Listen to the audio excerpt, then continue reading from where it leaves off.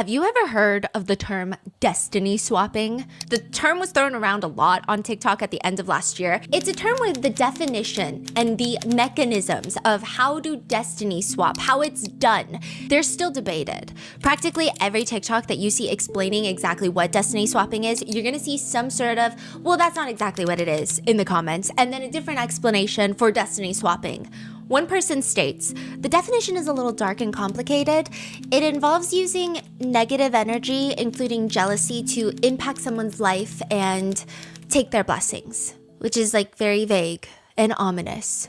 Another person states, a destiny swap occurs when one person tries to take another person's life, like their spiritual, gifts, finances, friends, or job for their own. Destiny swapping is usually rooted in jealousy and insecurity. They want to take what your future holds for you for themselves. Some say destiny swapping feels like someone is entering your life under the guise of being a friend, but you start noticing that they seem a little jealous of you. Like, that's how it always starts. While at the same time, they copy the smallest, minute details of your life. And this has nothing to do with gatekeeping. This is not just, oh, I love your jacket. Where did you get it? I'm gonna buy the same one. Do you care? But this is copying your tiniest, little, smallest mannerisms, your habits. Everybody copies everybody's mannerisms the longer you're hanging out, but it's just the small things that you don't naturally pick up. It's almost like they're making an effort to emulate you. Small little stylistic choices. They say it's usually when someone becomes unusually focused on your life. Not just your clothes or your style, your entire life, your relationships, your routine that you think is mundane, decisions, why you make decisions. The admiration or curiosity starts feeling like they're doing a lab study on you. And that individual may also be condemning what you do, critiquing why you make certain decisions, but then they go ahead and they replicate it. They go and they do the same thing that you wanted to do that they talked you out of. And they gain the success for themselves that you had planned for yourself. One person writes a long plea on Reddit. Please, could you pray for me? I believe my former partner's new girlfriend has destiny swapped me. The original poster writes about how she was into the occult for a long time. She received a reading from this very trusted psychic. This is like May of 2025. And she gets this reading and the reader is telling her that she's going to get pregnant with a little baby boy with her boyfriend at the time.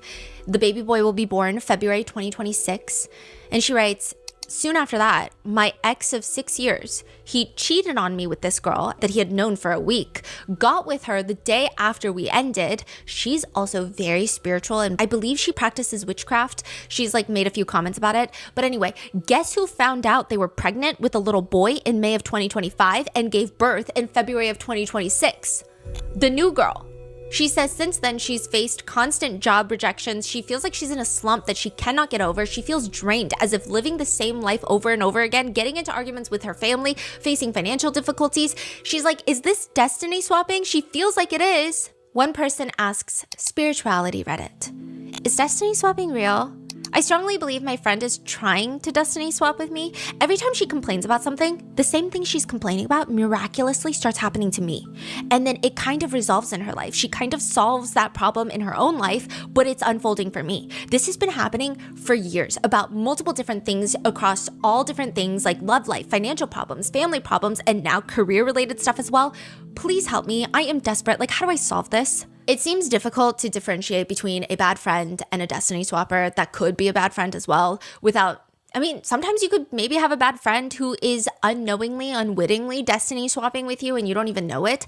It's hard to say what exactly constitutes as someone trying to destiny swap. I have watched so many TikToks on this. I've read so many Reddit threads on this and it is still unclear to me. Some say it's very simple. Like, it's not even that big. Someone obsessively copying, mirroring you. A person in your life starts dressing like you, talking like you, pursuing your exact dreams, or becoming fixated on your every move. See, it's common. Like, sometimes friends will dress similarly. Sometimes friends will be in the same industry, but someone who's doing everything the same as you. They want to dress like you. They want to eat like you. They want to go into the same field as you. An example is an acquaintance who begins adopting your unique style, career path, and even mannerisms right before your own progress halts. That's when you know someone's trying to destiny swap. Someone comments, someone tell Jeff Bezos to watch out because once I figure this out, It's over for him. But one Reddit comment seems reassuring. They write, for reference, nobody can steal your identity. Your fate is tied to you and you can't really tamper with it in this way. If it would be possible, it would take a phenomenally skilled practitioner, not just Joe Public. Others say, no, don't listen to this person. It's very real and it's very serious. However, it's also serious for the person trying to destiny swap. They say the person who wants to destiny swap is going to suffer misfortune in the long run because fate works really hard to restore itself, and the person who wanted the swap will usually suffer the consequences. Typically, once the destiny swap is reversed, because it is always reversed, that person will eventually lose everything that they've gained as a result of the exchange. But what if they don't? Like, what if they successfully destiny swap? One TikToker ominously puts it like this: the most dangerous part of destiny swapping is they want to be the only one to experience the predetermined course of events. So it goes from wanting a piece of your destiny to wanting to be the only person that has your destiny. They want you to not even be on the same course. They want to be the only one to get to that destination. They have now decided that's my destination and I want to be the only one to get there. And of course, to be the only one, they got to take you out fully. That is what a lot of people believe may have happened to a famous influencer in Mexico, Valeria. It's believed by many netizens that someone that was so close to her, was so jealous of her, wanted to live her life, wanted to have her destiny so badly, she took her out.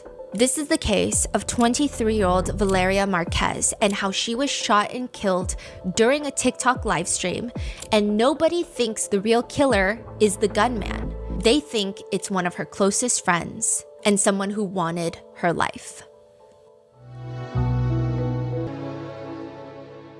We would like to thank today's sponsors who have made it possible for Rotten Mango to support NLAN's Community, a nonprofit dedicated to eliminating gender inequality and intimate partner violence in the Latino immigrant community in central New Mexico.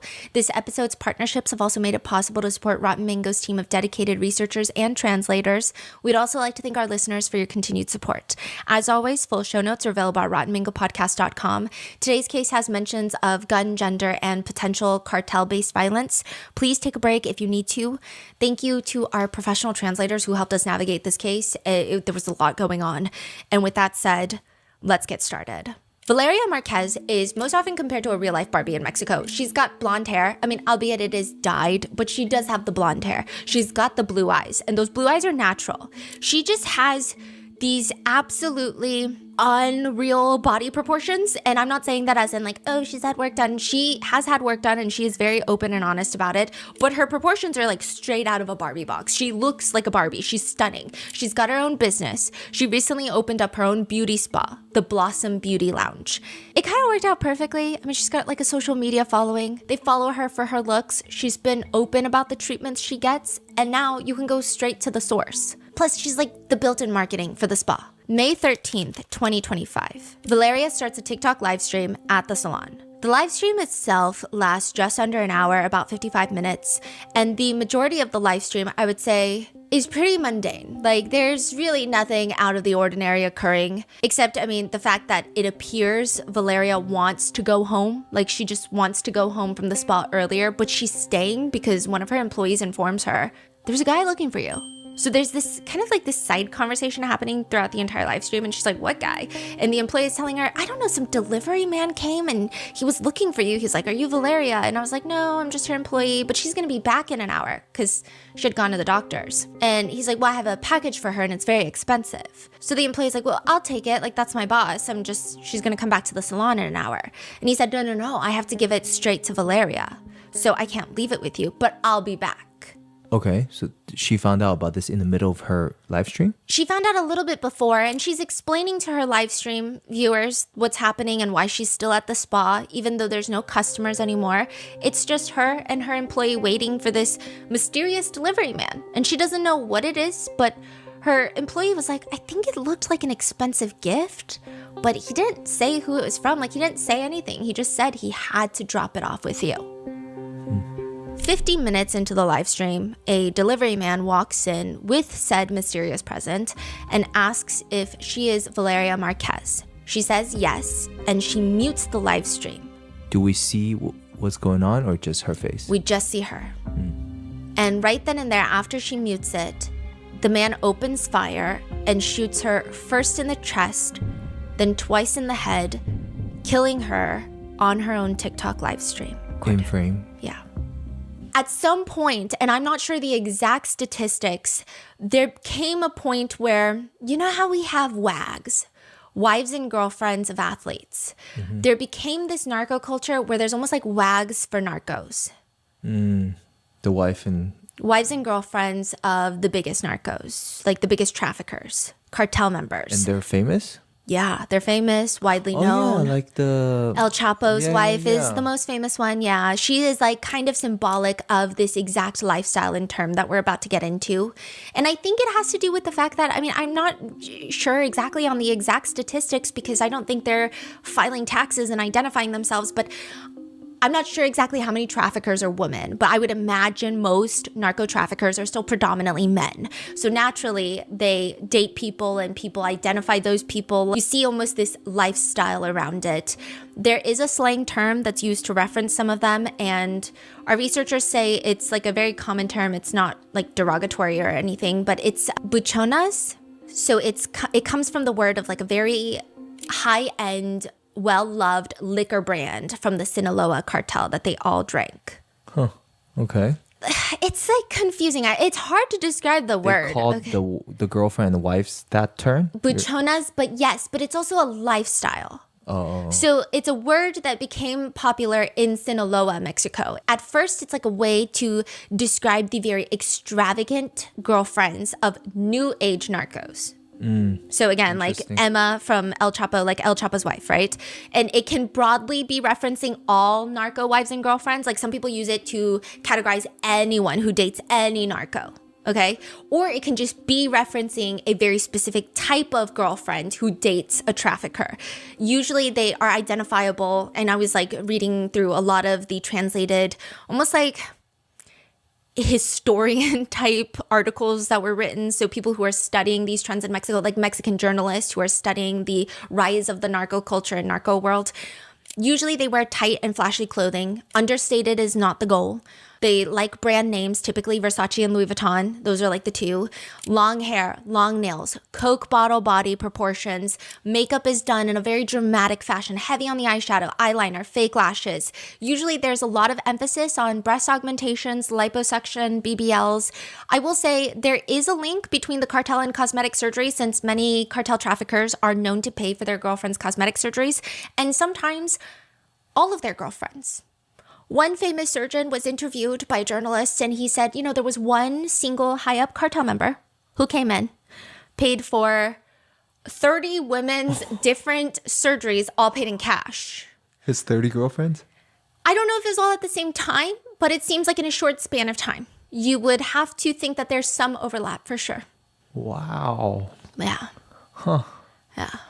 That's not as, I guess, relevant, but the word buchona now means a lot of things. So at first it was basically just anyone who dates a trafficker, but then it transforms into, okay, well, it's the type of women who date a trafficker and they all have a certain look to them. Think like Kim Kardashian, Lauren Sanchez look.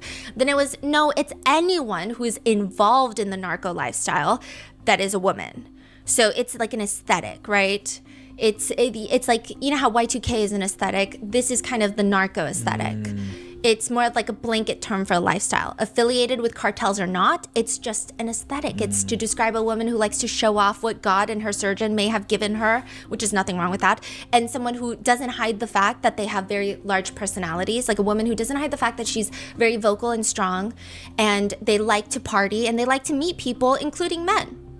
And like, what's wrong with that? That is a woman's prerogative after all, okay? But one Mexican reporter describes the lifestyle as they represent glamour and authority in their own way. You know, you have these powerful women. It's not this Mexican woman who is submissive without money. These women have Chanel, Gucci. It's a search. It's almost a search for an identity of power. There was even a show called Las Buchonas, which followed the lives of 4 women with ties to cartels. I guess it's kind of like mob wives. That's the vibe I get. It's like mob wives. Like we went through a trend where we were obsessed with mob wives. Like we wanted to know who was dating which mob boss who was in federal prison. You know what I mean? What's the difference? Oh, just like regions? Yeah, I guess instead of the mob and the mafia, it's just the cartel. I see. Right. Which, I mean, I guess we can sit here and debate which one has the more harmful negativity to humankind as a whole. But, you know, it's essentially the same thing. You're dating someone who has a lot of power and a lot of money that is in organized crime. Right. There are times it obviously gets a little bit out of control. Normalizing drug trafficking and glorifying the lifestyle is objectively not a good thing that I would encourage anyone to do. However, one viral incident has pissed off a lot of Mexican netizens because someone decided to throw their 8-year-old daughter a buchona style birthday party. Not just with like the style of clothing and makeup, which is already, you know, it's fine as an adult, but not fine if you're 8 years old, but also by providing prop alcohol bottles and prop guns to take pictures with. And it's interesting, I will say though, because sometimes the wives and girlfriends of drug traffickers are looked down upon more than the drug traffickers themselves, which I thought is fascinating. It's kind of sick and twisted and sad. Okay, don't get me wrong. I think drug trafficking is looked down upon everywhere, right? But there is, you know, somewhat of a sentiment of, well, if certain governments cannot help you and people are born into a condition where the only thing around them is this option that they need to put food on the table, perhaps they did not get into it out of greed, but rather survival. Is it still bad? Yes. But like, there's still more of a nuanced take. That type of grace does not lend itself to the wags of narcos for some reason. Like the women are considered shallow and gold diggers and never really given the same small amount of grace, I guess. That like, well, maybe there was no other way for them to put food on the table and find safety. But anyway, it's just interesting. It's fascinating. So they are mostly looked down upon by the mass? Yes, I would say most Mexican netizens do not like this flaunting of this lifestyle. I mean, I guess it's the same in the US. Like if you see pictures on Facebook of people holding wads of cash and guns, you're like, Yeah. that's not good. I wouldn't want my kid to do that. I don't have kids or, you know, whoever. I see. Now, do all drug traffickers and their romantic interests come from such backgrounds where there really is nothing to do but survive off of trafficking? Probably not. But it's just, I think it's interesting that the women always get ripped apart quicker and more than the traffickers. It's like kind of weird. It almost seems like a bigger moral sin to date a trafficker than it is to be a trafficker.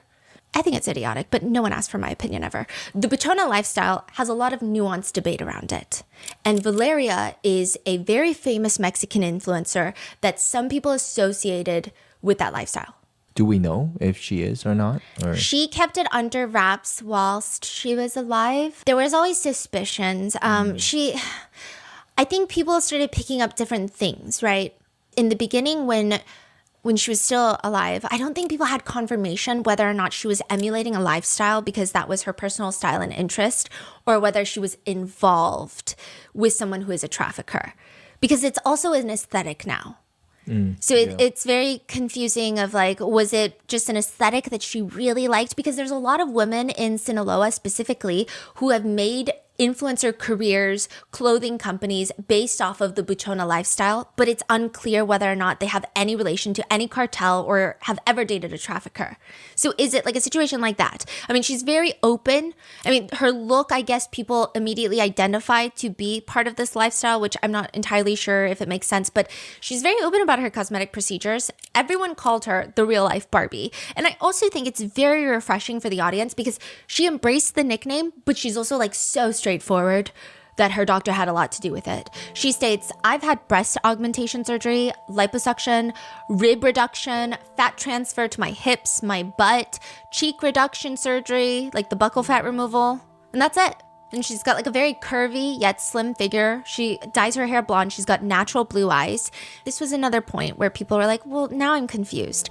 She would post a lot of pictures of herself on yachts, private planes, parties, which is not unlike a lot of influencers in the US where they're always on yachts and we're like, how are you on a yacht? We don't know. Nobody knows, right? So netizens are just kind of wondering, how can she afford such a lifestyle? And that naturally leads people to speculating that she's involved with a narco. Is she a big time influencer or? She's pretty big. I would think that maybe got bigger after her death. But she's pretty big, yeah. And very widely liked. There's also a video of her trying to carry a giant bouquet of roses that she received as a present, which in Mexico, big bouquets of red roses are I mean, same here. Sign of affection, yes, but like mainly a sign of wealth. They're often referred to as ramo buchon. So bouquet buchon, like buchon again references someone associated with drug trafficking culture. So like bouquet and then drug trafficking lifestyle.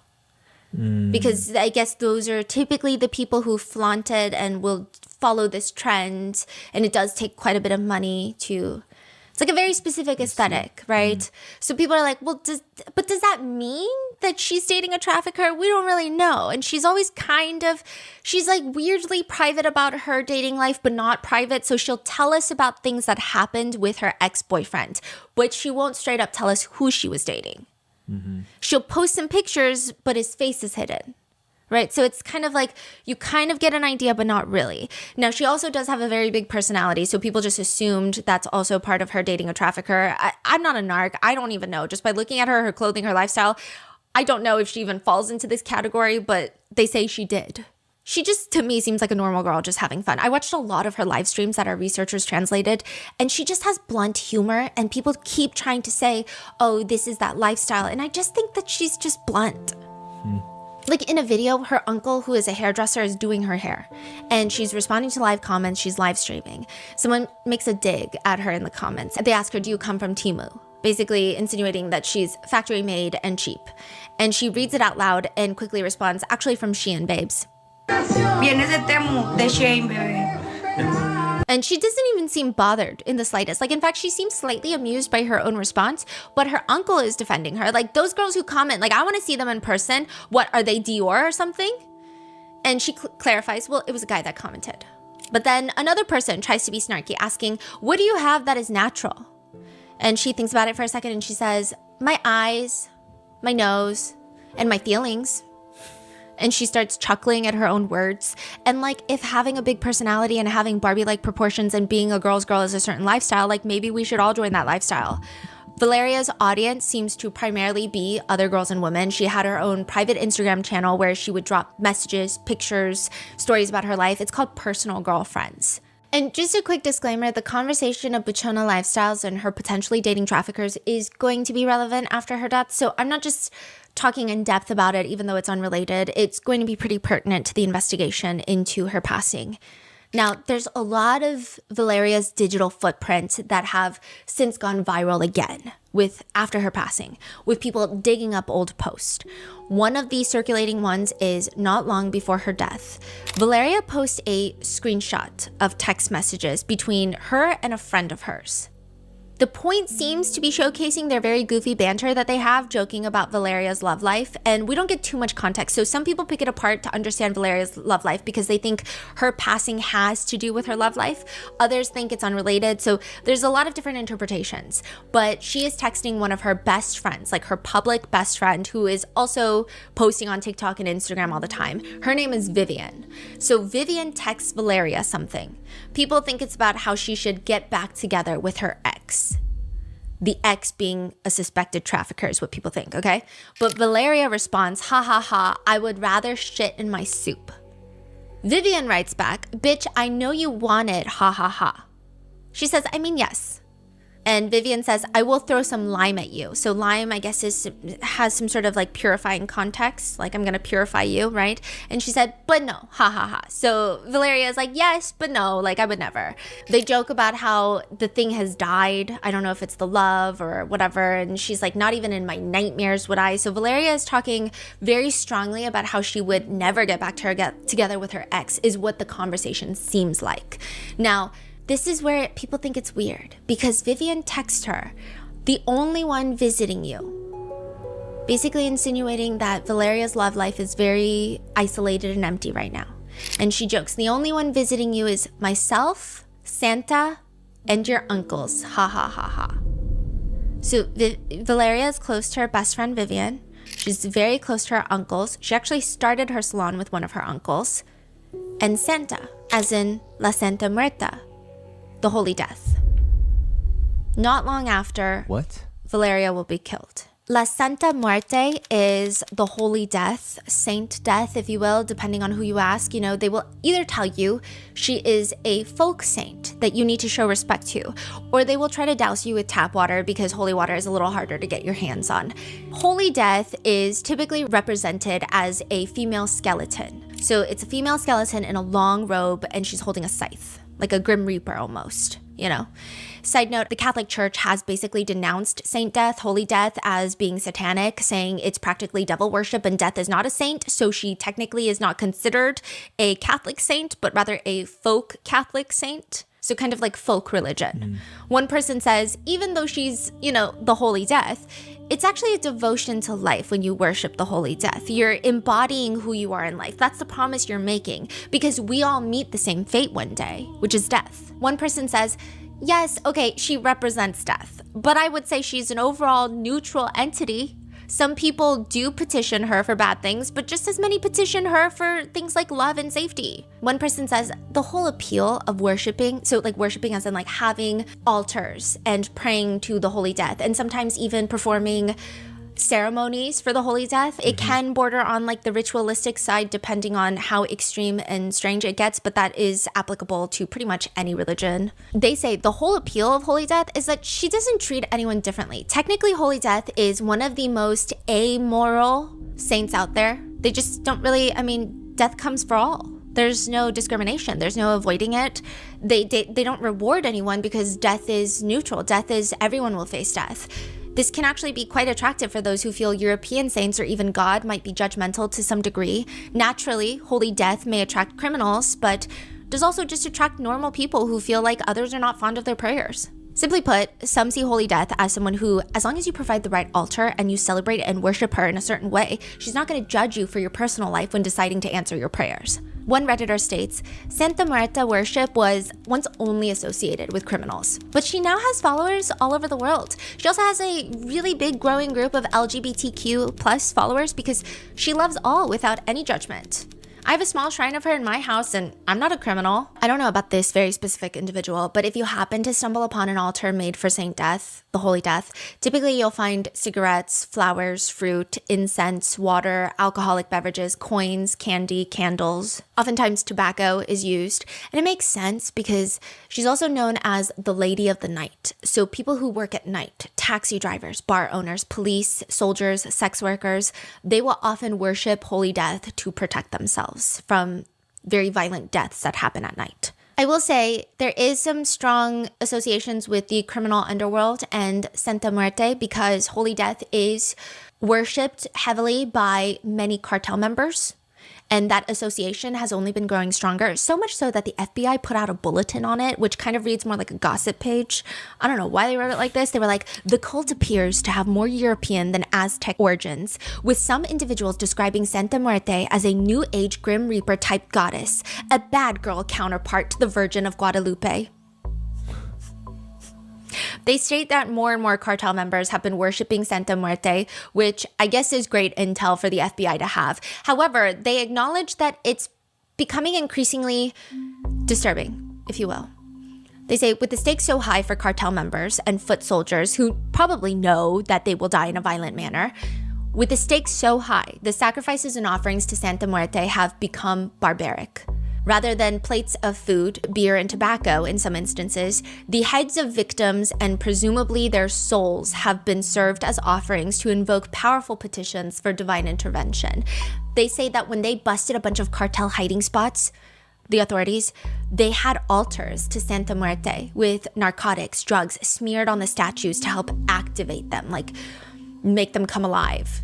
It said one powerful criminal was killing virgins and babies once a year and offering them as sacrifices to Santa Muerte to gain favor and magical protection. And clearly it didn't work because he was arrested and then died in prison, which is a double whammy. Cartel members have used Holy Death against other rival cartels.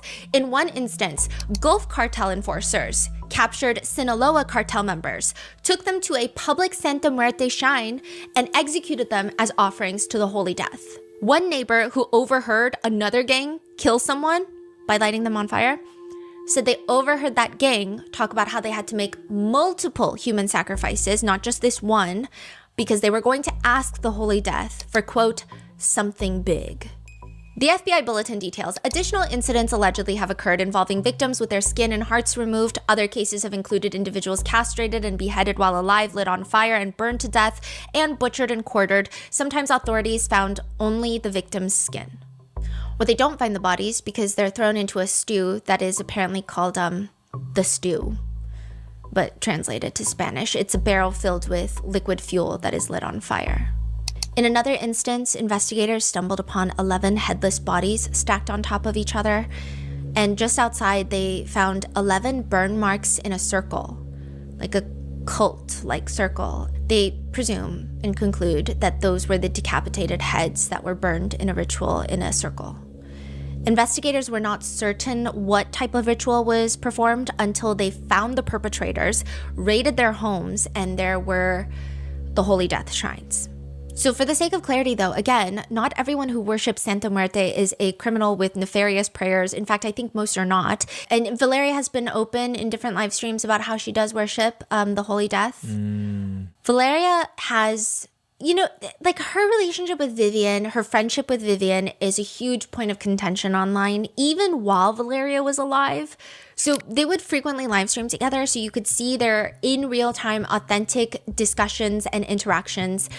And Vivian is also kind of an influencer, but a much smaller one than Valeria. Some people think that Vivian was latching on to Valeria to get famous, but that's obviously, thinking with a heavy dose of skepticism. In any case, Vivian says they've actually been friends since before Valeria got famous.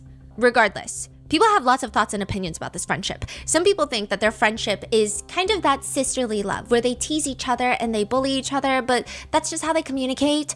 Others think, no, Vivian is constantly saying things to get under Valeria's skin. Like you can just tell she's saying things and it seems like thinly veiled jealousy. Some say you can even feel the jealousy from Vivian like radiating off the screen when they're live streaming together. This was before anything that happened. People already had this sentiment? Yes. So even before Valeria is killed, people are like, it's like half and half. Some people are like, I love their friendship. Others are saying, I don't know, their friendship is weird. But now that Valeria is gone, people have decided, they believe the theory that Vivian wanted to live Valeria's life and that she was trying to destiny swap and take Valeria's life. But if this popular netizen theory is correct, what are their different trajectories? Like, what is the life that Vivian wanted that Valeria had? So much so that Valeria ends up dead and netizens think this is what happened. They seem to have very similar yet vastly different lives. Valeria starts modeling at 16 for clothing brands. By 21, she wins this beauty competition called Miss Face. It's a local Guadalajara beauty pageant, but after winning that means you can go compete on the state level. So Guadalajara is a city inside of Jalisco, the state. So she does participate in the running for Miss Jalisco in 2023. She does not win, which kind of kickstarts her influencer career. So even though she doesn't win, she won Miss Face of Guadalajara. So lots of like brands, they start reaching out to her. She starts modeling. There's a very well-known picture of her in medical scrubs. People actually say that she was a dentist and an influencer. It was actually a photo shoot for the brand. However, she was in school studying odontology at one point. So like dentistry at one point. So there's that. But her career starts really kicking off when she starts modeling for quinceanera dresses. Which some of the brands, they're selling these dresses for like $1,500. It's a huge market. It's almost like prom dresses. Like if you're modeling prom dresses, these are big name brands. They've been around a long time, household names. She starts gaining a lot of attention and she's very beautiful. I will say that she does look like a real life Barbie, but I think a lot of people were drawn to her personality. So our Spanish speaking researcher translated a lot of just like casual videos that have nothing to do with her passing. And I will say that she naturally does seem intimidating because she's very beautiful, but she also has a very strong personality. So she like voices out her thoughts very frequently, but everything she does also seems humble at the same time. I think it's kind of like in Korea, we have a stereotype almost of like the aggressive 언니 that cares. It's like the aggressive older sister who is not going to sugarcoat it, but also like she's holding your hair back. She's giving you her favorite lipstick and she takes care of you, but she's also calling you a dumb bitch because you were acting like one. Interesting. So she kind of has that personality. Like someone even asks her in her live stream in the comments, they're like, are you angry? And she responds, no, my love, why? So it's very like not, you know, Yeah, she's yeah. not like, oh no, why would you think I'm angry? I'm not angry. She's just very blunt, straightforward. Someone will comment, do your pajamas smell bad? So this is supposed to imply that she only wears cheap clothes. And she immediately responds, no, but do you want to come smell it? You can even smell my ass if you want. Oye, no huele feo tu pijama. No quieres venir a olerla. Hasta del culo si quieres. And she's still putting on her makeup. And it's just, okay, like for example, another live stream she has. She shows all of her makeup that she's using. She's like taking time and she's like telling everyone, take pictures because I'm not going to show you, right? So she's like, okay, this lipstick is this color. This is this color. And she shows all her lipsticks. And then she finally gets to applying makeup and she reads a comment out loud. And they're like, can we see your lipstick to take a picture? And she said, fucking bitch, the first thing I said was take pictures because I won't show them over and over again. This is the last time I show my lipsticks, okay? Anyone who asks me again, I'm going to beat your ass. Tus labiales para tomarles foto. Hijas de la chingada. Lo primero que les dije, tómenle foto porque no lo voy a estar enseñando. Es la última vez que enseño mis labiales, ¿ok? And then she takes a long time calmly showing every single lipstick again. So it's like, you know, and maybe she's copying a trend where there was a trend where like a guy was selling purses and he would get upset when people wanted to see the purses up close. So like, but I don't know if she was copying that trend. It didn't seem like exactly. It just seems like she's kind of this, that was her way of humor. August 2024, she opens up her own business, the Blossom Beauty Lounge, inside of a plaza. I did see people say that her salon is inside of a mall, which is not entirely false, but don't picture like an enclosed shopping mall where you walk through a giant building. It's a plaza that has a parking lot right in front. That will be important later. Salon was opened with her uncle from her mom's side. So he's a professional hairdresser. She frequently filmed with him. And the salon is full service. They do everything: hair, eyelashes, nails, eyebrows. The whole motto is, there is no better treatment than the time you dedicate to yourself. And so people would accuse her of flaunting on private planes and yachts and trying to show off a luxury lifestyle. And her salon is actually very welcoming and affordable. So for example, a manicure, and obviously it's going to sound a little bit more affordable if you're based in the US, and this is still affordable in Mexico, but a manicure would be $11 to $22. Women's haircuts, $7 to $35. Full tape and extensions, including the hair, starts at like $175, which is still pricey, yes, but extensions, including hair, can get incredibly expensive. A full 50-minute long lymphatic drainage massage to the face is $41. And I couldn't find specific information about the total employee count of everybody that worked there, but you don't really need to know. All you need to know is she's the manager, social media marketer. Her uncle is also a manager, a co-manager, but he's the main hairdresser. So he's the one that does the hair. He's the hairstylist. Then you have Erica. Erica is the nail tech. She's going to be important later. And then you have another individual that does some of the other stuff like the eyelashes, the facials, but it's a very small group of people. As for Vivian, she doesn't have the most interesting life path that's occurring to her. When she was younger, she said that she was very rebellious in high school and that caused a bit of problems. She actually did, her first initial work was as an image girl for a club. And she describes it as, you get this club, a bunch of club promoters will recruit a bunch of girls to show up and they just hang out around the club. When guys walk by, they hear there's pretty girls in the club with the hopes of going home with one of them, which they're not going to because they're just like paid to be there. The guys will come, spend money on drinks, buy girls bottles, and then the girls come home and they do alternating days. So it's like if you went last Thursday, you can't come the next Thursday because like what if the same people are off on Thursdays? It's just a weird, she did image girl work before she was even legally allowed to enter a club, which is illegal, but you get the vibe. She meets Valeria through Instagram. They had a lot of friends and acquaintances that were the same, but they officially start talking through Instagram when they were both trying to just promote each other on Instagram. She said back then you would try to promote friends' accounts and then they would promote you and that's how you meet people and followers. They're 15. So they start doing, they start promoting each other on Instagram. They go to the club and she describes it. Vivian describes it as Valeria is the very confident, over the top personality, whereas Vivian is the very shy one. Vivian said she's basically an ice block. She was not opening up to anyone. She was very reserved and Valeria was the one that got her out of her shell. So Valeria meets her when she's 15 and she passes away when she's 23. I mean, that's a very long-standing friendship. You would say that they're best friends, right? Vivian clarifies that they were not best friends throughout the entire timeline. They would have these like on and off moments in their friendship, and most of that would occur when one of them would get into serious relationships. Because they just stop hanging out with friends, especially friends you go out to the clubs with, because now you're dating a guy and he probably doesn't want you to go to the clubs. And that's when they would have these little off moments. But it was never anything crazy. She says that she did meet Valeria's other partners, like ex-boyfriends. And I mean, she did find out that the ex-boyfriend cheated on her. And that was like a whole thing. But nothing crazy about them either. I mean, she says that there's really not much going on. In any case, when they were friendly though, they presented as like best friends. They would have sleepovers, they would hug, cuddle, give each other presents. Usually if Valeria is showing a friend on live stream or getting ready with a girlfriend and she pans the camera over, you can almost bet money that it's going to be Vivian. I mean, they're always together. They do a lot of girl talk live streams. In one live stream, Vivian is reading comments and someone asks her, "Do you have a boyfriend, Vivian?" She seems a little uncomfortable, and this is like where people point out maybe there's tension. Valeria blurts out, "A husband." Wow. Vivian responds, "Well, something like that. I have it, and another 7 have him as well." Another 7 girls have him as well. Yes, which Valeria seems annoyed, rolls her eyes, and blurts out like a slang word that I guess would be equivalent to the word that's been circulating a lot, which I know has been a word in, basically it's like a crumb eater. Like you just settle for anyone in a romantic relationship if they give you Vivian? crumbs.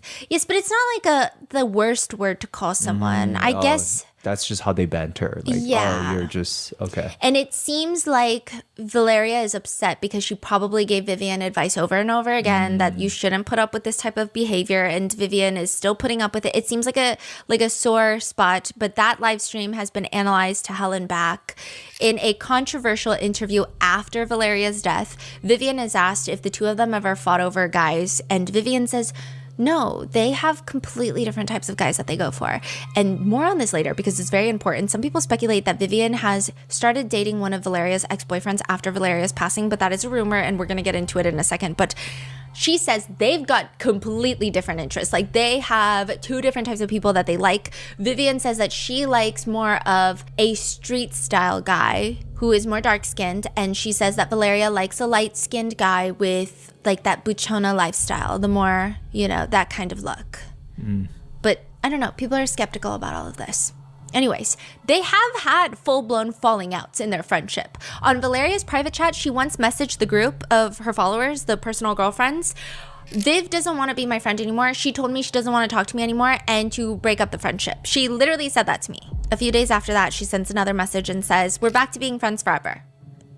So it's hard to tell if they're just being dramatic, but they did seem to have some sort of tumultuous friendship. During another live stream, Valeria is talking about a fight she and Vivian had where, a side note, the way she's talking about it is more so in like a, haha, like, isn't this so crazy, funny, crazy story time type of tone. I mean, they're both together in the live stream. So it's not a serious sit down of, let me tell you about the most toxic fight I've ever had with my best friend. It's like a very, like, can you believe this bitch? She says, "This bitch grabbed me by my neck," and she said, "What's wrong with you?" And I snapped back. And people were shouting at us like, "Don't fight." Anyway, we were a little out of it. Vivian adds, "It was all a misunderstanding." No, fue una loqueada, una ondeadilla de pedo. And they're both kind of giggling and both clarify it was just a crazy moment, a crazy little episode.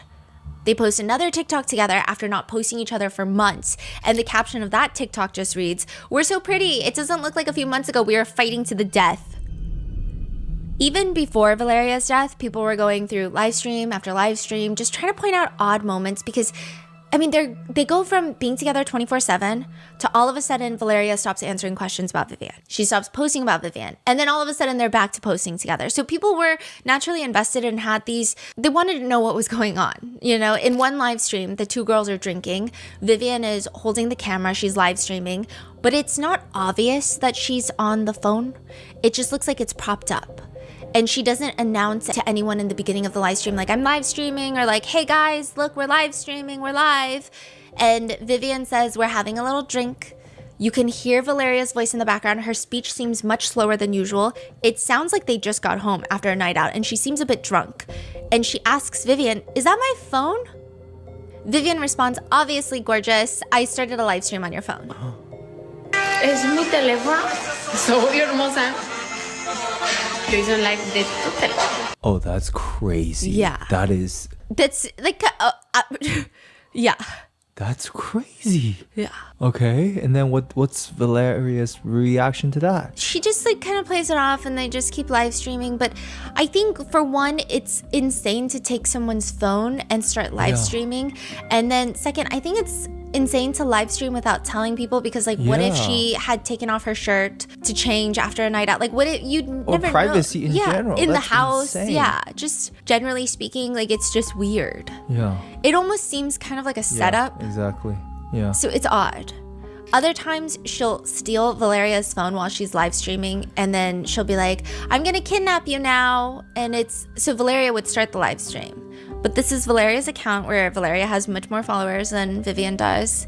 And she's like, I'm gonna kidnap you now. And then she'll run with the camera and then Valeria is chasing after her. It just, I guess a lot of people see it as Vivian is trying to take Valeria's clout. I mean, that's such a weird word to use. No. I see why people say that. Yeah. I guess they're saying like this is Valeria's Instagram and her live streams, but Vivian is trying to make it a her thing. Like she's the main character in Valeria's live streams. And it's done in a way where it doesn't feel natural. They're saying like it doesn't feel like both of them are just engaging in a conversation. It just feels weird. In another clip that has since gone viral, making the rounds, you know, Valeria's live streaming in her house, getting ready. She looks to the side and she says, why the fuck are you coming into my house? I don't even get a notice, fucking bitch. And she continues doing her makeup and it's clear that she's just talking in a blunt way, but she's answering comments and she's like, yes, Vivian is here. I'm telling you, she walked into this house like it's her house, that bitch. So, I mean, I don't know, maybe some friends, and like maybe it's because I don't have like a crazy best friend that just like barges into my house, but I think it would throw me off. Okay, it wouldn't throw me off if someone shows up to my house, like a friend shows up unannounced, but it would throw me off if they ended up inside the house. And I'd be like, how did you get it? Yeah. I don't know. It's just, but her reaction tells me it's a little weird. Valeria thought it was weird. Yes, because I imagine if it's a common thing between them, she'd be like, oh, hey, you're back. Or like, hey, where were you? You know? Yeah. Like basically Vivian's crossing boundaries that was not. Yeah, and I think Valeria is trying to set the boundary without being super firm, even though she has a firm personality. Yeah. So it's just, I don't know. Some people thought it was normal between them. Some people thought it was a strange and toxic friendship. But does that mean that you could be a killer? A lot of people have noticed a lot of jealousy as well. Just looks-wise, people think that Vivian went to the doctor and showed them a picture of Valeria to tell them what she wanted to look like. The resemblance, I will say, is pretty striking. Neither of them have natural blonde hair, but Valeria has always been blonde. That has been her trademark. Not to say that anyone who is blonde is copying Valeria, but Vivian eventually decides that she's gonna go blonde, which is normally fine, but she also decides to get blue contact lenses, which Valeria has naturally blue eyes.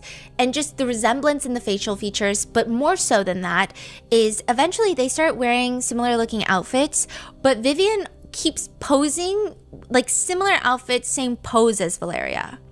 So there's like a picture of them and the camera is angled upwards, so the camera is lower and they're both wearing this animal print looking tube top with a little thin scarf with the same print. And it's like such a distinct picture angle. And it's such a distinct top. That's two separate photos you're saying. Yeah, so very Valeria's went up identical. first and then Vivian's. And it just looks like the clothing is the same, the pose is the same, makeup is the same.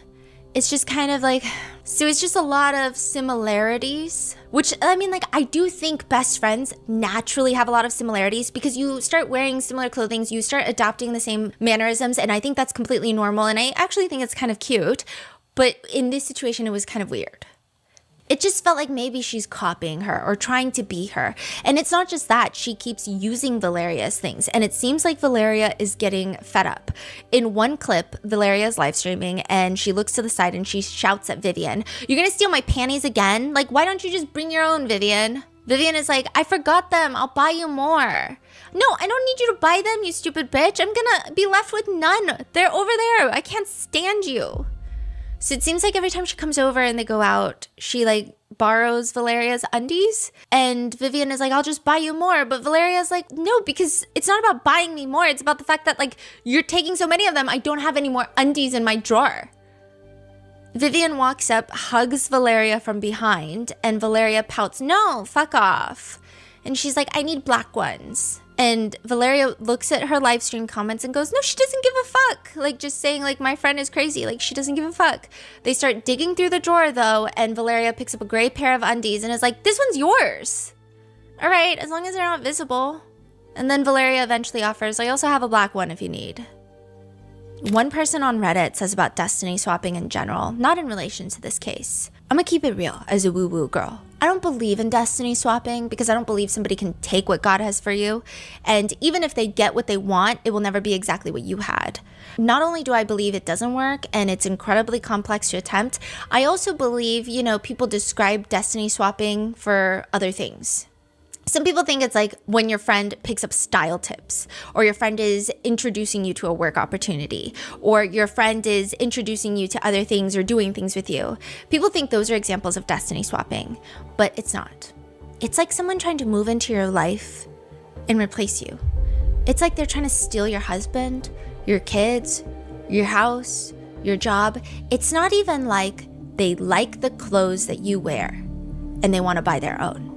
They want to dress in your clothes. But is Vivian doing that? And is she the only suspect for who killed Valeria? Not really.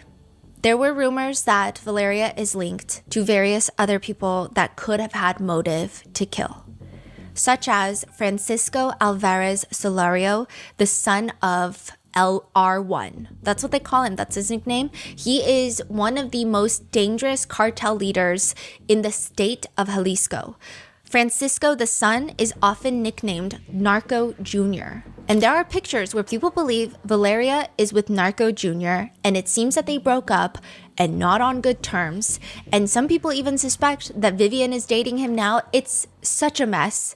Valeria Marquez starts her last TikTok live stream May 13th, 2025. She's sitting inside her Blossom Beauty Lounge and it looks like she's near the receptionist desk, like she's behind it. And it's just like a green wall behind her. And mainly you just see Valeria in frame. You don't really see anything else. And it does appear to be somewhat of a slow day.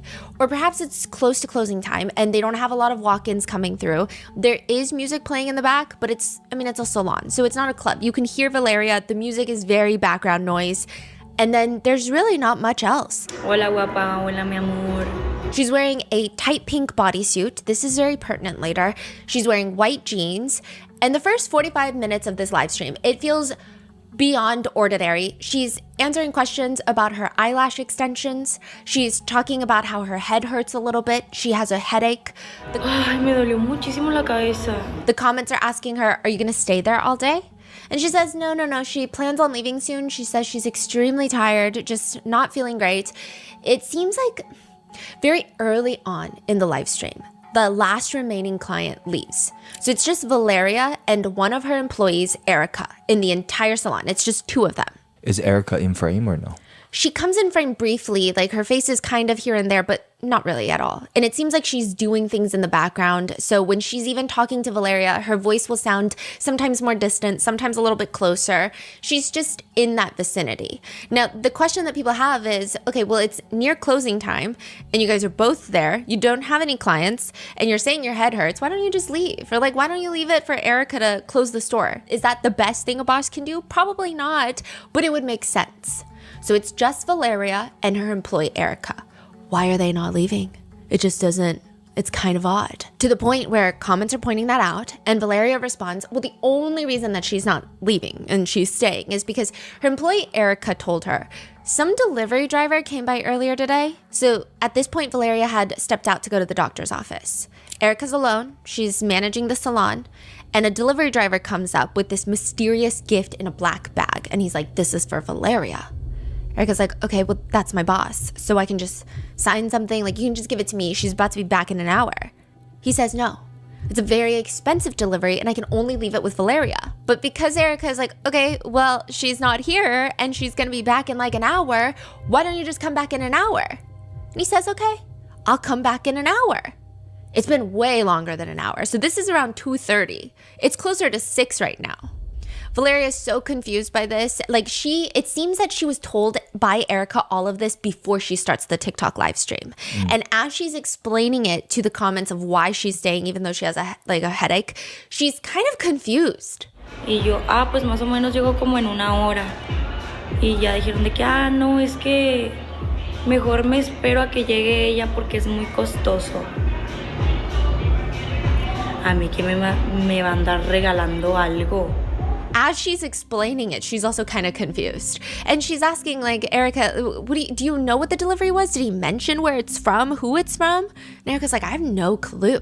I just knew it was in a black bag. I don't even know what was in there. Valeria's like, okay, well, I guess I have to wait. But I'm like falling asleep. Erica reassures her it was a black bag, but it was like one of those present, like gift bags. Neta, me estoy quedando dormida, güey. Tengo mucho sueño. Hola, Vale hermosa. Hola, amor. Algo costoso y en una bolsa negra. They get a little distracted with work stuff, and then Erica eventually brings up the topic of the present again. She says, they're making us get excited. Valeria, on the other hand, seems a little more skeptical, and I don't know if this is just her blunt humor coming into play, but she says, dude, maybe they're gonna kill me. Güey, a lo mejor me iban a matar, güey. That is wild. I don't know if it's... Right after she does keep dancing to the music, but her tone does seem a little concerned, and I don't know if all of this is in hindsight and I'm overthinking it, but it's just odd. Valeria reassures her viewers, no guys, it was just a present, but I don't know who sent it. It was like somewhat translucent, right? Like there was little stars on the bag. So she's like confirming with Erica off screen. Something expensive? Because it wasn't a delivery man. Like they would have left something if it was a delivery man, right? Like a regular delivery guy, like Amazon or UPS would probably just leave it. Valeria is confused by the whole thing, just repeating to herself, but if it wasn't a delivery man, then who? Que no era un repartidor y luego quién? 23 minutes into the stream, Valeria gets a message from her best friend Vivian and announces it. She's like, Vivian just texted me. And she's texting Vivian and they're talking about an upcoming surgery that Valeria has, like an elective surgery. As she's texting, she turns back to Erica and talks about the delivery again. And she's like, dude, I'm still worried. You said that you couldn't see his face? He was wearing something like, the motorcyclists wear, like a helmet thingy, but it didn't go over his whole head. And what did he say? That he was going to come back in an hour? I don't know. I just saw him coming in here. Valeria looks at the camera with like big eyes, like when you look at someone like, what? What does that mean? Yeah. As if she's terrified, but she doesn't look scared. It's kind of more like, what? Like, that look. Yeah. And she responds, they're going to snatch me or what? That's crazy. Güey, me quedé preocupada. She looks around, turns back to the live stream, and she's like telling her live stream comments, no, I don't know what's going on, but like, who could it be? Girls, I think I'm gonna go because I'm getting creeped out. She said she couldn't see his face, but it was a delivery man, but like not a delivery man, but a delivery man. 20 minutes before the killing, so 34 minutes and like 55 seconds into the live stream, Valeria announces that Vivian texted her that she needs to stay and wait because Vivian wants to see her face. Later, Vivian describes this as taken out of context, but we're gonna just go down with the live stream. Valeria drops her phone and shouts, hurry up, bitch, because I have to leave. Valeria says, what is this bitch gonna send me? Que me espere, dice la Vivian, que porque quiere ver mi cara. ¡Rápido, pendeja, que me tengo que ir! So now Vivian is saying, no, you have to wait because I want to see your face, not because of the mysterious delivery man, but because I've sent you a surprise. What? Yeah. A separate one? Separate. Oh. So Valeria is like, what is this bitch gonna send me? Dude, is she gonna send me some stupid shit? I swear. Erica says then the delivery driver would have just left it with her if it was something stupid. So like there's like, I think everyone's miscommunicating here, right? So Erica is like, no, I don't think the delivery driver was gonna leave you something stupid. And so Valeria is like, no, I mean Vivian, she's going to send me something too. Valeria says she's tired, she's sweating, she just wants to go home. Meanwhile, Erica clarifies she tried to take the gift from the guy, but he was intent that it had to be directly to Valeria. Then a male voice is in the background. Suddenly someone has entered the studio, someone walked in. Hola, buenas tardes. Valeria stands up and sits back down with a Starbucks bag, and she's very smiley. Vivian, dude, just say you're into me. She opens the bag, pulls out her very favorite Starbucks drink, which is a dragon fruit lemonade refresher. Then another male voice. Hola, buenas tardes. Valeria gets up, comes back into frame, and it's like a Miniso bag, you know, the Japanese. Miniso? Yeah, Miniso. She pops it open and opens a stuffed toy, like a little stuffed pig.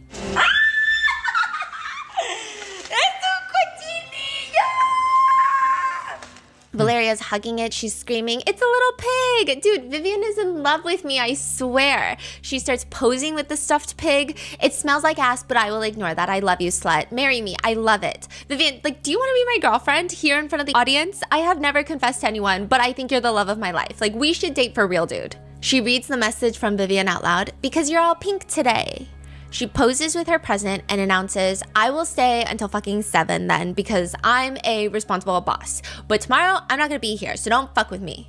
I'm just playing. I'll still come. So she's saying, "I'm just kidding. I'm still gonna come into the salon." No me lo mandó Vivian. Ella sabe lo que me gusta. She starts going back to answering the live comments. "Do you like women?" "No, but I feel like the love of my life is Vivian. I'm looking for a man, but men aren't worth shit. Girls are nicer, more thoughtful, so on." They go back to talking about the delivery man. Erica says the delivery man came around 2:30 p.m. And she's like, "I told him that you'd be back in an hour, and now it's 6. Valeria goes back to reading comments. "They should be here by now then." And she's like, "Exactly." So a comment is like, "They should be here by now." And she's like, "Exactly. Could it be a fan? Maybe, but like, why wouldn't they just leave it? You know?" Erica jokes, "Maybe he thought I was like a thief." Valeria turns to Erica, "But was he a delivery man? Did he look like a delivery man or a bodyguard?" "No, a delivery man." ¿Parecía repartidor o escolta? No, ¿Repartidor? Now, side note, a lot of influential people, politicians, wealthy businessmen, and high-up traffickers tend to have bodyguards in Mexico. So that was a very pertinent, relevant question. Valeria starts asking Erica questions. Was he small or tall? Medium, like my height. But who? I cannot think of anyone. Like, they would have told me that they're getting me a gift. She starts answering more comments. "A delivery man would just leave it, the gift." Yeah, exactly. "Does the stuffed animal have a GPS?" "Oh, no. This is sent by Vivian, dude." So they're like asking, "Oh, the stuffed animal, who is it sent by?" Like, that's creepy. So her comments are getting a little skeptical too. And she's like, no, this is from Vivian. Dude, I don't know. Erica told me it was like a box or like a black gift bag with little stars, and it had something very expensive inside. So they wanted me to receive it and take a picture of me with the gift, but I have no idea who could have sent it. I'm not seeing someone. Like, I would say, "Oh, well then the guy that I'm seeing probably sent it," but no, I don't know. This is creepy, right? He said he's gonna come back in an hour. 2:30 p.m. It's like now 6 p.m. Erica further clarifies, "I was here." And he said, "Valeria Marquez?" And I said, "Yes." Like, he thought it was me. And he doubted, like, she's not here. And I told him, "No, but this is her business and you can leave it here. There's no problem. I can deliver it to her." And he said, "I was told to take a picture with her with it." And I said, "Then wait for her, but I don't know when she's gonna get back, probably in an hour." And he said, "Well, because of the price, I can't just leave it with you." And I told him, "Well, if you want, I can call her. If she says you can leave it, you can probably leave it, right?" And he's like, "No, I'm gonna be back." And then finally, 55 minutes in, Valeria says, "He's coming." Ya viene. No, sí. So, the windows are glass in the salon, so she can see a man approaching, and Erica must recognize the guy because she chimes in, "Oh, yes." Because if it wasn't the same delivery guy, she wouldn't have said that. You hear a male voice in the background, very calm, like very cheery almost. "Hello." And Vivian responds, "Hello." The delivery man sounds friendly, and he asks, "Valeria Marquez?" "Yes." Hola. ¿Valeria? Sí. Valeria leans forward, mutes the live stream, and a few seconds later, you see her holding her stomach with her mouth open. You don't see a lot of blood. It's almost like she had a stomach cramp hit. Like, it's almost, I don't know, if maybe, like if someone hit her in the stomach with something. Like, it's a shocked face, but almost calm in the sense of you don't see anything visually. She has been shot. There's not a lot of blood. The bullet seems oddly small. You almost don't even see it in the live stream. And then you do because she's shot twice in the head. Again, it's a small bullet. There's not a lot of blood. but you can see her body fall forward. You can see her body go limp. Her face is covered by her hair. She's slightly out of frame. I mean, not much. Her face is out of frame, but her whole body is in frame because she's still live streaming. She's clutching the stuffed pig, and it almost is like her body goes rigid. And within seconds, you see the phone camera get pointed towards the ceiling, and you see the employee, Erica, turn off the live stream. What? Now, this whole thing is muted, so we don't know if the delivery man said anything else to Valeria before or whilst or after shooting her, or what Erica's reaction was because it's muted. But her face, I mean, she's not screaming. It seems like her face is almost like determined. I don't know how to describe her face. Other people have said she looks indifferent, casual, determined. Like, those are the words that are most frequently used to describe her expression. That's crazy. But the employee was there watching the whole thing, and nothing happened to her. That's the big point of contention in a moment. All the police know right off the bat is that this must be a contract killing. The delivery man, yes, he is the one that pulls the trigger. He is the one that physically kills Valeria, and he, of course, needs to be arrested. However, it's very clear that someone hired him to do this. He has no relation with Valeria. He's here for a target. It seems like he came back to make sure it's Valeria. Like, this is just a job to him. He's clearly been paid to fulfill an order. But who is the one that ordered it? A lot of people initially thought it was Erica. You know, because they're wondering, why is the first thing that she did is turn off the camera? It doesn't make sense. She would also technically, I mean, just statistically, she would probably be dead too. Because a lot of the times if you're this ballsy to take out an influencer who's live streaming on TikTok with a lot of fans that are watching, you probably don't care to also kill her employee just so you leave no witnesses. So His face was not fully covered, right? You don't see him on camera though, but not fully covered. But Erica would have seen. Right. Yes. Erica earlier said that he was wearing like a helmet, but not fully covering the face. So she could kind of identify him. Yeah. And she could probably identify his motorcycle, or like, I'm assuming he walked in with certain. Yeah. So would she not have been dead too? Not that people are wishing that an additional person would have died, but it just didn't make any sense. On top of the fact that she looked really calm. A lot of people are saying, put yourself in that position. If you are Erica and you don't know if you're next, you're not ending a live stream. You're begging for your life. You're screaming. You're taking cover. You're doing something. Like, the live stream is the last thing that would be on your mind if you're Erica. One person theorizes if Erica hadn't set up Valeria, she would have gotten killed too. It just doesn't make sense because who's going to let a witness live? They both would have been killed. I think the hard part is a lot of people think Erica is suspicious and they think that she may have been in on it. Maybe she didn't know what was going to happen. Maybe she was paid to keep her boss all day. Maybe she thought it was going to be something good. Like, she genuinely thought her boss was going to get a cute surprise. No one knows, right? But they don't think that she's the one that would have all this incentive to want Valeria dead. No motive. No motive. But then, like, who does? But did she talk? Did she? Only to the police. Okay, so do we know the version? No. Really? So when she turned off the live, we're assuming that's after the hitman has left. Or is in the process of walking out. But it seems pretty fast. We don't know. Quick. But it was pretty fast. It's hard to give you an exact timeline because, yeah, it was pretty fast. Okay. Yeah, that's weird. All we have are like re-uploaded clips. And I probably wouldn't advise you trying to hunt down the clip. Most of the clips have cut out the part where after she mutes it, the clip ends. So it's hard to say if there was any altering of the facts, but it seemed pretty quick. And I guess you can't rule out an obsessed fan or a stalker or some sort of admirer, but this does feel a lot more personal than that. So the people's next best guess on the internet is maybe it's Vivian, the only other person that was interacting with Valeria during this live stream that has maybe some sort of motive. Vivian is the friend that people thought was jealous of Valeria this entire time. One person comments, "My parents always warned me jealousy can be deadly." Another writes, "Once all the signs add up to jealousy, I'm out because you never know what happens." People also point out that Vivian kept telling Valeria to stay because she wanted her to get her gifts and wanted to see her reactions to said gifts.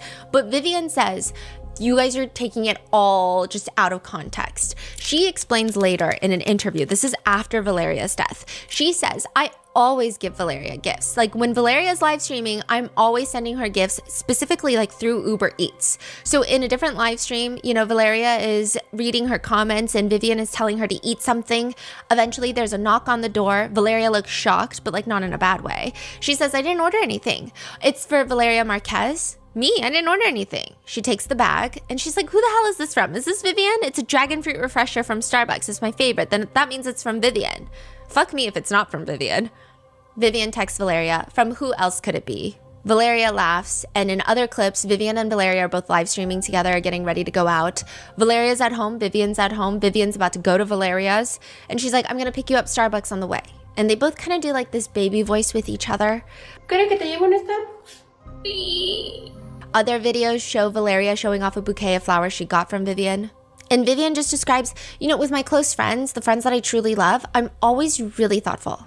Like my way of showing love is through gifts. So I always try to shower Valeria, like whether it's stuffed animals because she loves stuffed animals a lot, or with flowers because she also loved flowers. She loved being given flowers. I would send it to her simply because seeing her happy came naturally to me. Seeing how excited she got like a little girl when she received things was more than enough for me. Like I always gave Valeria gifts. I always showered Valeria in gifts. The interviewer asks her, how frequently did you give her presents? I mean, I can't tell you, it was kind of like a regular thing. Only when I felt like giving her the gift, I would give it to her. I mean, I literally almost always gave it to her when I saw her in live so that I could see her reaction when we weren't together, you know, because a lot of the times we were also together. So she says that recently Valeria was having problems with her ex. So I just wanted to cheer her up, send her food, flowers, stuffed animals. But a lot of netizens are saying it just feels so convenient. Also, the fact that Vivian loved to be around Valeria when she's live streaming, but conveniently the day that she passes, she's not there. There are other people who also think it's odd that she sent her a pig and then she ended up dying in the same live stream. It almost feels like when you factor in what netizens believe to be this obsessive jealousy, it feels almost like a humiliation tactic. And the fact that she was watching, it just feels like she wanted to see this happen, is what people are speculating. Now, Vivian says in the later interview, that's just couldn't be further from the truth. It doesn't make sense. She said she's watching the live stream because, quote, I was at home. And because I was watching her live, I mean, I watched her in the background on my phone and I had her voice in the background just listening to her. If she said something that involved me or that I wanted to give an opinion on, that's when I would send her a message and send her a direct message on my phone. She says, I didn't feel like anything strange in that live stream. I mean, as I told you that I had it in the background, like there were times that I concentrated a lot on what I was watching on the phone, or sometimes I would do other things and I would stop listening to her. I mean, I stopped paying attention to what she was saying and then I would reconnect. And I was always watching Val's lives because it was just very entertaining. Like she's very funny, so I always watched her lives.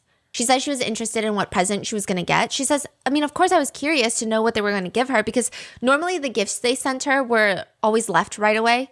So if there's flowers, people leave them. If there's other things, they leave them. So it's just intriguing. She says about the moment that her friend passes, quote, so at that moment when that happened with Val, I even thought that they had like thrown confetti poppers or something at her because I saw her kind of duck and then she went off to one side. Like I didn't really grasp what was happening until I saw that she literally was almost collapsing onto the table. She said that she had the live stream minimized to a small corner on her phone, so she's doing other things. So when I saw that she kind of ducked, I said, oh, they threw confetti at her. And then I zoomed in to show the full screen. And that's when I saw she was already with her hair covered to the side. So I didn't understand what had happened until I saw that she literally started falling on the table. So logically, I got very worried. I immediately got up. I called her uncles because her uncles weren't at the salon at the time. I don't remember why they weren't there. So I called them. I told them that I think something happened to her. I mean, that I wasn't very sure because it wasn't very clear, but logically at the moment I didn't see it like I did later after watching all the videos properly. At the moment I didn't see it clearly, so I just said something happened. She said she saw some live stream comments saying Valeria had been shot, and she was screaming at, like, you know, telling the uncles, like, what do you mean she's been shot? Like, that's when I started freaking out. She's calling the uncles and getting ready. She's out the door and going to the salon. She says by the time she gets there, another one of their friends had been watching the live and rushed over. We were both in shock. We just hugged each other. I mean, we couldn't believe what was happening. We were so angry because, of course, they couldn't let us into the salon. I couldn't see Val. I mean, they had put up the tape by this point, but I was just in a moment of shock. I was in denial. I didn't believe something had happened to her. I was simply completely in shock. Everything was closed off. I mean, they only let immediate family in, logically, right? I don't know any other way to express what I was feeling because at that moment, tears would not come to me. I was in shock. I mean, I didn't want to accept it. I didn't want to accept it. When I was in the Uber, I didn't want to accept it. I was very sad. I was very confused. I just wanted to get there and see her. I mean, I wanted to get there and see how she was because my brain couldn't process that she was no longer there. She says that she doesn't like that people have made her out to be this jealous friend when she's mourning and grieving the loss of her best friend. She says people have concocted these crazy theories in their minds about her being a jealous killer. And she says even about like her trying to look like Valeria, she says, I never tried to look like Valeria. I always had my own style, my essence. I had always wanted to be blonde since I was little. Even at like 15, 16 was the first time that I did try to style and like lighten my hair, but obviously since I was with my mom, she was the one who paid for it, so I couldn't maintain it. So that's why I dyed my hair black again.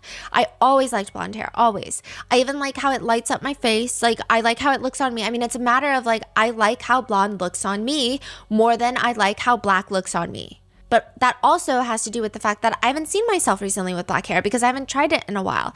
I've always admired Valeria, but it was never a thing of me like wanting to look like her. I've always been very present in who I am and I've never looked at other paths. I wasn't envious of her. I didn't want to look like her. I thought that she and I had we were very clear to each other and very pretty in our own ways.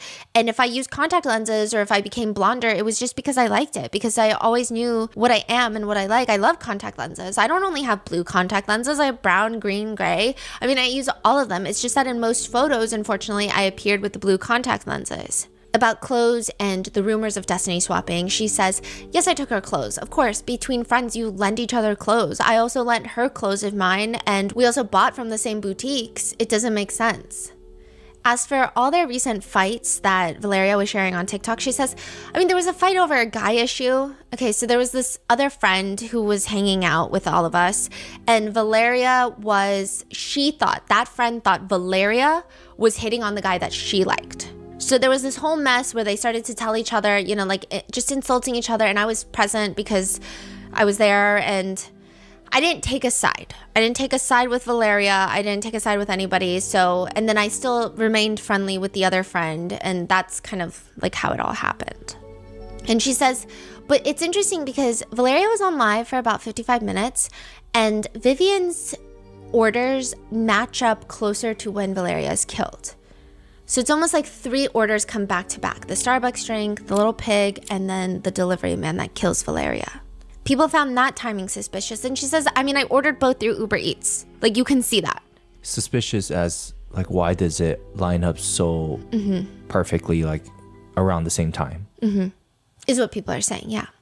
But some people think it's like her way of making Valeria just more obligated to stay and wait for the execution.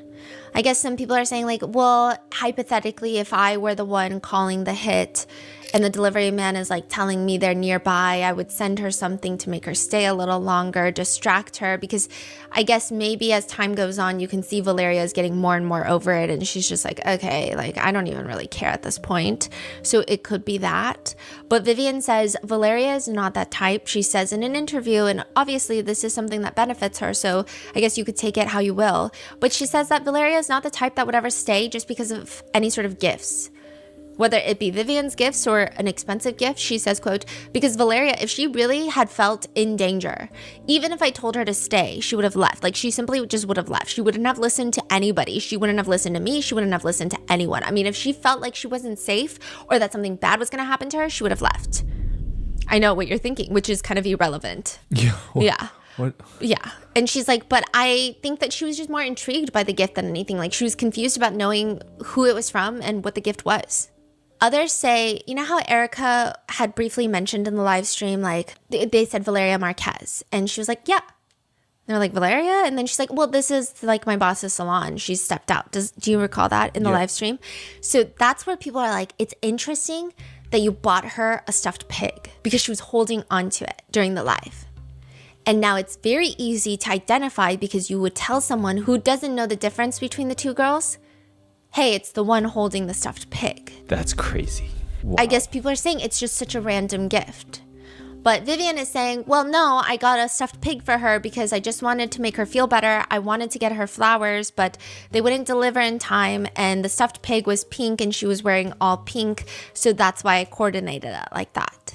Now, aside from Vivian, there is another suspect the internet has their eyes on. So they're not just like honed in on Vivian, it's the cartels. Valeria is based in Guadalajara, which is where one of the more powerful criminal organizations is based, CJNG, Cartel Jalisco Nueva Generation, the new generation of Cartel Jalisco.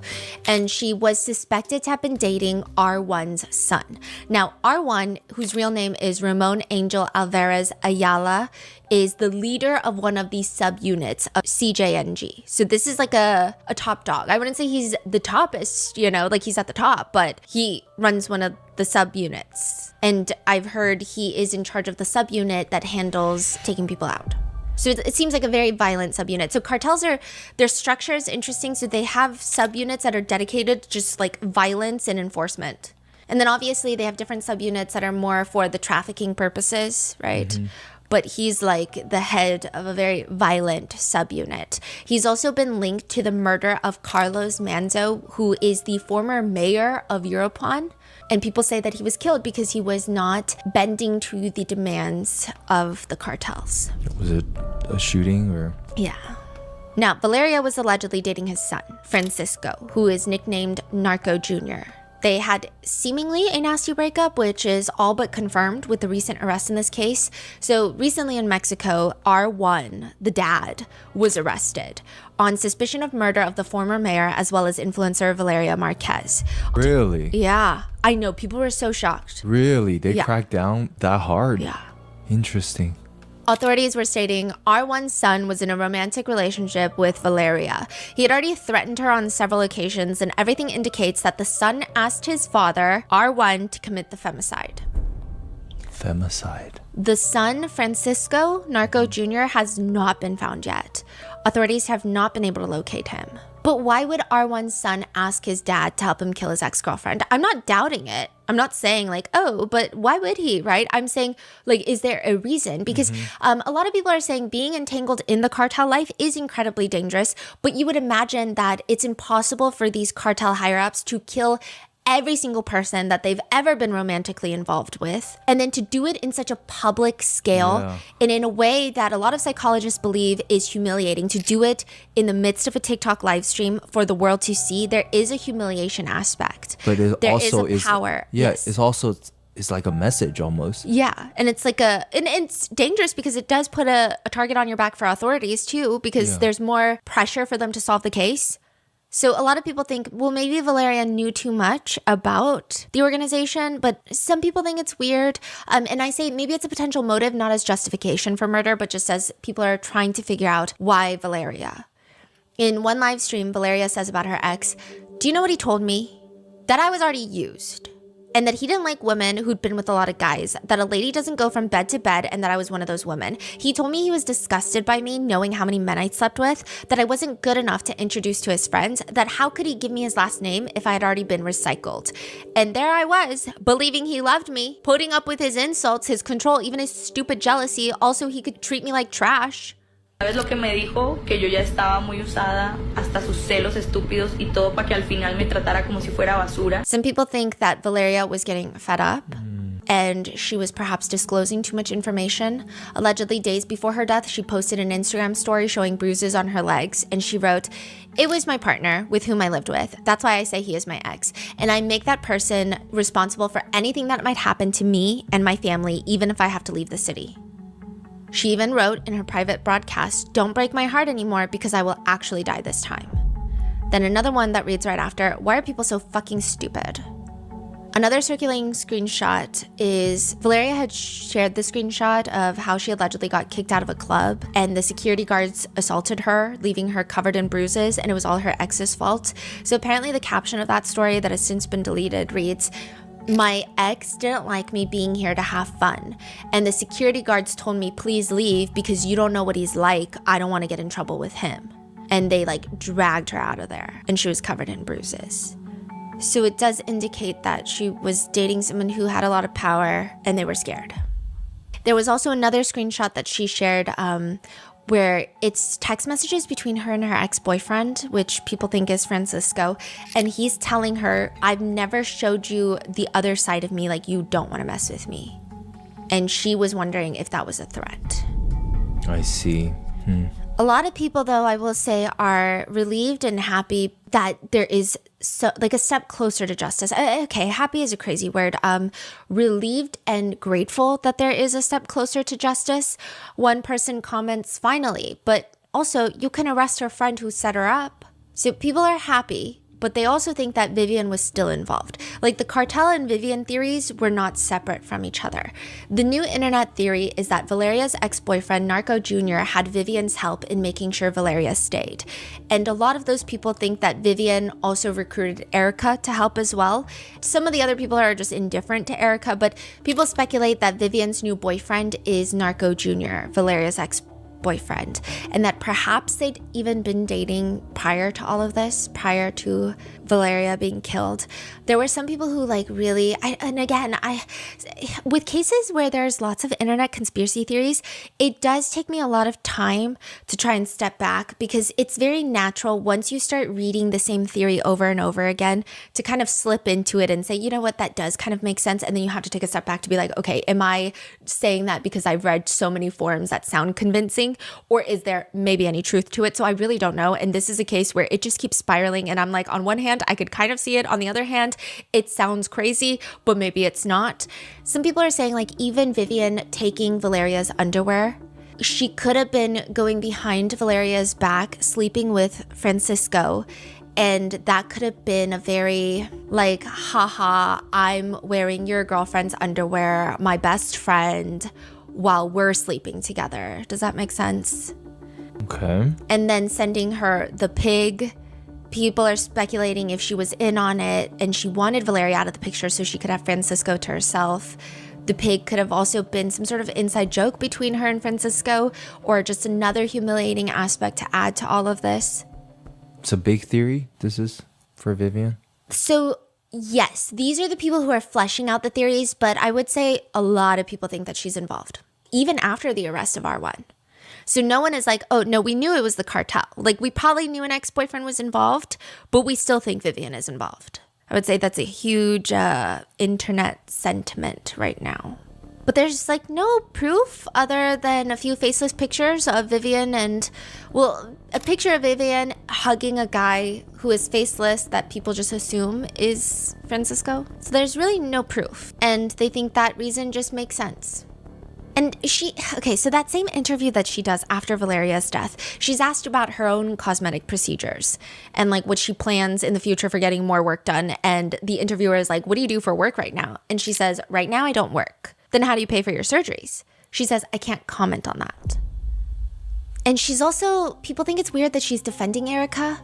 So people are like, imagine the friendship that Vivian and Valeria had. If it's true, both parties, if Vivian thought of Valeria the way Valeria thought of Vivian. If my friend was killed on live stream and the only other person was her employee there, and she turned off that live stream in that manner, I'm gonna have my strong suspicions. Yeah. I'm not going to be at least even favorable of that person, right? Mm-hmm. Like it would have to take a long conversation with this individual to even have some sort of, basically what Erica has come out to say was she didn't want her boss to be shown to the world in that state.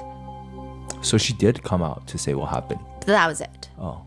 She said, I just ended it because I didn't want my boss to be shown in that state to her followers. But it was just the quickness in which she ended it. People are like, no, it makes sense. But it's the fact that that was like one of the first things you did. Right. It just doesn't make sense with all the adrenaline going on with all of this. And like maybe the killer is still there, or at least he's in the vicinity, and you're just turning off the live stream doesn't make any sense. Yeah. It seems like something that you would do after step 1, step 2, step 3. So that was just Erica's explanation. She doesn't further elaborate. That's it. Vivian, however, defends Erica in that interview, saying, later when I saw her reaction of the clip, it seemed to me more like a reaction that in the beginning she didn't want Valeria to be vulnerable. The same thing is happening to me where they're crucifying her simply for ending a live stream. I mean, I don't have an opinion on that because in reality, I don't know her. I mean, I don't know her deeply, but if she's in the same situation as me, where people are accusing her of things, well, I send her lots of strength, and don't let yourself be brought down by the bad comments. At the end of the day, she knows the relationship that she had with Val, and that's what matters. And I hope that her loved ones and her friends are surrounding her with lots of love. People thought that was weird because you're Valeria's friend, best friend since like 15. Yeah. Did she ever say who she thought did this? No. Yeah, she also, when she's asked, like, was Valeria dating members of the cartel? And she says she wasn't dating anyone that would bring any trouble. See, she clearly knows more than, at that point, and she's, then if she's not being transparent about some aspect, then people's going to assume you're lying about more things. So I think it's just a matter of, do people think she's lying because you don't want the cartel on your back? Because to be like, oh yeah, no, she was dating a cartel member. Obviously, the cartel is not going to take that nicely. They're not going to just be like, oh, okay, do your little live streams and interviews. Or is it the fact that she has further incentive to protect that information? Yeah. She says for all the people who are coming up with rumors about her, quote, broaden your minds a little more. Don't get carried away by all the things you see on the internet. Don't get carried away because people simply have a certain number of followers and they are already judge and jury to say who is guilty and who is not when the evidence they have isn't even real, it's fabricated. But some people think even that is shady. People are like, you've never once demanded justice for your friend. Like, you're not going around trying to get answers. You're just more so being like, hey guys, don't believe everything you hear when your friend is dead. Vivian has also started fighting back in the comments.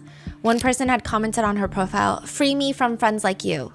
And she responds, I don't think you have any friends. When someone asks her why she told Valeria to stay, she responds, yes, dude, I told her to stay, but for my gifts only. I never told her to stay the whole time. And then she gets frustrated and she says, just go watch the full live stream, dude. I mean, Tú le dijiste que se quedara. Sí, güey, yo le dije que se quedara, pero a mis regalos, nada más. Yo nunca le dije que se quedara de que todo el tiempo. like she's telling them to watch the live stream in which her friend was killed. It's just kind of odd. Now, as of right now, it appears that the authorities are searching for Narco Jr. I don't know if they're going to find him. Probably not. I also think, and I say this as like a place from anger, not a place of just like stating the facts, right? But I do wonder if R1 had not also killed the former mayor, if he wouldn't have been arrested. If it was just the death of a woman, I don't know if he would have been arrested. But I think maybe it's like, okay, we wanted to get him down for killing the mayor, but now we can also get some good standing with the community because we can make it about Valeria. Because, you know, so many people are shocked that they arrested someone in the first place. And that means that usually authorities don't care when a woman is murdered. Yeah, exactly. So I don't know if they're searching for Narco Jr. I don't know if they're going to find him. Maybe they're investigating if any of Valeria's friends have anything to do with this. I'm not sure. One person writes, honestly, I'm just surprised she's getting any justice. Another person comments, I hate that pig plushie. It was so symbolic and it broke my heart how she hugged it as she died. And what's crazy is a lot of people still blame Valeria for her own murder. One comment reads, I had my suspicions. It's so sad that they end up like this because they just want an easy life. Another responds, she had it coming. She knew what she was getting involved with. She looked for her own death. God gives you free will on the path that you choose to take. Rest in peace. Someone else comments, not everything that shines is gold. They get involved with criminals and then they don't like it anymore. People have been generating like AI generated images of her holding a plushie, and they write in the words, this happened to me for being a whore. Work so you don't think you can go around being a whore and get money from a drug trafficker and then leave him as if nothing happened. Which is already a dumb, despicable message, but it makes even less sense when you realize that Valeria was killed at work, at her place of work. Someone even made an AI picture of Valeria laying in the morgue where she's essayed by someone dressed as the medical examiner. And so just even in her passing, there's this whole debate. Lots of people are saying like, why are we making her a martyr? Why are we making her the face of femicide when she was the one that decided to get involved with cartels? And then other people are saying that's still victim blaming. Like that's the reason why maybe she should be the face of femicide. Not that there should be a face or one face, but it's like, that's another reason people are upset. One person comments, the way that people are covering the femicide of Valeria Marquez fucking enrages me. Like they keep spreading videos of her murder when she gets shot. They also keep only showing photos of her in swimsuits. Like just stop. To which someone directly comments, whores who get involved with narcos don't deserve any less than to be belittled even after death. Let this be an example that easy luxury is not free. One person writes, Valeria Marquez was not killed for being buchona, or for having plastic surgery, or for being ambitious, or for even dating a narco. She was murdered because in Mexico and in many parts of the world, having a male partner who lacks the tools to manage his emotions continues to be a risk factor for women. Valeria was not killed by her lifestyle. She was killed by a man who lacked emotional control, not because of how she looked, but because she said no and because she left a relationship. And that is where we are with Valeria Marquez's death. I will keep you guys up to date if there are any updates. What are your thoughts on this case? Do you think other people were involved? Do you think that they're going to go after Narco Jr.? Let me know in the comments. Stay safe, and I will see you in the next one.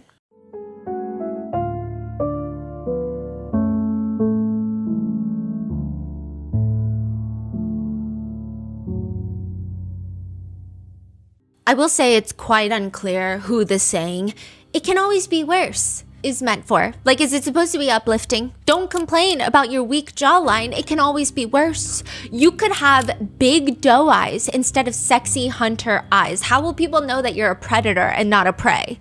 Or is it just supposed to be dismissive? Your complaint does not match this imaginary threshold I've created in my mind about the amount of distress you can be in, so quit complaining. Either way, it can always be worse. It's not a very productive, nor is it a very helpful comment to ever make. Like, what does that even mean? A girl named Liv is very suspicious that her boyfriend, for the past 8 months, has been cheating on her. But it can always be worse, right? But what if it's as bad as it can possibly get? What if there is no worse? This is the bottom. Then what do you say? Liv and Mason have been together for about 8 months, and she has this gut feeling that he is cheating on her. Enough so that she either wakes up or stays awake until 7 in the morning, and she notices that he's asleep in bed next to her, which, side note, how dare he rest? And that's not sarcasm, I'm being very serious. How dare he slumber? He's snoozing away. Liv reaches over, and there is only one way to find out if he's cheating on her, which is go through his phone. What else is there to do? She starts going through it, his messages, his most recent chat history. And within the next hour or so, Liv hastily packs some of her things, practically makes a run for it. She leaves without waking him up. She doesn't even seem to leave a note, nothing. She just gets out of there. Because Liv went in there with the suspicion that he was cheating on her, which sure, it can always be worse. But what she finds in his phone is the quote, worse. It doesn't get worse from here. This is the worst thing that could be found on his phone. And she has all the evidence. She's going to the police with it. And he hasn't been discreet about it either. I mean, usually when you combine a profile picture of breasts with an unknown user on Telegram, yeah, your girlfriend is probably going to go through the chat history. I'm not sure what Liv was expecting. Perhaps the worst, or at least the worst that she and probably most others can imagine. She clicks open the chat. The unknown user is messaging her boyfriend, Mason. CP, teens, and all group links available. Which package are you interested in, and what's your budget? Wait, who's texting this? This unknown Telegram profile with boobs is texting her boyfriend. Okay, which is alarming, right? But it could always be a scam. It could be a spam message, a phisher. But her boyfriend, Mason, responds, CP, $25 max. They respond, okay, I get quality CP mega link with large good files of 2,500 HD video files. Liv is reading as the two of them start going down the path of talking about how the payment is going to be secured. Her boyfriend that's laying right next to her is sending pictures showing that the payment went through. And that's not the only message. She clicks another conversation that her boyfriend initiates with a suspicious user. Her boyfriend starts the conversation, hi. The other party responds, CP content available. Her boyfriend asks, how much? And they respond, $20 for videos, $30 for mega links, $40 for joining CP group, $80 for all of the above. Her boyfriend Mason seemingly voices his pick by texting back, okay, $20. He is then redirected to message another user, which has some variation of like trusted seller in their username, so that's promising. He's told to message him to get a link for the content. The boyfriend messages them April 27th, and the next day, presumably after getting the link, he asks for more content and states that he's willing to pay $10. She clicks on one of the links and she later describes to the police she saw little girls between the ages anywhere between 6 to like 10 years old and some as young as 3 years old. Toddlers. This is the case of Mason Hull, a TikTok influencer, looks maxer to be exact, who was exposed by his ex-girlfriend for purchasing CSAM. And all the allegations were true, right? Not all, but some, yes. Okay, well, the child stuff was true, right? Oh. And all of his bizarre excuses and why there are still a small but strong group of people that support him. We would like to thank today's sponsors who have made it possible for Rotten Mango to support NCMEC, the National Center for Missing and Exploited Children. They are the nation's largest and most influential child protection organization. This episode's partnerships have also made it possible to support Rotten Mango's team of dedicated researchers, and we'd also like to thank our listeners for your continued support. As always, full show notes are available at rottenmangopodcast.com. Today's case involves mentions of illicit drug usage that's forced, misogynist rhetorics, SA, CSAM. Please prioritize your own health. Take a break if you need to. Statements and quotes may be condensed for brevity, and with that in mind, let's begin. It is it's kind of like a horror movie. So you picture a high school guy named Norm. He's not like the most conventionally attractive person out there, but like objectively speaking, I guess you could say that Norm has troubled skin. His skin is full of acne and blemishes. He's not ripped or jacked like the high school jocks. His jawline is non-existent thanks to his very hungry appetite. Like, he's on the shorter side. His eyes are dark brown. His shoulders are slumped. God, his fucking shoulders are very slim, is what Norm would say. And his neck is way too skinny. And he's got big, doe-ass eyes, like little Bambi caught in some headlights. That's what Norm looks like. Norm is every normal teenage high school boy, and he decides that he is going to ask out his crush, his one true love, a girl named Becky, who he believes he has a very good chance at because they're both not that popular. They're not the most conventionally attractive. They're kind of the outcast. Norm asks Becky to go to prom with him, but Becky the bitch, doesn't just reject him, she chuckles in his face. She goes around telling everyone he gives her the creeps, and she's so flabbergasted that he would even fathom the idea that they could ever be together for such an important event like prom. This sends Norm over the edge. He grabs a hammer, a used Home Depot hammer from his parents' garage, and he starts hitting his face with the hammer. He starts taking substances to stay awake and lose weight. He's barely consuming enough calories to survive. He slips in insoles into his shoes. He finds testosterone on the black market from some random suspicious third-party retailer that is definitely not a doctor or a licensed pharmacist, and he starts taking testosterone and steroids. He starts pulling at his face, snorting lines of Accutane. He's probably just taking the pills, but that's being dramatic. And now he has transformed. He has ascended, they say, from Norm to Chad Light. And now when he walks by Becky the bitch in the hallways, all she can do is leave a trail of drool like a snail trail because she is so mesmerized by his masculinity, by his appearance, by his looks. But Norm, Chad Light now, walks right past loser Becky in the hallway and straight up to the blonde, hot cheerleader Stacy and asks her out. She, of course, says yes, but nothing else because hot girls should never speak. Duh, that's what makes them hot. And they ride off into the distance, riding each other. Except not really, because Chad Light has erectile dysfunction from all the substances he's been pumping for his transformation. But that's not the point. The point is, he has mogged everybody. Welcome to the wet dreams and inner ramblings and fantasies of a looks maxer. Do I think... That's their fanfic? Basically. And I'm not even joking with you. They write on forums like this. Say this, right? Yeah. That's, wow. Do I think that everyone in the looks maxing community thinks like this? Probably not. Do I think that there's enough people that think this way that it's almost become a meme? Absolutely.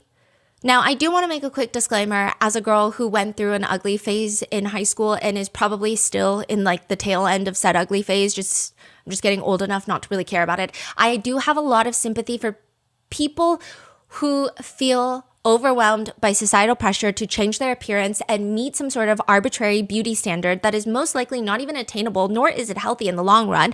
I don't judge a single person who gets consumed over their appearance. I don't think it's vain in the slightest. I think it's very understandable pain to look at yourself in the mirror and not be happy with what you see.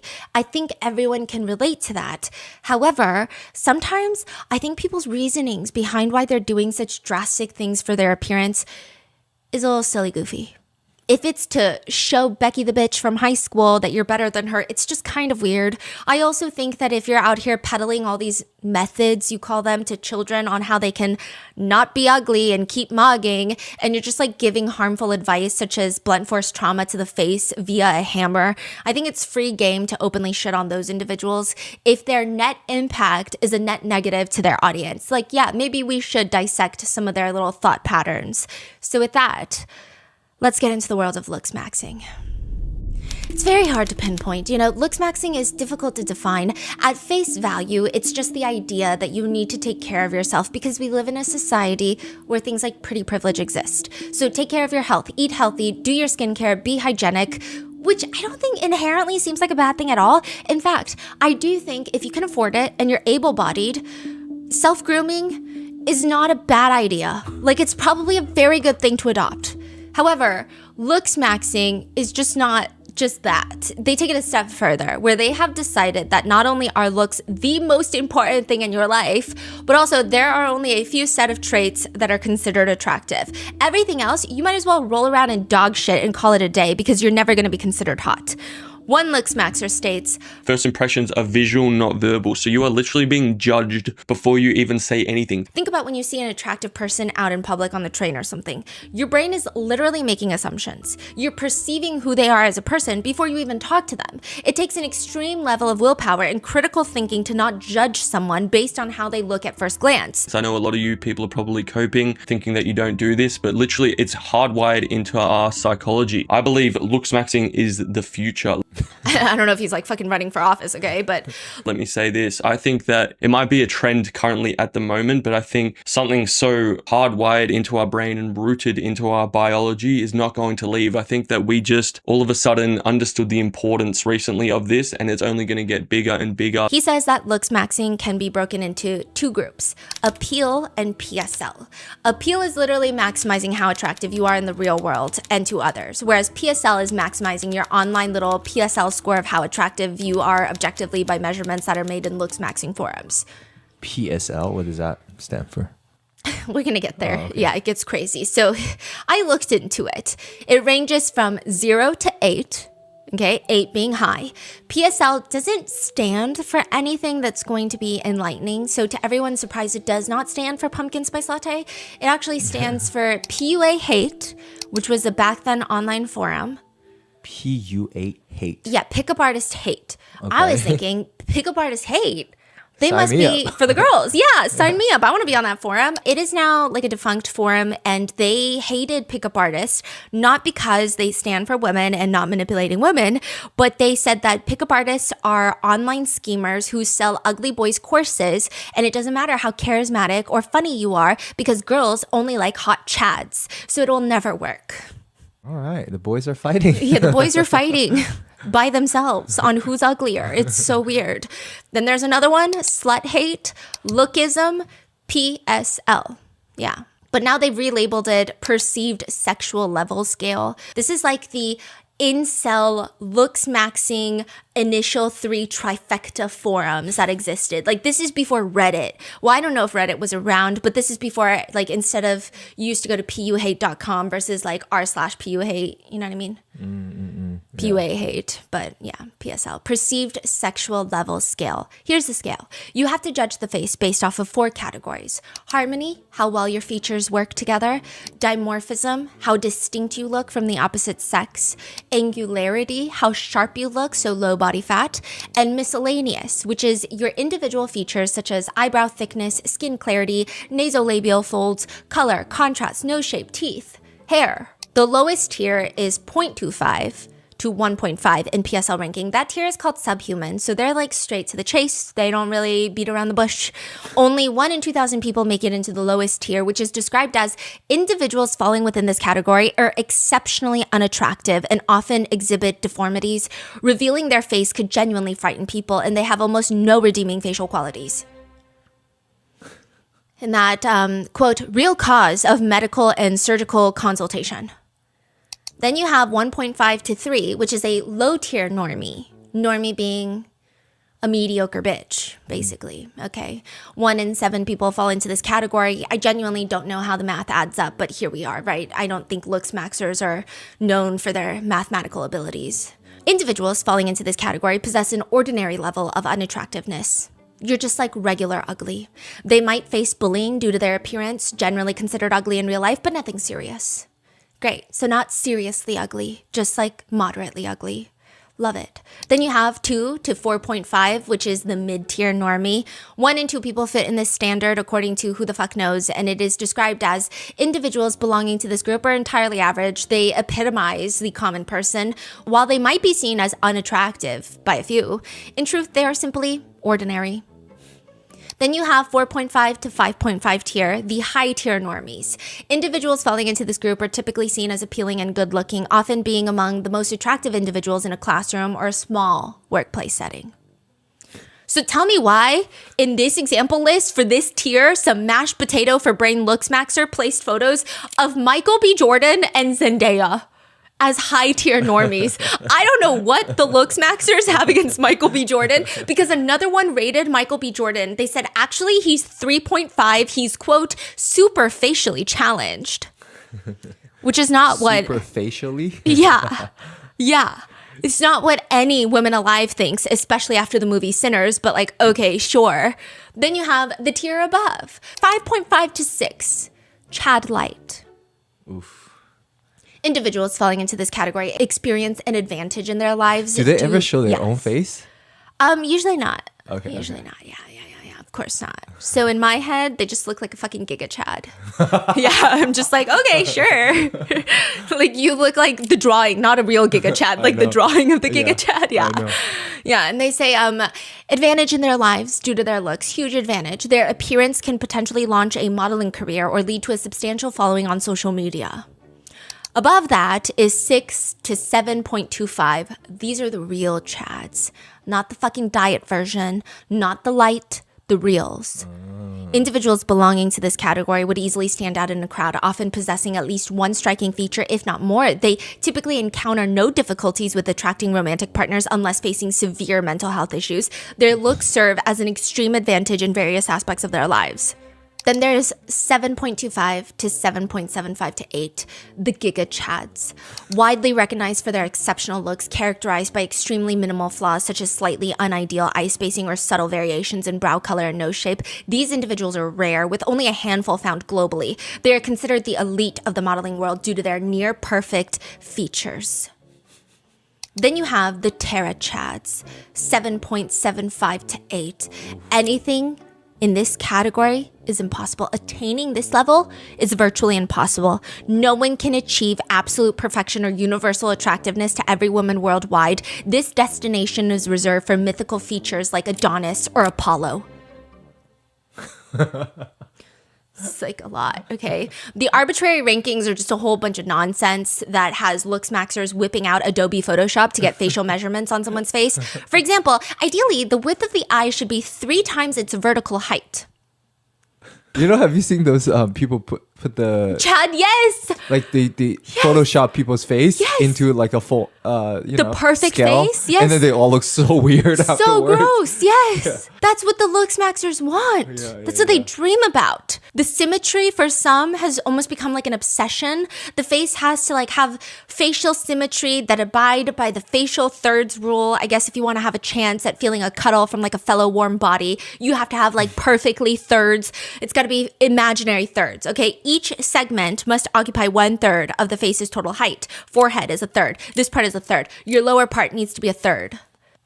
And it's not just the only random test out there. There's also the very, very real, everybody abides by this because of course we do, the SMV. That stands for sexual market value, which takes into your account your job, your popularity, your weight, height, facial rating to figure out your value in some sort of horned up farmer's market. This is exactly what happens when I go out with my girlfriends. We sit there and I say, what the fuck is his SMV? Let's calculate right now. Bring out your calculator because we're dumb and we don't know how to do math because we're just girls. Like, what are you talking about? Looks maxing and looks maxers seem to be part of the manosphere, the red pill, black pill, if you will. If If you've ever been confused, just know that if you click on a live stream, and it must be a live stream, it cannot be like a video, and it's not taking place in a hotel convention center, and you just see a bunch of dudes in a nice modern house in Los Angeles or Miami. It's typically one of those two cities. And it's a bunch of white guys wearing suits, holding cigars while flashing their watches and Cuban link chains. And you realize that they're not attending any sort of formal event that would require a suit. They did not just get back from a wedding or some sort of work convention. This is the event. The live stream is the event. They just look like a fucking butler from the Ritz in Paris. You're probably stumbling upon some looks maxers to some degree. And more often than not, they can be considered part of the manosphere. They all just feed into each other's pipelines. The pill pipeline. Which drug would you like? There's a lot of pills. We know the main ones, red, blue, black.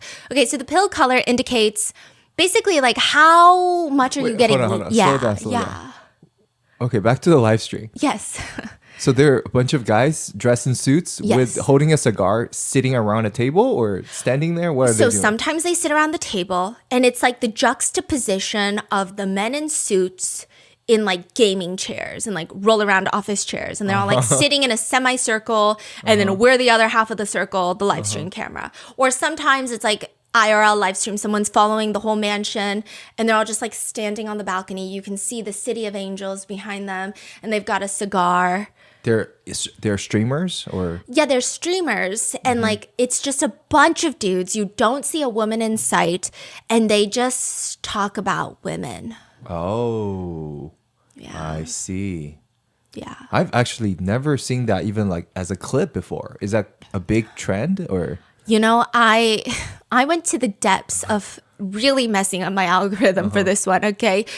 I didn't see any casually until this. But it seems like they're popular. Are their audience mostly men then? Yes. Okay. Yeah. It's like a circle jerk. And like when I mean, you're going to know these people. It's like, I don't know what his name is. I forget his name.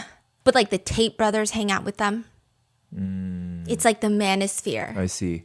Are they look maxers or? Yes. Oh, they are considered? Manosphere is looks maxers are like a subset of the manosphere. Not all looks maxers are part of the manosphere. It's like not all Christians go to church, right? Yeah, Type of yeah. vibe. But Do they call themselves look maxers? Yeah.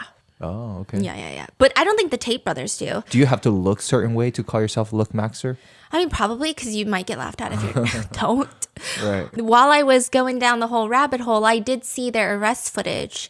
And I just want to say one thing and one thing only. And this is my only opinion right now that I'm going to give you. I don't even think I own a pair of pants that tight. Even in my hoiest of hoe days. Never.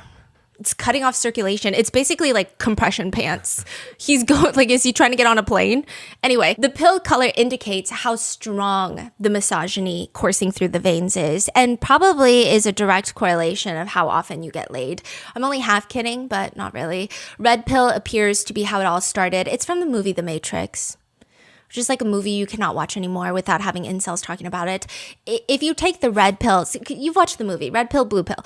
If you take the red pill, that means you have woken up to the system of the real world, where you realize women have the advantage and female oppression is a myth.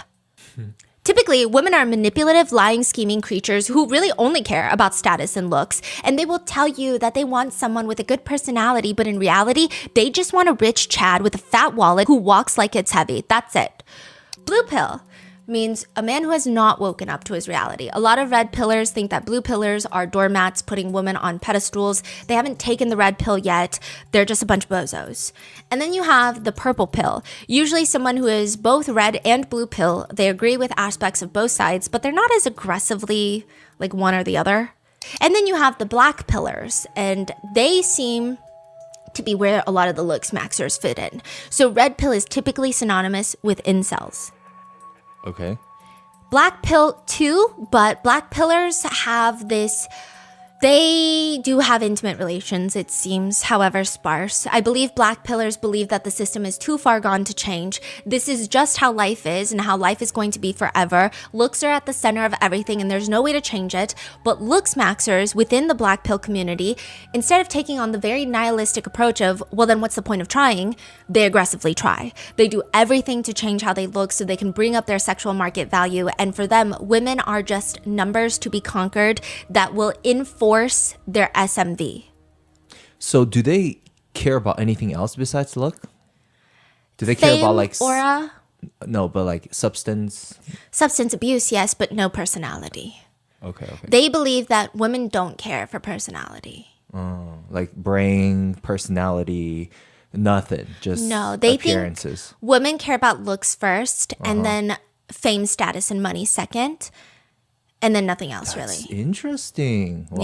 Yeah. They think looks is okay. I mean, it makes sense to them, but wow. But not sense to anyone else, because I feel like we've had this conversation too. We were talking to a bunch of, we were like, oh yeah, what do you guys categorize? And like pretty much every girl I know is like, oh yeah, personality.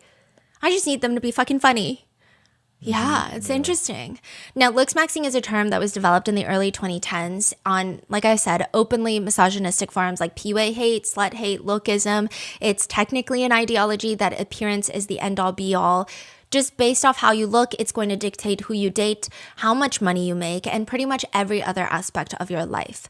Now, I will say I do have some like level of sympathy for looks maxers in the sense of I think they're like feeling what girls feel of like, damn, people will judge my looks before they judge anything else. That kind of sucks. So I understand, and I think it is a very miserable place to be. But I do think the hatred that's placed on women is probably not great. That's the part where I'm like, oh, you're losing us. You're losing lots of people. It's kind of getting weird and violent and scary. Interesting. Yeah. But just know that the looks maxing, black pill, red pill pipeline is very alive and well. It's being maintained every single day by some chiseled chads who on the internet dream about live streaming with the likes of the Tate brothers wearing booty tight trousers that you will only see in West Hollywood. Someone on Reddit describes it like this: blue pill, they tell you just be yourself and a girl will date you.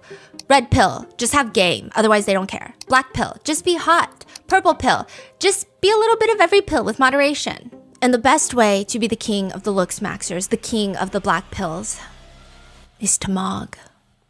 Mog so hard you don't remember a time where you were not mogging. It all starts and ends with mogging. According to Clavicular, more on him later, one of the biggest moggers on the internet, poster child for looks maxers, he says mog comes from AMOG, an acronym which he states used to stand for alpha male of the group, but now they just shortened it to mog. It means you out hot whoever you're standing next to. It's not just these super intensive plastic surgeries or these cosmetic procedures. It's just anything that's going to improve your looks. The looks maxers take it so seriously, they have World War mogs. They have a place called Mogwarts. It's a paid course where they teach you how to be the moggiest of moggers so you can forever mog. Okay. How do you do that? I didn't pay. It's $50 a month, honey. Oh. Yeah, you can height mog. Just means you're taller than whoever you're standing next to. Frame mog, you're more jacked than the person you're standing next to. Neck mog, you've got a wider neck. This is a good thing. The wide neck epidemic needs to be studied in the future. There are pictures that looks maxers will show you what the perfect neck looks like. Just think of your neck to be the exact width of your face. It's a lot of neck. It's just like a tree trunk implanted under your chin. Decapitation is a faraway worry for any real looks maxer because their neck is just a behemoth. One person says a big problem that I see with a lot of guys is their neck is simply too skinny compared to the size of their head. Because it's too small, their entire facial harmony and facial masculinity is thrown off, which makes them less attractive. Also, they need to do eye corner pulling, which if you do in public, I'm going to call you racist, but it's just like where you like do this, okay? It's like you stretch the sides of your eye, and they say this is something that is meant to train the muscles around your eyes over time, teaching those muscles to hold your eyes in a sharper position. It will essentially allow you to achieve more hunter-like eyes over time.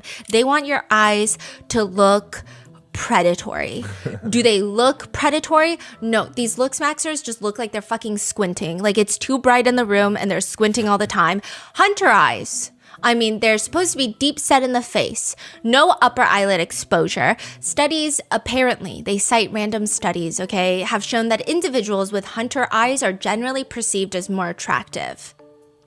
They say be careful though with the hunter eyes exercises because the skin around the eyes is very thin and sensitive. Ophthalmologists have come forward to say don't do that. Don't even try doing that, but okay. You must also mew to the gods. It's your sacrifice that you must make to the deities. One looks maxer says, mewing is a must. We should all be mewing 24/7. So you know what mewing is, right? The tongue has to sit on the roof of your mouth and it makes your jaw more chiseled. Apparently it's the correct tongue placement. I don't know. A lot of this stuff is just silly, goofy stuff that the girly pops invented and guys have rebranded it, infringed upon our girly trademarks and renamed it something that sounds more masculine so they don't feel gay while they do a 9-step skincare routine. God forbid. He did, but he's been more open to it these days. Nevertheless, they're mewing. They're doing skincare. They're also just like doing color theory. They say your teeth should match the whiteness of your eye whites because if it's whiter than that, you look uncanny, you look unnatural. Freaky color theory, but color theory nonetheless. But also for men, the mouth has to be wide. If not wide, there's no point in even opening your mouth to talk. If you don't have a wide mouth, worry not, it's not entirely hopeless. You still have a chance at living a meaningful life and contributing to society. You could always get a mouth expander. Or perhaps I could interest you in having the simple procedure of having a doctor cut open the sides of your mouth to make it wider. But why have a doctor do it when you have a pair of scissors and a roll of gauze at home? Lord. Really? Yeah. Are people doing that? I would like say... a joker? Yeah, but more so at the doctor's office. Does it work?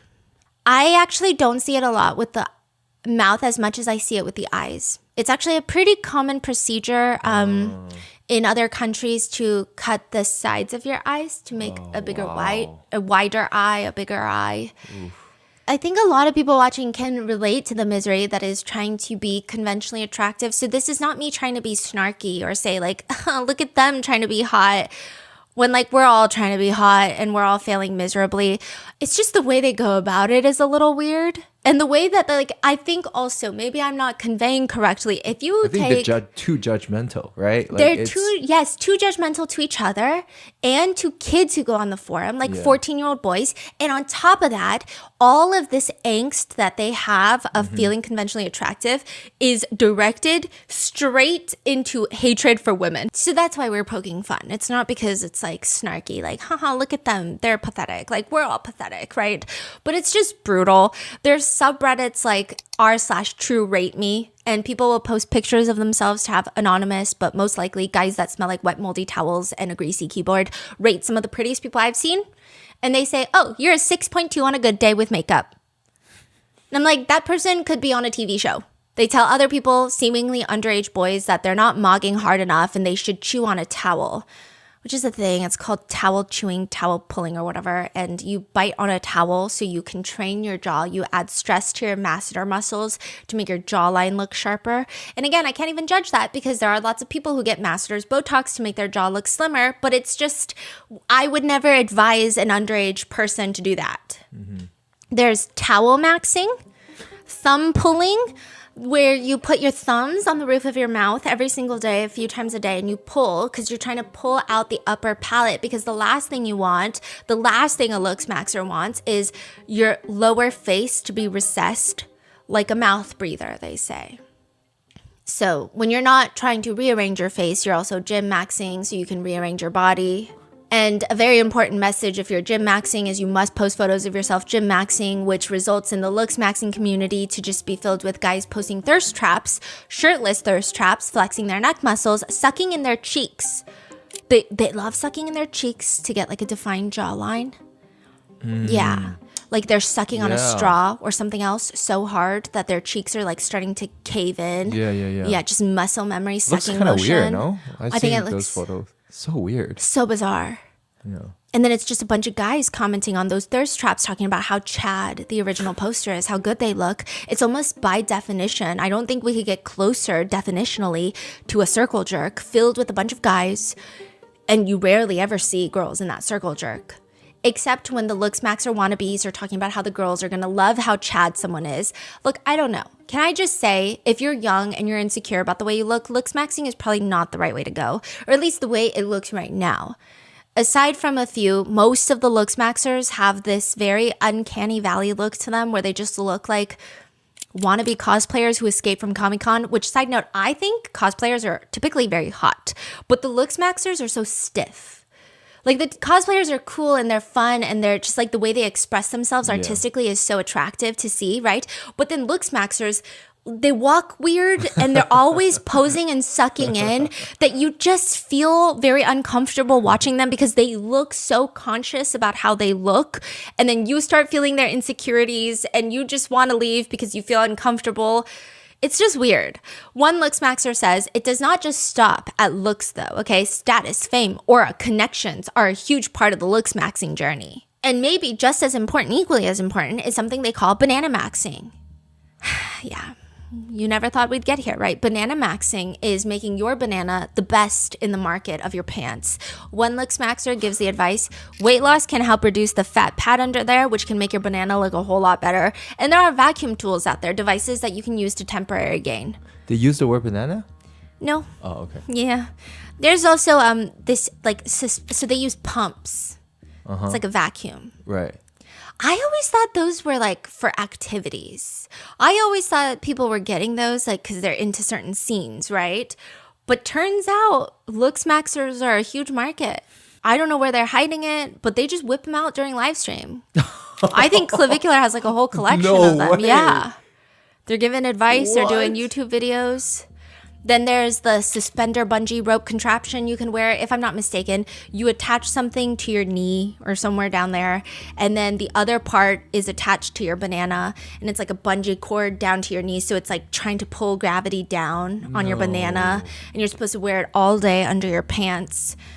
Just uncomfortable, absolutely. Okay, unbearable pain, fingers crossed it's not. Does it work? Some claim after a year of wearing this torture device every single day, they have noticed about an inch of difference in a single year. So I imagine it's very sore. I don't even know if you could use it, but what do I know? And again, I think it's weird because, and I'm not making fun of it, I also have I had insecurities about intimate parts of my body. And it's not like me shaming people for having those thoughts. I just think it's weird because I've never met a girl who cared about stuff like that. So it just feels a little misled, it feels a little misguided, and it feels very dangerous, if I might say, because Clavicular himself has stated that he struggles heavily with erectile dysfunction from all of the substances and treatments that he's done, and I'm sure banana maxing was not helpful, but they rank it as important as shoe lifts, which they say the height gained from shoe lifts is not the most substantial. The insole is rather squishy, so the added height is actually not as much as it claims to be.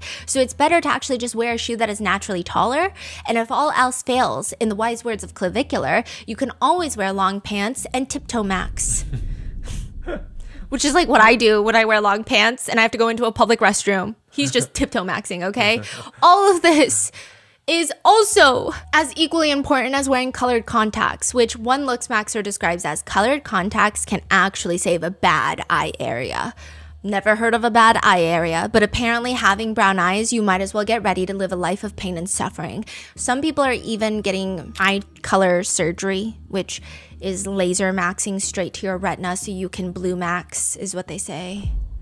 Really? It just like takes all the pigment out of your eye, and it is widely known to be dangerous and not worth it at all.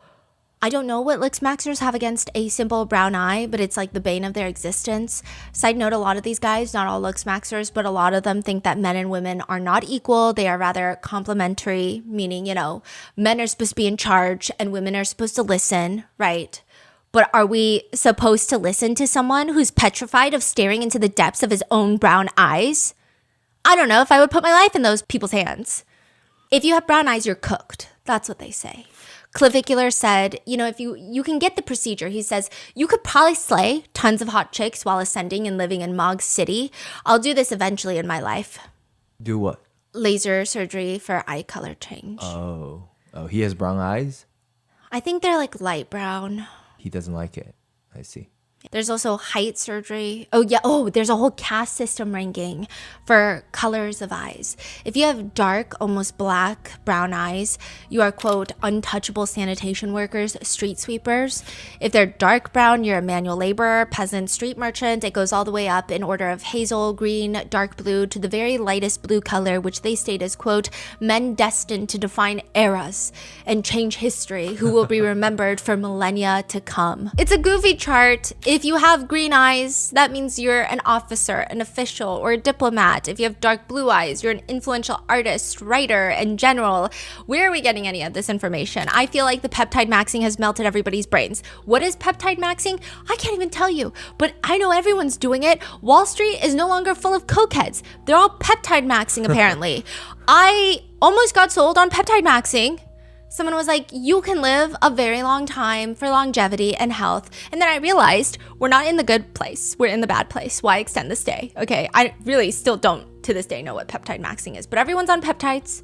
It's a thing. Eyeball maxing, same as shoulder maxing, height maxing. Oh, height maxing is a really big thing. People are even undergoing surgeries to height max where they like put a lever, they break your bone, they put a metal lever, and then you have to like crank it every day for 6 months. Oof. And you just like grow a tiny bit every day. Does it work? I don't know, but it takes years to learn how to walk properly again. And some people, even after 3-4 years after height maxing surgery, they get excited at jogging. And like, it's just kind of sad because, you know, there are lots of people who would die to have functioning legs or functioning eyes, regardless of the eye color. It's just kind of depressing, but... You can also shoulder max, wear shoulder pads. They do recommend only whipping those bad boys out during winter months though, because the layers help hide them, right? I did see one clip of Clavicular just like throwing on sticky boob under his t-shirt to make his shoulder more shoulder maxing, yeah. And I never want to hear a looks maxer make the very unfunny joke of taking a girl swimming on the first date to see her without makeup. Because yeah, you've got 2 floaties strapped to your arms. I'll be drowning without makeup on and you'll be like a little airhead just bobbing around with your shoulder pads, keeping you afloat. Also, you've got 4 eyeballs. Your colored contacts are rolling around in your eyes now because the chlorine. We're all humbled by chlorinated water. It's just weird.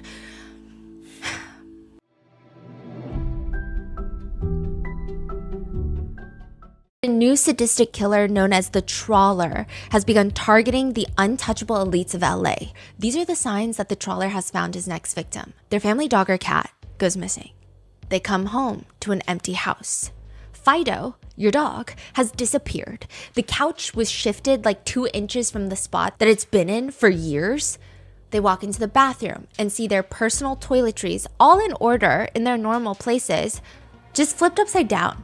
In another room is a family aquarium, drained, and their pet fish are either dying or gone, completely vanished from the aquarium. And then the phone rings and the target picks up the receiver and freezes because all they hear on the other line is heavy breathing.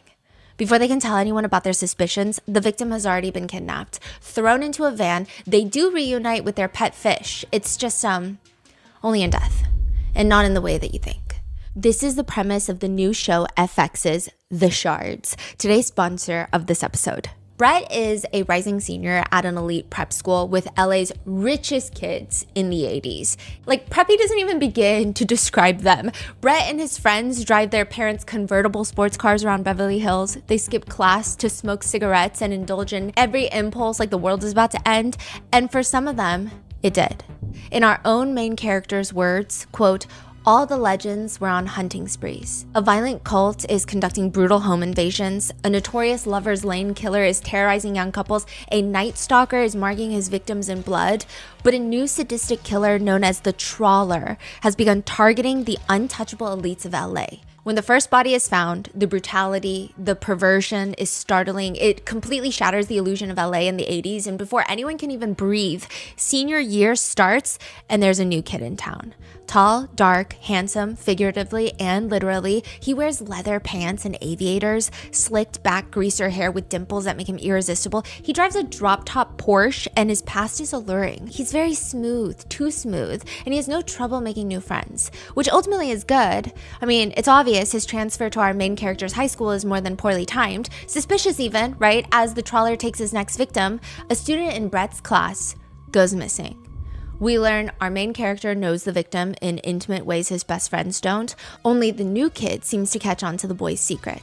Will the new kid uncover more, or is he hiding his own? Executive producer Ryan Murphy's new thriller drama series, The Shards, starring Igby Rigney, Kaya Gerber, and Homer Gear, FX's The Shards, premieres August 5th on FX and Hulu.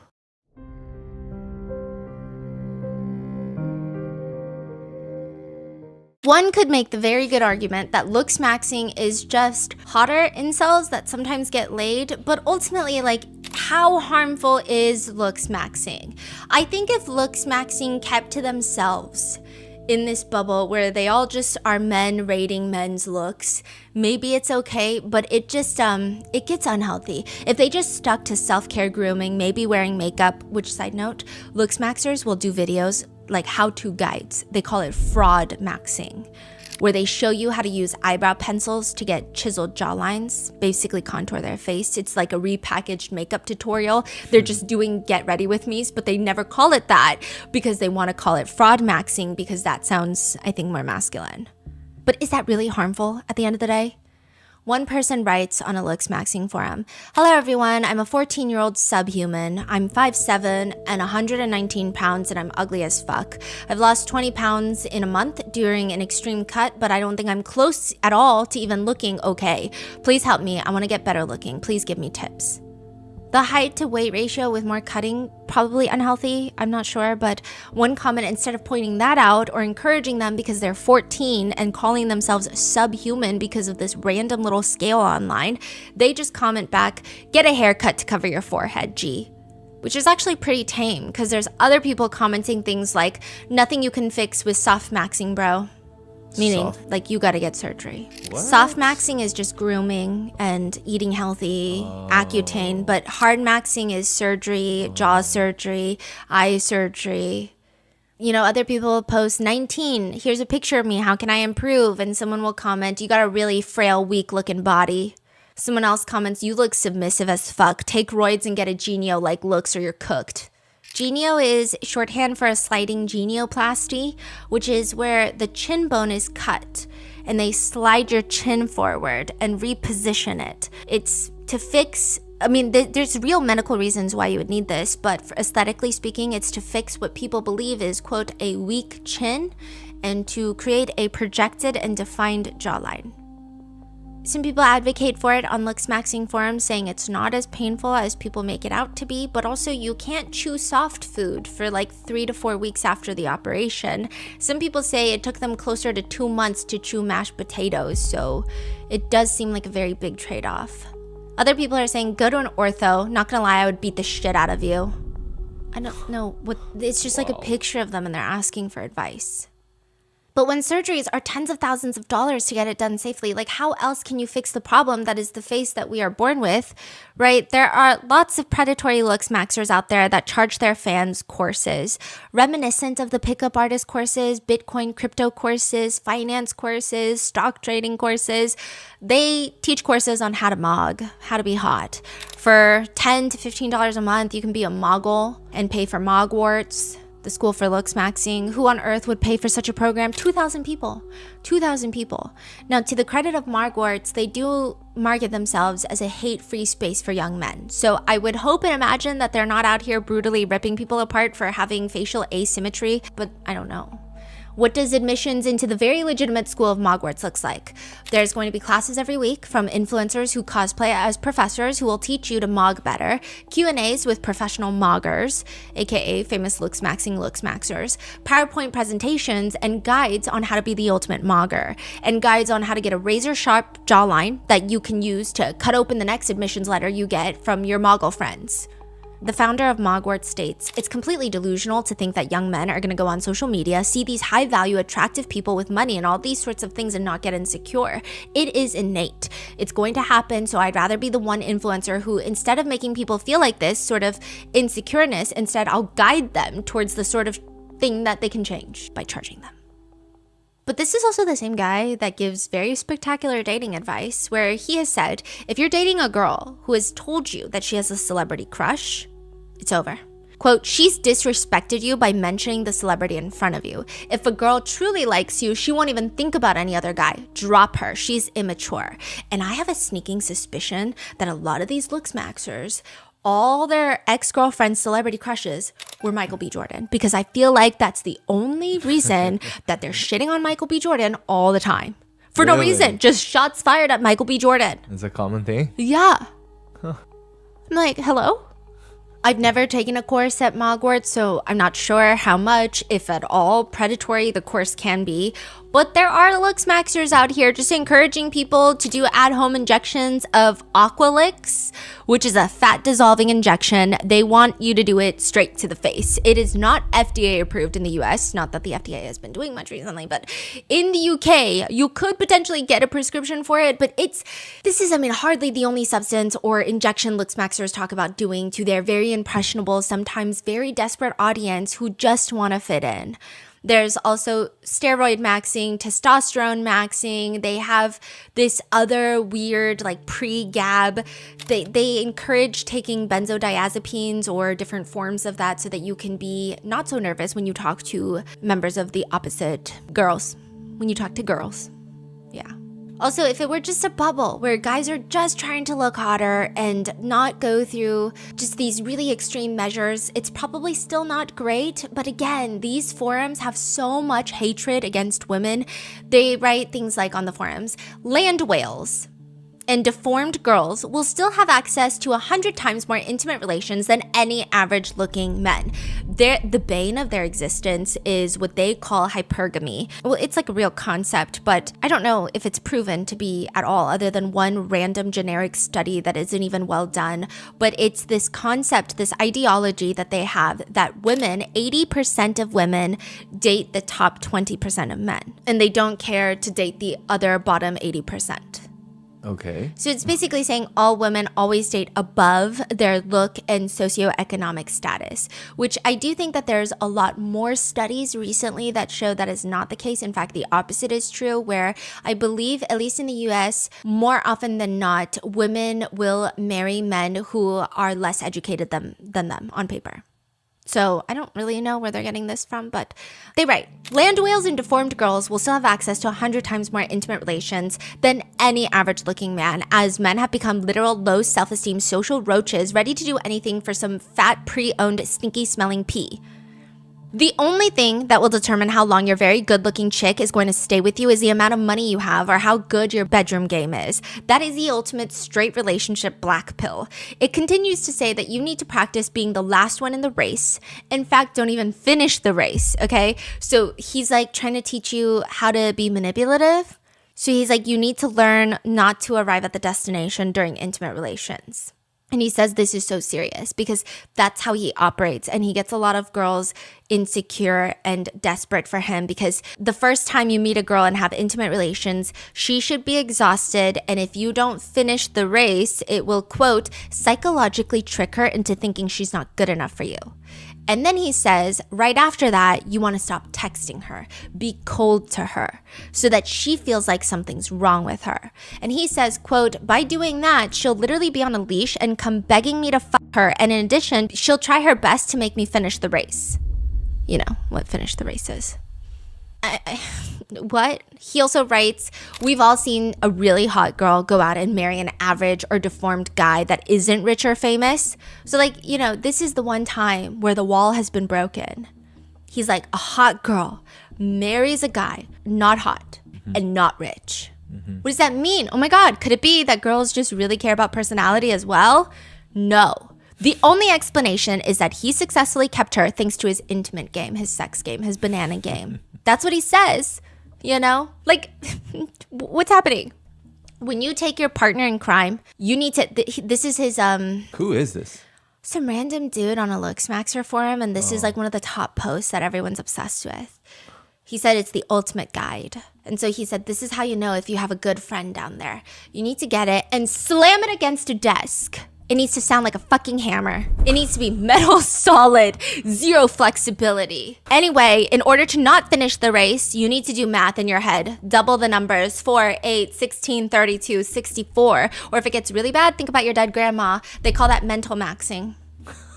Your mental maxing has to be strong. I swear, a lot of these rules and maxing guides are just written by a bunch of phonies. They say the only way to have a good intimate session is if she's begging you to stop, pushing you away, crying, screaming, the neighbors or the police come because she sounds like she's getting butchered, and your condom breaks multiple times. Somebody call the cops and sue Trojan, because what's happening? How is that an indicator of a good time? That sounds like a crime. This is like more unrealistic. This is as realistic as my spicy romantasy books, where one of them is like a shadow daddy shapeshifter vampire werewolf who knots. Like what even is this post? But then you have a bunch of guys commenting on the thread. Holy shit. Good post. Good post. Need to find a foid to fuck first. Side note, foid is incel shorthand for female humanoid. It's how incels refer to women. It's derogatory, it's dehumanizing, and very quickly indicates that they've never touched a woman before, but who am I to stop them from telling on themselves? One person comments, all this work just to have some fat, ugly whore commit to you? And again, maybe if there's just hookup culture where everyone's just trying to be hotter so that they can have the most amount of one-night stands possible, I don't think there's anything wrong between consenting adults doing that. But it's also the fact that like a lot of the looks maxers agree with the manosphere sentiment that body count is one of the most important things for a girl's value. Yeah. One manosphere turd says, I would like to have my partner be less experienced and more loyal so that her sexual compatibility is malleable to mine. We get to mold our sexual partners to our liking and vice versa, like we're some sort of Tamagotchi. I think that's a lot more possible when the partners haven't had stacked body counts to the sky. They also think that 3 body count is high, like atrociously high. They think even 1, if it's not the one you're married to, is like atrociously high. There was actually a whole debate about it. Yeah, there was a whole debate on everywhere, but there was one Jubilee debate where Mark Manson, the self-help guru, was like, what's the difference between having one person that you've had intimate relations with like 1,000 times versus multiple partners that you've had multiple relationships with? It's just weird, but they don't get it. Yeah. Also, this guy who said that he wants a woman to be malleable to his sexual preferences, not to enforce their idea of looks maxing. He is not easy on the eyes. It's just kind of strange, okay? It's just a lot of demands, and it's just weird. And they also say things like, this is Clavicular, okay? Clavicular said, quote, no woman has a political ideology that she's going to stand by, right? Because they have no backbone. They have no spine with any of their opinions. That's crazy. Yeah, which, speaking of Clavicular, he has a looks maxing course that has over 1,000 members and costs $50 a month, which is a lot of money. Yeah. He also makes about $80,000 to $100,000 a month from streaming. And as I'm filming this, I decided to go check up on him on TikTok, and he's starting his college tours. I don't know what that means. I think he's going to go to college campuses and just like make an incel army. I don't know what's happening. But yeah, and in that promotion for the college course, he's like making out with this girl, and then her husband walks in, and it's like, haha. This is real? I guess it's a bit, but. Oh, I see. But like for that to go around in college is kind of crazy. Yeah. It's very weird. Like I don't know what is the message. His lore? What does he do exactly? Okay, Are you gonna talk Clavicular, about him yes. later? No, I'm right now, okay? Clavicular is a very interesting individual that I came across as of more recently. And the stuff that was showing up on my TikTok algorithm about Clavicular, the girlies were getting into Clavicular, including me. I was like, oh, wait, this one clip I saw of him was actually kind of enduring. I don't know anything about Clavicular. And then I started the research for this case, and I was like, oh, I take back any sentiment I had of that, because it's bad. So the first thing that I found out about him, other than like he had this collab with Woah Vicky, we're going to talk about it in a second, but was that he spends just like a lot of money on peptides and drugs and enhancements every single month. I don't even know if he's breaking even at this point with how much he's making. He said that he approximately spends like $50,000 to $80,000 a year on peptides. Yeah. What exactly is the difference between peptides and drugs? I mean, peptides is a amino acid that's like created by protein. I don't know. I think GLP-1s are peptides. I think peptides help with lots of medical issues that people actually need, but then now people are peptide maxing. It's kind of giving a more extreme version of sauna and cold plunge. So there's a lot of overlaps with clavicular because he is the most presentable mainstream face for looks maxing. And if you go down one of the alleyways, you're going to get a very different side of clavicular because of your algorithm. So for example, I would say that my algorithm is not, but would be more in favor of like Wovicki. So like all the Wovicki stuff came out because the live stream was going viral. And then I started getting pushed his longevity overlap. So like doctors are interviewing him, but he's not a longevity guy, but like maybe that. And then you actually get like the red pill overlap where he's just shitting on women. So there's just like lots of weird. And then you have the lol cow overlap, which is just him saying dumb stuff to get viral. But he has a huge digital footprint that he has tried to erase a good chunk of it. But he, growing up, was self-identified. I don't know if he was diagnosed. He says that he grew up with, that he has autism, that he's awkward. He had all of these, he was actually very active on these forums, these lookism forums. Yeah, he said that he would try to say as little words as possible on a daily basis. He would wake up early so that he didn't have to run into people, including his parents, before he went to school. I think beginning clavicular was more relatable. He talks about how it's hard to talk to anybody without being on some sort of benzodiazepine. He just seems like a really uncomfortable guy who faced some rejection that maybe because he's not neurotypical, does not interpret social cues that well, and that has caused tension in his life and feels a lot of social anxiety. And that is something that I think a lot of people can relate to. He says that he started working as a bouncer at a club after high school. And he said, quote, I was noticing who was going home with the pretty girls every night. And I noticed it was really only about 1 to 2% of men. So it was people who were very tall, people who were very good looking, something I was noticing over my formative years when I was a teenager growing up. So making these observations, kind of seeing that sometimes good looking people would be able to go up to women and start making out with them without saying anything, I kind of started to shift my worldview a little bit and realize this is the most important metric and I have to go all in. And he says that he purchased testosterone online when he was 14, so like illegal testosterone, and he's been taking testosterone since.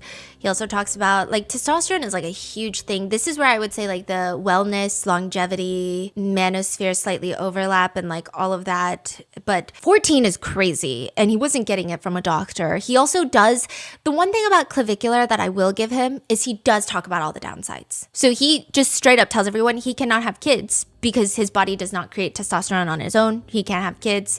He says that he can do some sort of therapy later if he decides to stop taking testosterone and have kids. I don't know how accurate that is, but I will give it to him. He is very open about all the consequences of the things that he does. So he's not trying to make it seem like it's a walk in the park. He's known for a lot of other things, one of them being that his mom had to take away his hammer when he was a teenager because he kept doing what it's referred now in the large scheme of things as bone smashing, which is where you repeatedly tap your face with a hammer to change your face shape because you're creating all these like micro fractures. Is it true? Like, is it like a real thing, safe thing? No. Oh, okay. So every doctor has come out and been like, you're just like, you could paralyze your face. You could also hit a nerve. You're also likely not going to get symmetrical results. So you're just like swollen and red and inflaming your face and probably doing more harm than good. But he said that he would bone smash ever since he was a teenager. And then now when you look pictures of him, he's like 20, he looks 30, but I mean, he looks chiseled, but everyone's like, how much of that is just his genetics? There's a clip of him even using a massage gun to his face, jamming it in his face, which again, you really should not do a massage gun for sure. He's also said things about Sydney Sweeney, okay? And like, not a lot of people are Sydney Sweeney fans. However, he says, I think she's pretty malformed. Her upper maxilla is extremely recessed. She's got the eyes of doom with no infraorbital support. She's really not that much of a looker in her face. I think that a lot of people with brains find her attractive because of her body. Some people think that like Sydney Sweeney is extremely attractive. I would say that she's pretty malformed. She's really not that much of a looker in her face.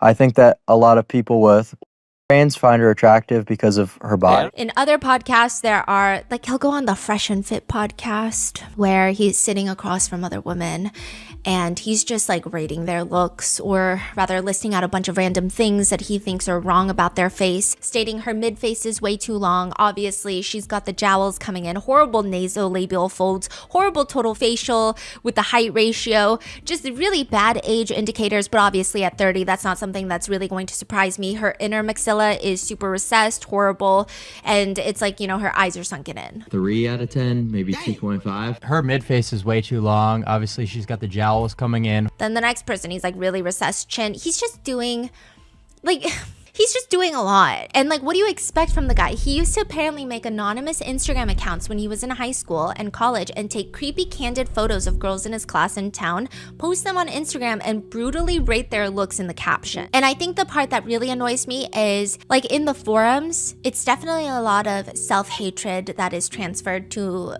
other guys in the looks maxing community and ultimately to women. But when you see these famous looks maxers and they're rating people online, for example, that's what he said about Sydney Sweeney, but fine, she's a public figure, whatever. But then you'll have him rate random girls at a club and just be so rude, so degrading, and like, nobody asked you, like, why are you doing this? And it's like getting off on the girls being humiliated. And then he'll see another famous live streamer, you know, that is not conventionally attractive, and he'll be so soft and gentle with how he rates the guy's looks. It's just very like circle jerk. Yeah, he calls lots of women troglodytes, which I guess stands for like a cave dweller, basically a feral human in the essence of what he's trying to say. He also even admits, he self-admits, you know, I was always a peak hater. I was like incel. However, I guess if there's anything to get behind clavicular on is when he rips into politicians, but like, the way he does it is also bizarre. He says, I mean, this next election cycle, who's going to win? It's going to be Gavin Newsom against JD Vance, and because JD Vance is subhuman and Gavin Newsom mogs, he's going to win. JD Vance is subhuman and Gavin Newsom mogs. The person interviewing him asks him, JD Vance is subhuman? Like, what makes you say that? And also, the person interviewing him is like a super alt-right podcaster. So they're all like trying to get him into the alt-right line, okay? And then he's like, he's got a very short total, you know, facial width to height ratio. He's obese, very recessed side profile, whereas Newsom is like a 6'3" Chad. JD Vance is subhuman? He's got a very short total facial width to height ratio. He's obese, very recessed side profile, whereas Newsom is like 6'3" Chad. He also states that he disagrees with Newsom's politics, so he's like very MAGA, but he is going to vote for Democrat Newsom because he mogs. What is this world? Yeah, like, I can't tell. Wow. I really cannot decide if this is funny or if this is like catastrophic foreshadowing for the future of humanity in our country, where we're just voting for like the hottest moggers. Wow. I mean, he's on brand, I guess. Yeah. He's saying that sarcastically, by the way. But he also says it's just embarrassing for the president of the country to be fat. He says, how are you fat and you expect to lead a country? You can't even be in shape. How are you fat and you expect to like lead a country? You can't even be in shape. But he's also very seemingly supportive of the Trump administration, which is not, I don't know if any of these people are like symbolic of health and fitness, but I mean, they're all old as well, but I don't know. He also says in stream, my grandma texted me today and she was like, stop making fun of JD Vance. And I was like, oh my God, bro, I'm not going to do that. He's fat and he's ugly. No, thank you, grandma. And for someone who is so heavily on the right, he says some weird things. He has this one video that has gone semi-viral in, I mean, I didn't see it up until the research of this video, so I guess in very specific circulating groups, but he says, would Charlie Kirk have gotten assassinated if he were a Chad? Probably not. Here's why. Good-looking people experience something called the halo effect, so it's quite possible that if Charlie were to be better looking, someone wouldn't have hated him enough to assassinate him. So I don't really know. He's like, he hangs out a lot with the alt-right people, like Nick Fuentes. Really likes Nick Fuentes. He said he would vote for Nick Fuentes if he runs for president. So he is very aligned with the alt-right pipeline and the manosphere. However, it's confusing because he's also like shitting on them at the same time. So it doesn't make any sense. It's just weird. I think he just goes for whatever is lucrative. That's why it makes zero sense. He's also said things like, I hate politics. So whoever wants to give me the fattest bag, let's be real. And he said, I'll go each and every way, brother. What do all the Look Maxers like forums or people think about him since he's like the poster child now? Do they approve of him? Do they think he's the Giga Chad? Or is that the energy or? Yeah, I think they all like him, except I don't know if they think he's a Giga Chad. There's some more smaller, we're going to talk about him next. Mason Hull, otherwise known as Hulo, the one from the beginning of this story. I think a lot of people think he's more representative of an aesthetic Chad. Oh.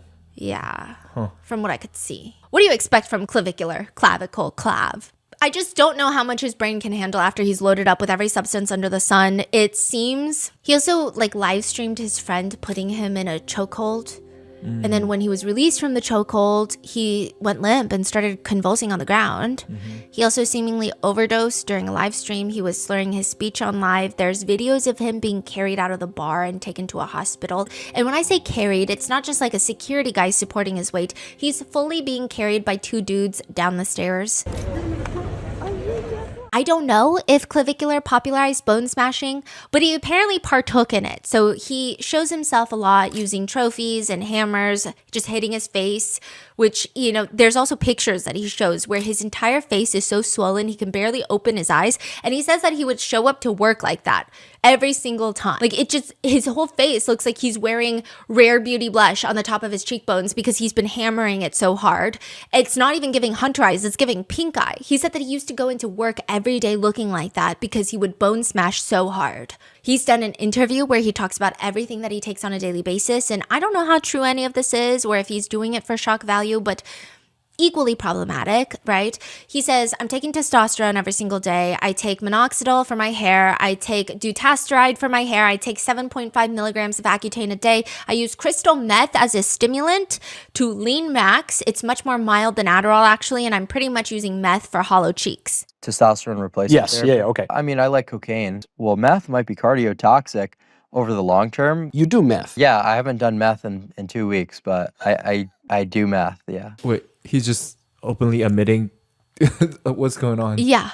What is going on? He says models will do coke to get their appetite to go away, but meth just lasts a lot longer. He says, for 3 days, I spammed a combination of Adderall and methamphetamine for appetite suppression. I literally went on a 3-day fast and stayed awake the entire time. I lost 5 pounds. He's asked, did it feel good? And he says, of course, it's fucking meth. He's also taken like anabolic steroids, which is not even approved for human usage at this point. It's just for animals. It's called like trenbolone or something. So there's a lot that can go wrong if you're not very careful with using anabolic steroids. For those reasons, with how complex it is, I don't openly advocate for anyone to do this, right? And he talks about it. He also talks about how he takes Pregab and Baclofen pills, which it's supposed to mimic the feeling of being drunk. But you cannot take them long term because you probably potentially are going to get Parkinson's, especially if you don't need these drugs, which he does not need them. And in another clip too, I don't know how many viewers that take his words like the gospel, he says, you should be on your computer for hours, researching, creating yourself a regimen. I mean, how can I ascend? What can I do? Not worried about what kind of side effects could I get from this? What could go wrong? How about what could go right? Side note, ascend is just another masculine repackaging for the concept of glowing up. And clavicular is nothing if not committed to his ascension. He says for him, he was ordering illegal testosterone. He would get it into a P.O. box. And he says, I'm just someone who is willing to do whatever needs to be done. So I would just reorder it to a P.O. box instead. A lot of people will come after my parents for the things that I did, but realistically, no one was stopping me. I was committed to my goal. But I'm just someone who, you know, is willing to do whatever needs to be done. So I would just reorder it to a P.O. box instead. Like, you know, a lot of people will come after my parents for the things that I did, but realistically, no one was stopping me. I was committed to my goal, and I wasn't going to let anyone get away. He even gets kicked out of college for roid maxing. So he would brag about how he's roid maxing on these forums, and someone called his college, they raided his dorm room, found a bunch of steroids. Steroids in my dorm room, and I got kicked out. I only lasted 3 weeks. Oh, that's literally how he got kicked out of school? And then started his influencer career. And why not just work out and not use steroids? He says, natty gains are slow and gay. Natty means natural in the world of I don't know what world that is, okay? But he says, I am the pioneer of mainstream plastic surgery for men's aesthetics. He thinks the future is, quote, every motherfucker will have some sort of titanium implant in their face. Rhinoplasties are being handed out like it's fucking food stamps. He says you can actually get college loans and use it for surgery. So this is a method. So I've been telling people you can literally do that. So just misappropriating the funds, it's really not going to get you in that much trouble, and you'll mog, so you'll be able to sort of get out of it. This is crazy. And for someone who spends so much time and energy into mogging, he just like continuously goes viral for getting out-mogged by random people. He was interviewed by 60 Minutes where he's just mogged by the reporter. He goes to meet an ASU frat leader, which that was like a fake narrative. Apparently he's not a frat leader. Apparently he is a bodybuilder, but he gets brutally frame mogged. Like he does get mogged. And then later, the judge presiding over one of his cases, because he was arrested a few times, I'm going to get into that. But the judge mogs the shit out of him. Holy cow. Okay, like mogs him really hard. And he's just going around getting mogged. So how does he take that when he gets out-mogged? He's actually like, the one thing about Clavicular, I will say, is he's like very open to being embarrassed. Oh, He's just like, I got out-mogged. okay. He's just like- Does that motivate him to smash his face more? Is that what happened? Yeah. Okay. But he, like, I guess that's the part where maybe he gets a lot of attention and fame because he's not like weird about it. Because you would imagine a lot of guys would be like, I didn't get mogged. But he's just like, yeah, why the fuck did I get mogged? Yeah. So it's kind Yeah. of, So yeah. his like nose proportion is just 2% better than mine. Yeah, probably pulling up Adobe Photoshop. The Looks Maxers love Adobe Photoshop. They love to get like the little measuring tool and then do the facial thirds. And the way they do it, like I'm watching their screen recordings, it's so smooth. I'm like, oh Wow. my God, are you looking for That a is job? crazy. Yeah. Wow. So they're serious about this. This is not yeah. a bit. No, Wow. this is a lifestyle. Interesting. Yeah. But he does sort of get a redemption arc, even though, I don't know, okay? He's also the one that said that we need to go back to the patriarchy times, as if we somehow escaped it, as if women are just like incapable of holding themselves to any moral code. That's what he said. Yeah. He thinks we need to go back to a patriarchy and that Nick Fuentes should be president. He would vote for Nick Fuentes or Gavin Newsom if it's up between Gavin Newsom and JD Vance. It's going to be Gavin Newsom against JD Vance because JD Vance is subhuman and Gavin Newsom mog. But he goes viral because this is basically the Clavicki era.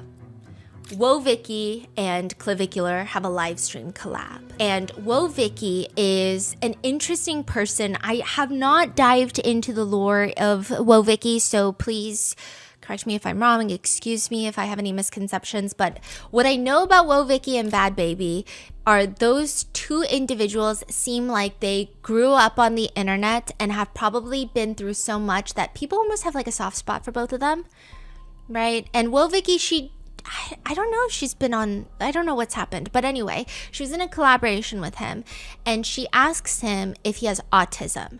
And this is something that he talks about very openly, where he feels like even looks maxing is a hyperfixation of his autism. He talks about how growing up it was difficult for him, and it seems like he could feel a little sensitive to it about it. But Wojcicki is just like, oh, I don't even mean to be funny. Like, I love people with autism. They normally attract to me. No, like they attract, like my little brothers and sisters all have autism. And so he actually seems like he's into it and he's smiling a lot. She also points out that he must be real rich because his Rolex has diamonds in it and she's never seen a Rolex with diamonds in it. She asks if he knows anything about cortisol being recessed. She's like, cortisol are your stress levels, and then recessed, I think she's talking about like the chin going in. But he points out that she's just combining a bunch of random words that the looks maxing community have. And everyone just started shipping them because he actually seems to be really nice to her. Like this is how little he's nice to girls. And he seems like most of his live streams are him going to clubs in Miami and either flirting with girls and getting rejected or being mean to girls. And he's actually quite nice to her, at least in the viral clips. And he asks her, well, you think we'd have good kids together? And she's like, yeah, I think they'd be cute. And he said, probably from your side mostly. What, you don't think we'd have good kids together? Yeah, I think that'd be cute. And she's like, no, you look nice too. And he's like, you look better. I think you got me a little bit. So they're flirting a lot, and he even says, this is a viral clip where he says, "God damn, Vicky, I wish I met you 5 years ago." God damn, Vicky, I wish I met you 5 years ago. So it almost made people feel like, oh, like then he wouldn't have gone down this very self-destructive looks maxing spiral, and they would have ridden off into the sunset together. Yeah. At some point, she asks to pray for him because she's very religious now. And she asks him, is there anything Pacific? And he's very confused. He's like, in the Pacific? And she responds, yeah, like you want me to pray for you? And he's like, I don't really know any animals in the Pacific. He's trying to be funny. Yeah. No, I think he's for real. Oh, okay. So it's just like the mixture of like Yeah. I got it. The vibe. I get the vibe. the neurodivergent and like the also neurodivergent, but like very different types of neurodivergent combining together, and it was just very cute. They also set up a mini date because the initial stream went so well, and it did seem like they had some bit of history or chemistry. It was nice. People noticed that Vicky was the only girl that he was actively laughing around. He seemed very genuine. Like there are parts where Vicky's on her phone during the date and he's like, it's not nice to be on your phone during the date. And she's like, oh, sorry. And then he asked her if there are times where she's without her phone. She responds, sometimes she actively lets her phone die. And there was a time she didn't have her phone for 2 days because it wasn't charged. And he's like, what did you do during those 2 days? And she mentions quite cutely, used other people's phones. So it's just like really cute, right? However, I do think it was for clout. So the very initial stream, this part did not go viral, but he actually kicked Vicky out of his stream, the very first stream, because she was using some sort of product and he was accusing her of doing an undisclosed ad on his live stream. And she swore it was not an ad, and then he wanted her to swear her hand on the Bible, and she said she didn't want to because that made her uncomfortable, religiously speaking. And so he kicked her out of the live stream, like out of the house. Okay. But then those clips, the flirting clips from the initial live stream started going viral and people started shipping them. So then he asked her to come back to do like a little date live stream. So I don't know about Vicky's intentions. She seems pretty genuine, but I think Clavicular was going where the clout was going. Oh, I see. Okay. Yeah, but also, like, what do you expect? Like, this is a random blip of rebranding and virality that he had. And this, like, the Vicky clips actually pushed him to people like me, like, just people who didn't really know him. And I was like, oh, like, I've heard about him. I don't know any of the stuff that he said. I just know, like, looks maxing is a weird concept, but it was so cute. It almost wants you to, you want to support them. Yeah. But then you look into it. Okay. And he's also said these types of things during a live stream. Chat, I'm not gonna lie, my mom literally got fat after she had me. Dude, chat, I'm not gonna lie, my mom literally it got like after she had me. He also talks about girls like this. You think I want to know about your fucking hobbies? Bitch, I want to get in your fucking pants, god damn it. I want to fuck you. And I want to convince you that I'm not trying to fuck you, which is why I'm having the conversation. So how about you do me the courtesy of telling me where at least went wrong, okay? Just so I can know. He will just tell girls that their heads are full of cum. Your fucking skull is full of cum instead of brain. Yeah, he also likes to say that the best things to come out of self-driving cars like Waymo is, my favorite usage of self-driving Ubers is to send stupid hoes off the fucking end of the Santa Monica Pier in a self-driving car. He says in another video, unless you're a Chad, you will never experience what it's like to have a girl look at you and be truly in love. I see so many people, they're making all this money, they got all these cars, but they've got a face that only a mother could love.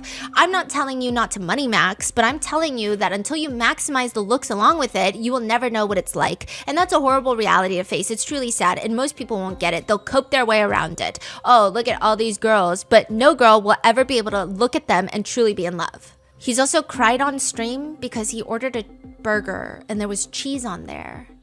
And he's not cheese maxing. One of his team members was interviewed by GQ and they state, he just does butter bagel, no cream cheese. Do not hand him a fucking burger with cheese on it. He will fucking throw that shit at you.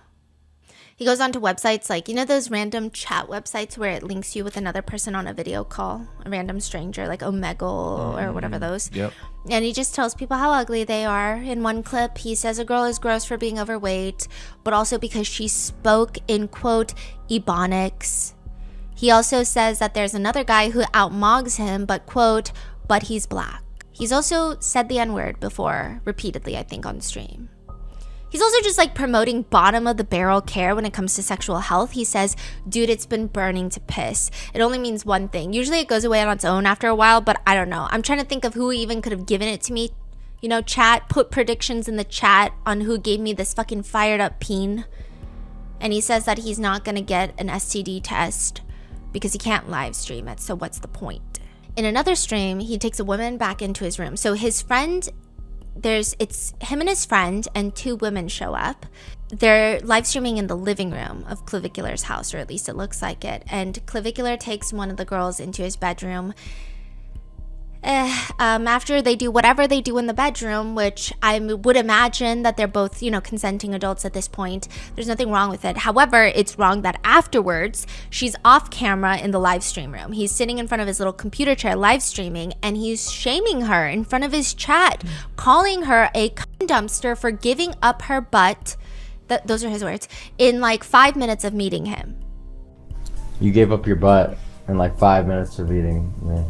I thought of a nickname for you. Cum dumpster. Then he asks her to sit in frame on camera so he can probably humiliate her more, and she refuses, and he says, Listen up, ho. You gotta learn how to listen. Women not listening is like, makes me want to fucking kill myself. just sit in the fucking chair and stop being a bitch. If you don't sit there, you can get out. Then he tells her That is insane. that she's basically an escort for how quickly they had intimate relations, which like same could be said about you, but whatever. And he tells her, I liked it, okay, you're a fun time, let's do it again. She rejects, and the chat is donating money so that they can have their comment read out audibly. And like, tell me what's the difference between this and incels. And they have the audible comment read, Walk of shame just tipped $2. She's regretting being a little hoe. Now she has to do the walk of shame out of the room. She rejects wanting to have anything to do with Clav anymore after this, and she says it just wasn't that good.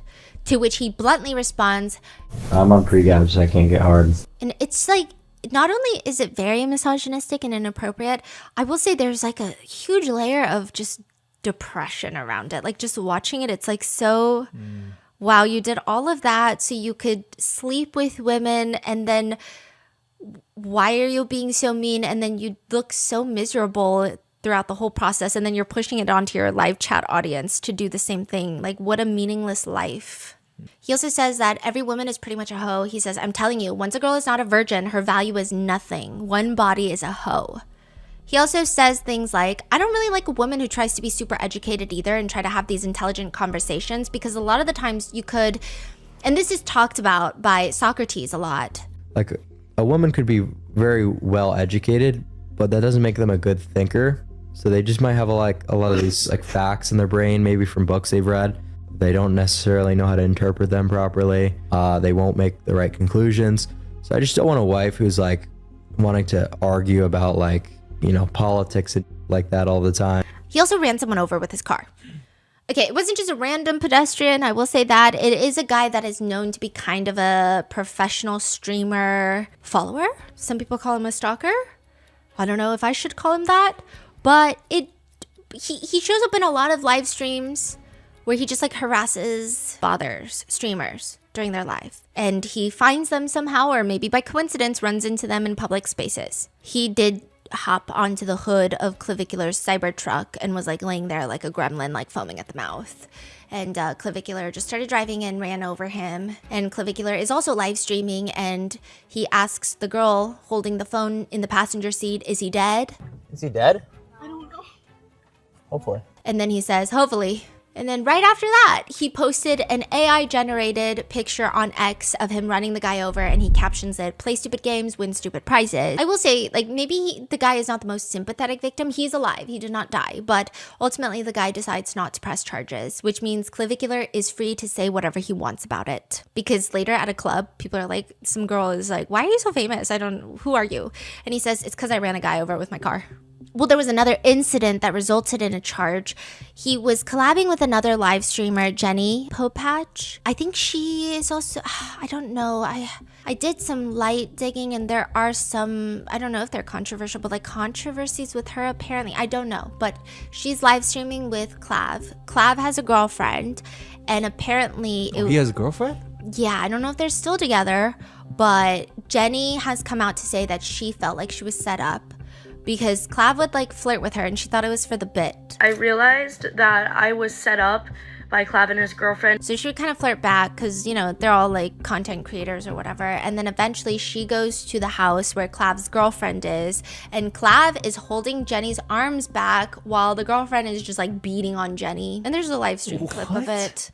Yeah. Like actually beating? Yeah. What is going on? And then he shot an alligator in a marsh in the Florida Everglades. He shot at a drone. There are also new allegations against him from his ex-girlfriend who stated that she accuses him of essaying her when she was 16.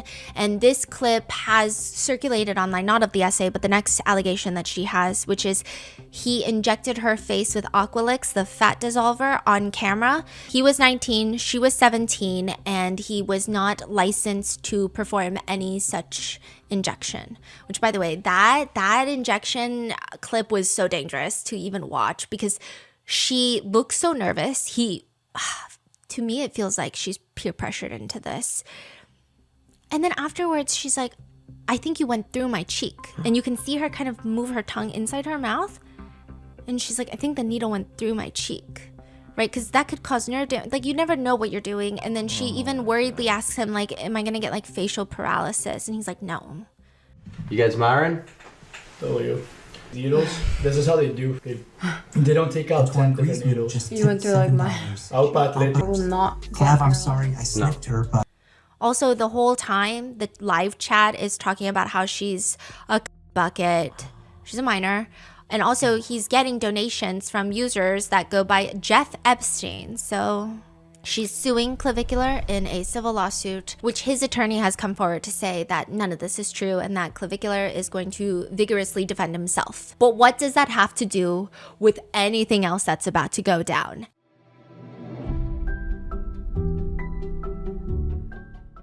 Please hold. Your wait time is 1 billion minutes. Spending your whole day trying to get help is the worst. But Southern New Hampshire University, they'll treat you better. Their online students get unreal support from real people, people who can help with your application, check your papers for errors, and answer literally any questions you have along the way. It's like SNHU actually wants you to succeed. Crazy, right? SNHU truly is chef's kiss. Get started at snhu.edu/Rotten Mango.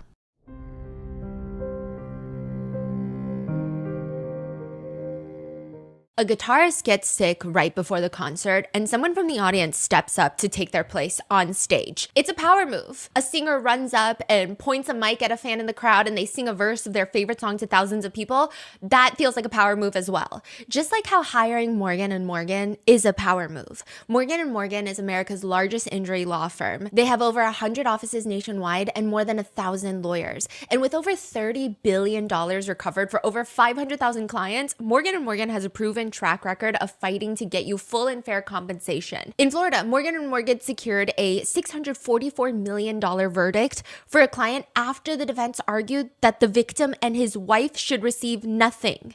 And in Nashville, another client was awarded $10.6 million.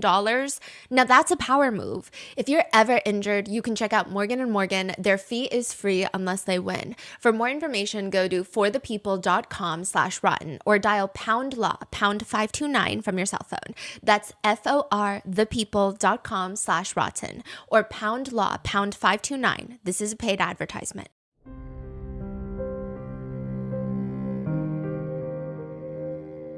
Do you guys know Gideon? So Gideon is part of... I don't even know how to categorize. Like, there's a lot of categories of YouTubers where they all do different things as their form of content.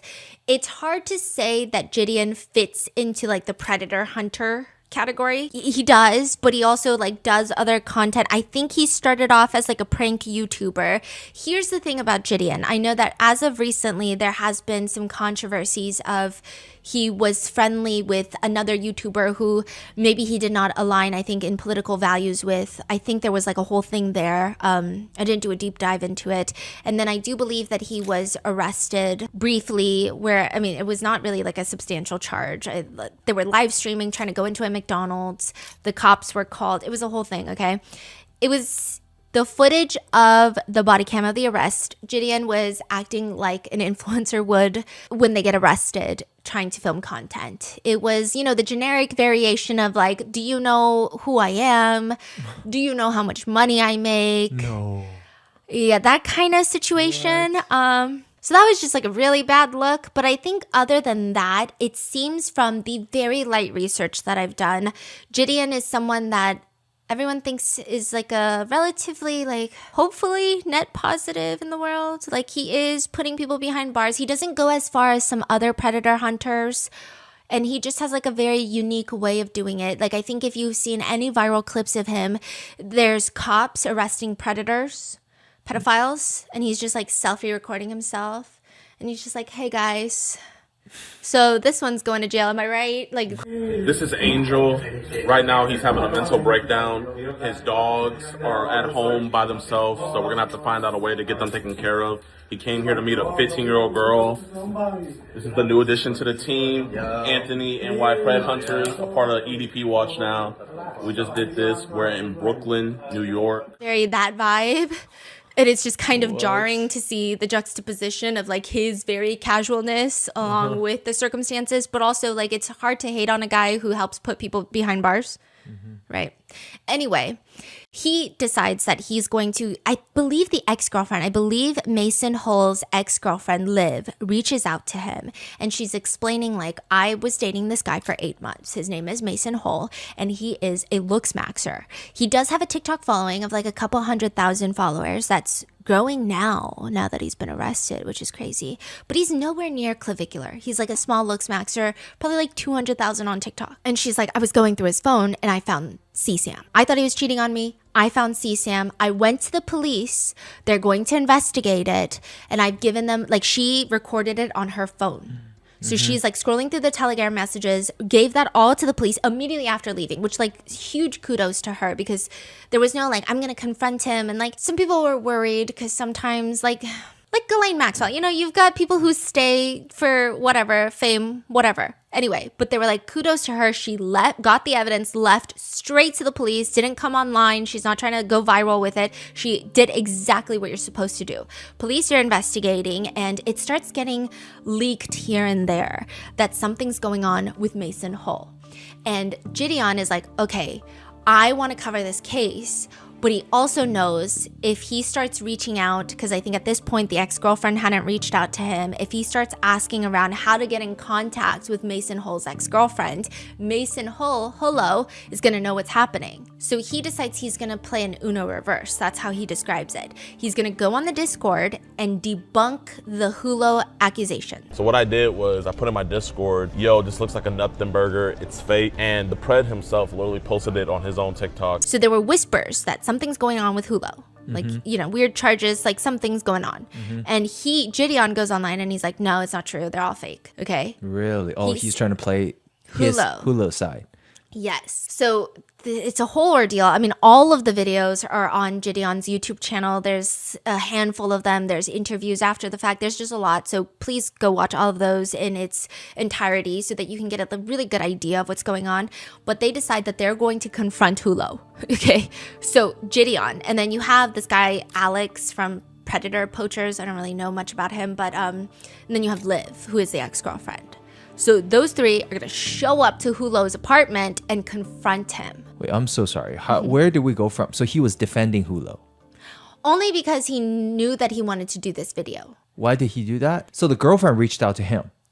It seems like it. Oh, so then why is he defending Hullo again? Because they're going to show up to Hullo's house. And if he didn't defend, then I think that like he wouldn't let them in and talk to them. Like it was like a whole... Oh, is that what it is? Yeah. I think that's why. I mean, he can probably explain it better. It's not really the strongest aspect of this case in terms of the actual case itself, the criminal charges. Okay, honestly, the only reason you need to know about this Discord chat is because some people are upset with Gideon for even posting that on Discord in the first place, even though it was part of a grander scheme.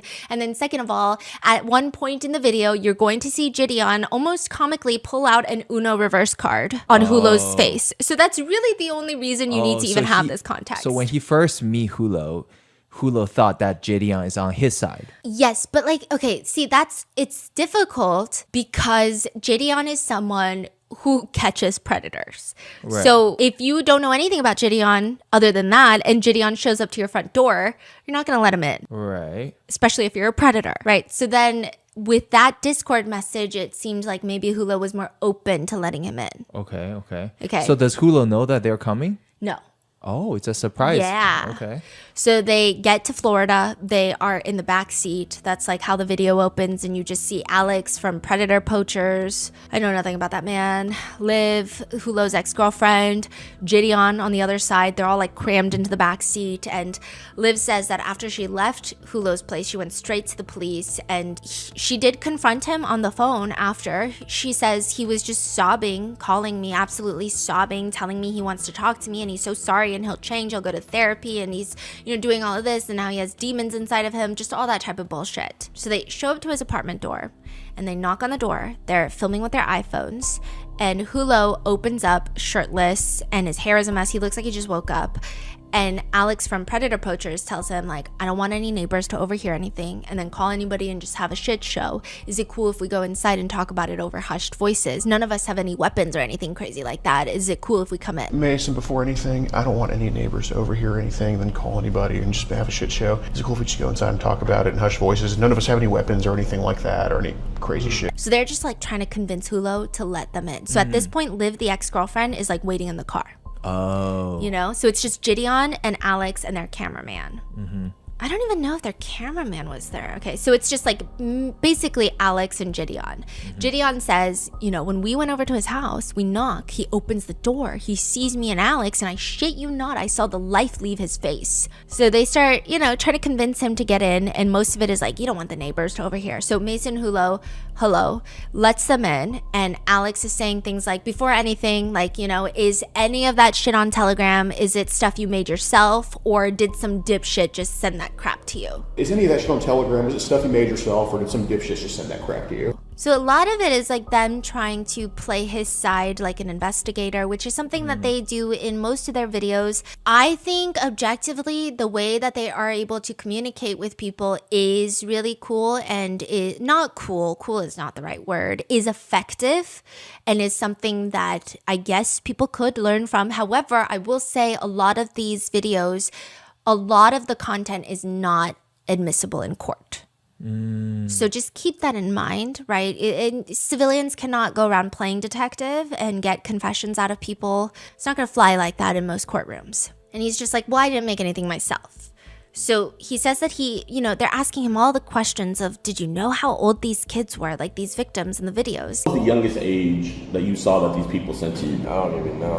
And he just says he doesn't know, but he just felt really guilty about it. And this is where Gideon comes in. And Gideon is someone that, after my very light research on him, he has this phenomenal ability to say the most unhinged things with a complete and absolute straight face. And he just asks and clarifies. He's like, you felt guilty after you came? And he's like, after I just watched the videos and stuff, I felt guilty and I just couldn't, I don't know, I just had to delete everything. I just felt guilty about it after. Like after you came? Yeah, like after I just watched the videos and stuff, I just felt guilty and I know I just had to delete everything. And Mason Hulo starts giving them lots of different excuses. He said, I wasn't trying to go for younger. I was honestly just trying to go for a little younger than I am. I'm trying to go for like younger. I was honestly just trying to go for a little younger than I am.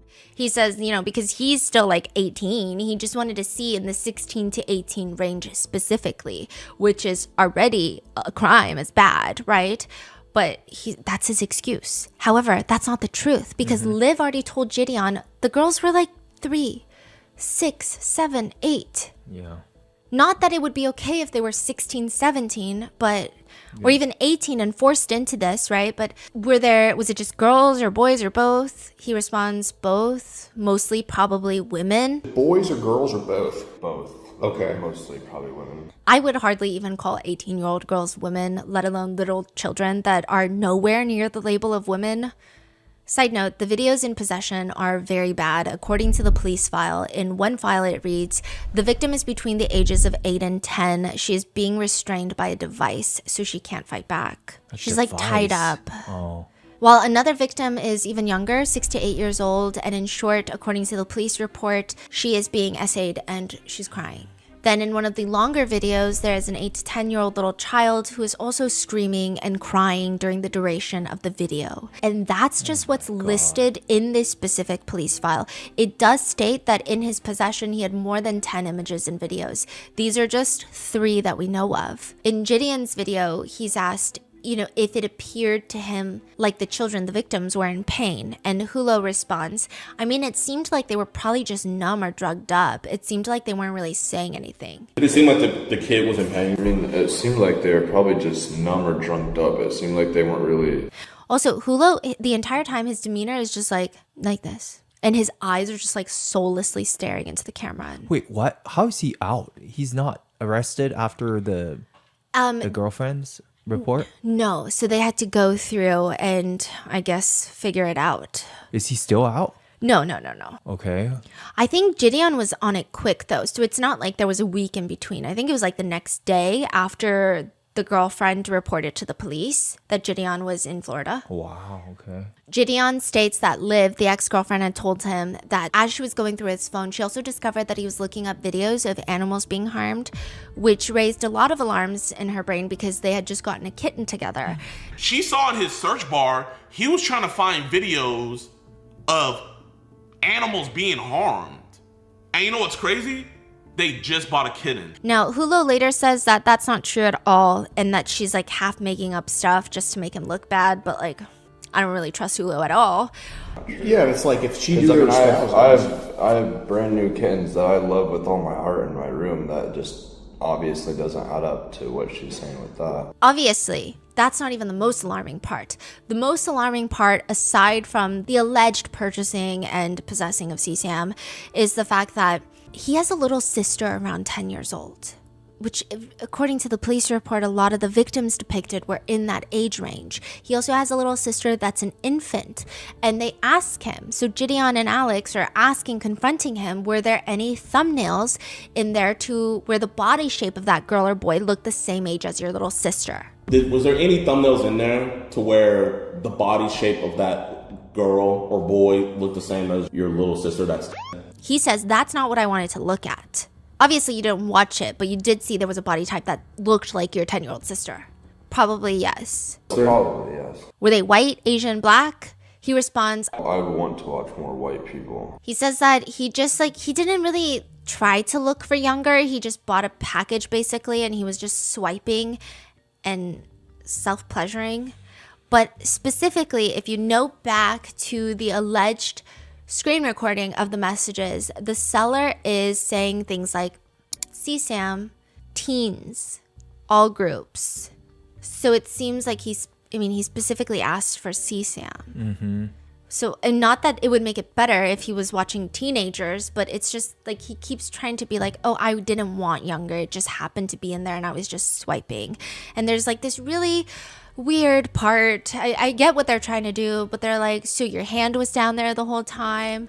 And they're like, was it moving up and down? Like they're trying to get him to admit that he was getting gratification out of watching, but... Did you make those videos of the girls? Was your hand going up and down with your penis? He said that he was just watching normal shit and his body and mind just got curious and craved more. He says, quote, I felt extremely guilty after, and I still do till this day. So Gideon leaves, and this is pretty much like I wouldn't say a confession in the legal sense, but as close to admitting to the crimes as you can get on video. Okay, like it's pretty damn near there.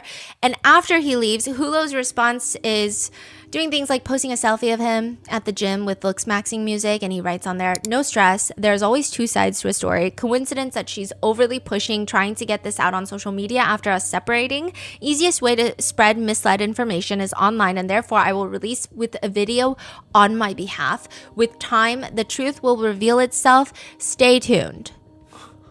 What? Another one reads, making a meme joke about a matter like that doesn't seem serious. She says it destroyed her career. Why is she having a great time now that it's out? Think about framing someone online that there's only so many options. They are smart. I don't know. The peptides have infiltrated his gray matter and they're wreaking havoc because I don't know what this means. He also posts screenshots between his ex-girlfriend and someone else that in my opinion, I don't know how legitimate these messages are. They just seem super fake.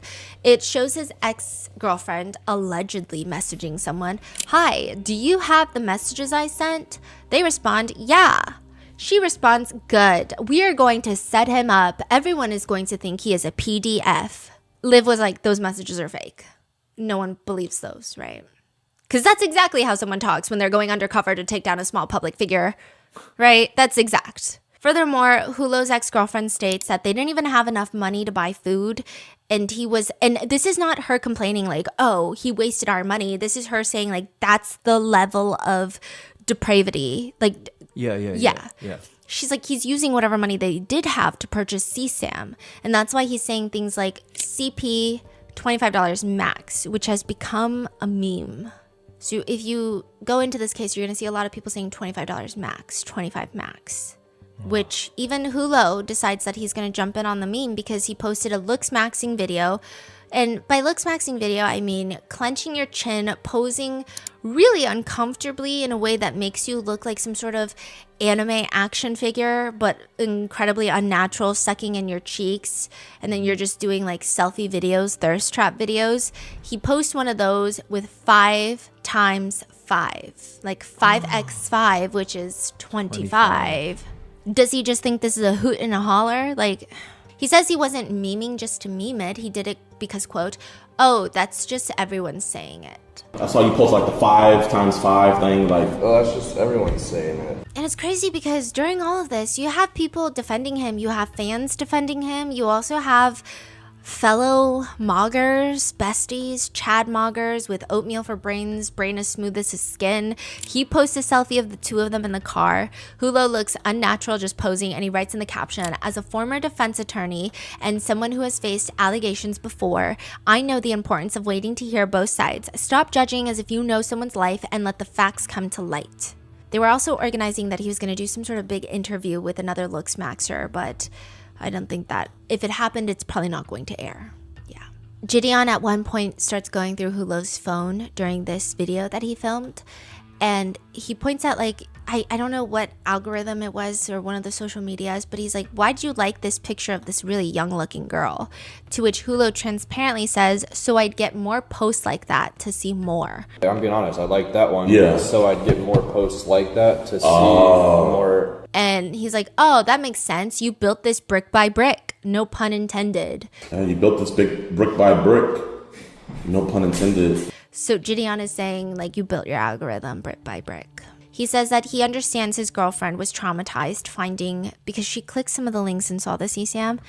But he says, I feel like she really is trying to ruin my life. "I feel like if anything, I need to go serve what I did wrong and then maybe go to like a facility treatment center." And throughout this entire video, like they kind of framed it as, we're just filming so you can't later say we came in here and beat you up. It's for safety. And then later at the end, he's like, "Are you guys going to post this?" Yeah, but are you posting it? No, I'm not posting that.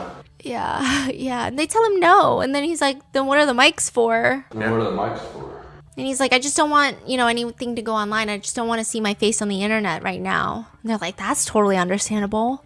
He contemplates deleting his social media, saying, "I truly just want to delete my account after confessing. I don't even like watching TikTok because people are making fun of me left and right. There's no point in even having it."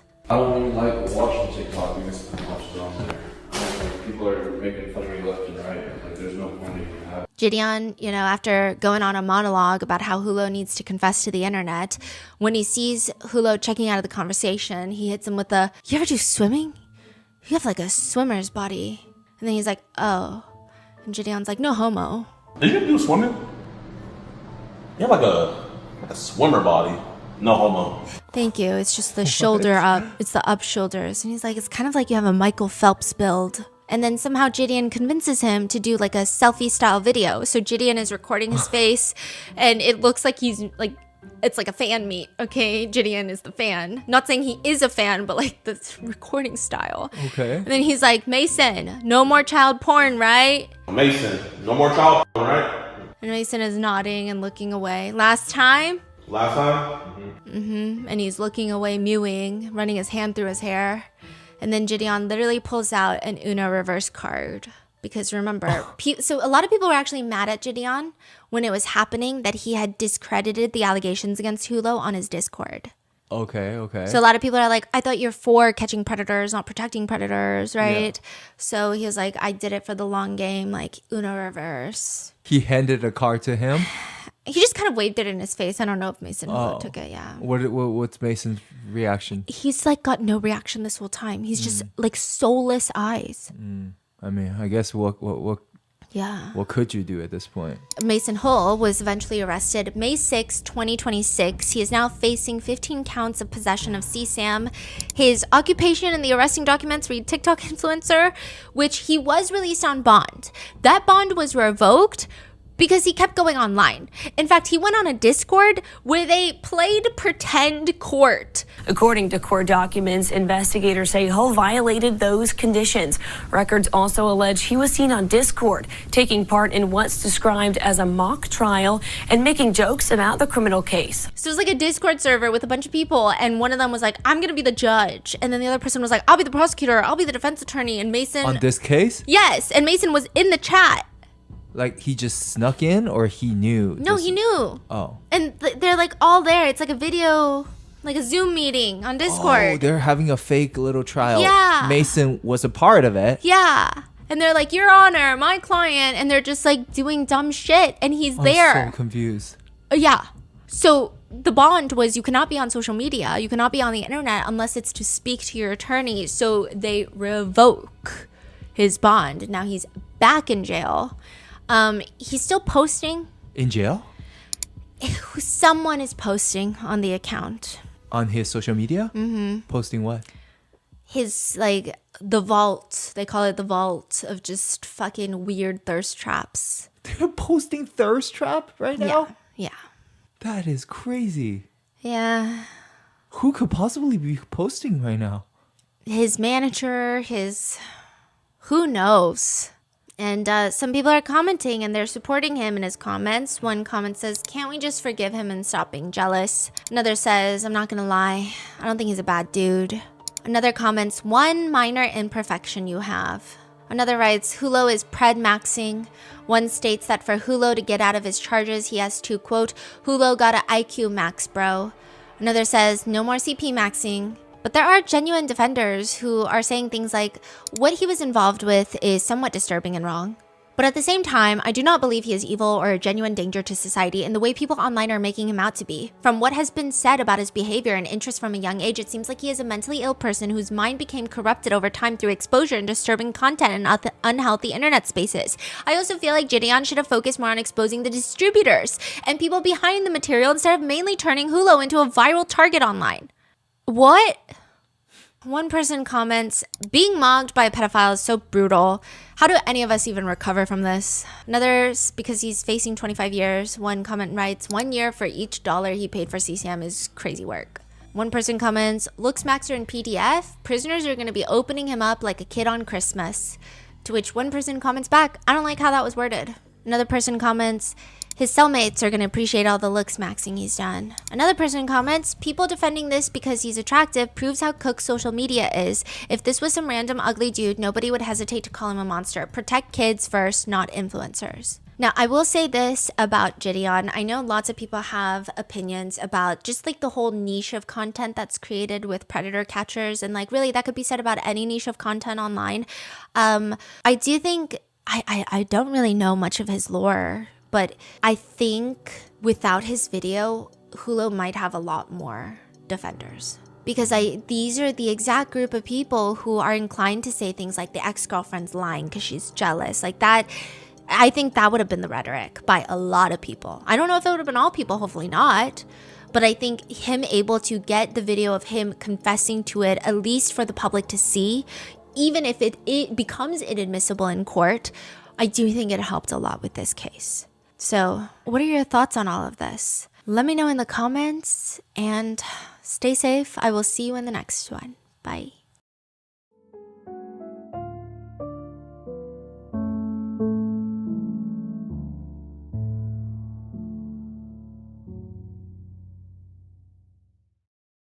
people back in the day were quite dramatic.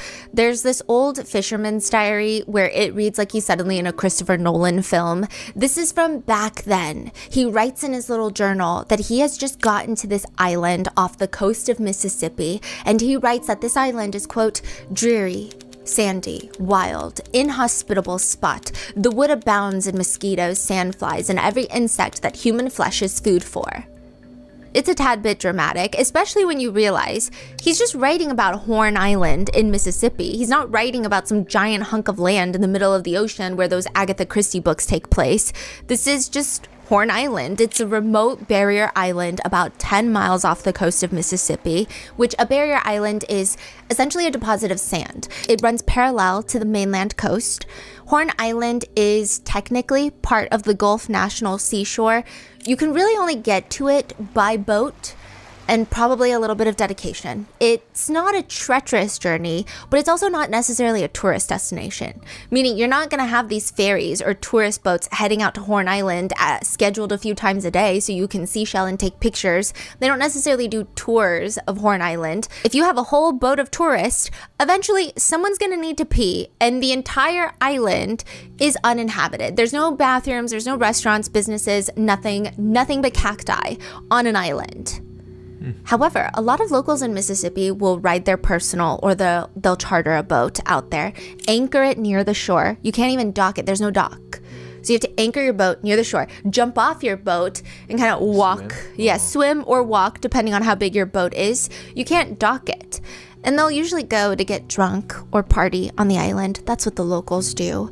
The island's dimensions get reconfigured every now and then, but it's a pretty substantial piece of land, okay? As of today, the island is about 10 miles long, and the width of it, the longest point is like a little less than a mile. It's not huge, but it's not small. Yeah. There was a point where it was recorded to be much larger. It was about 17 miles long. It's shrinking. The island is shrinking. Also, it's moving.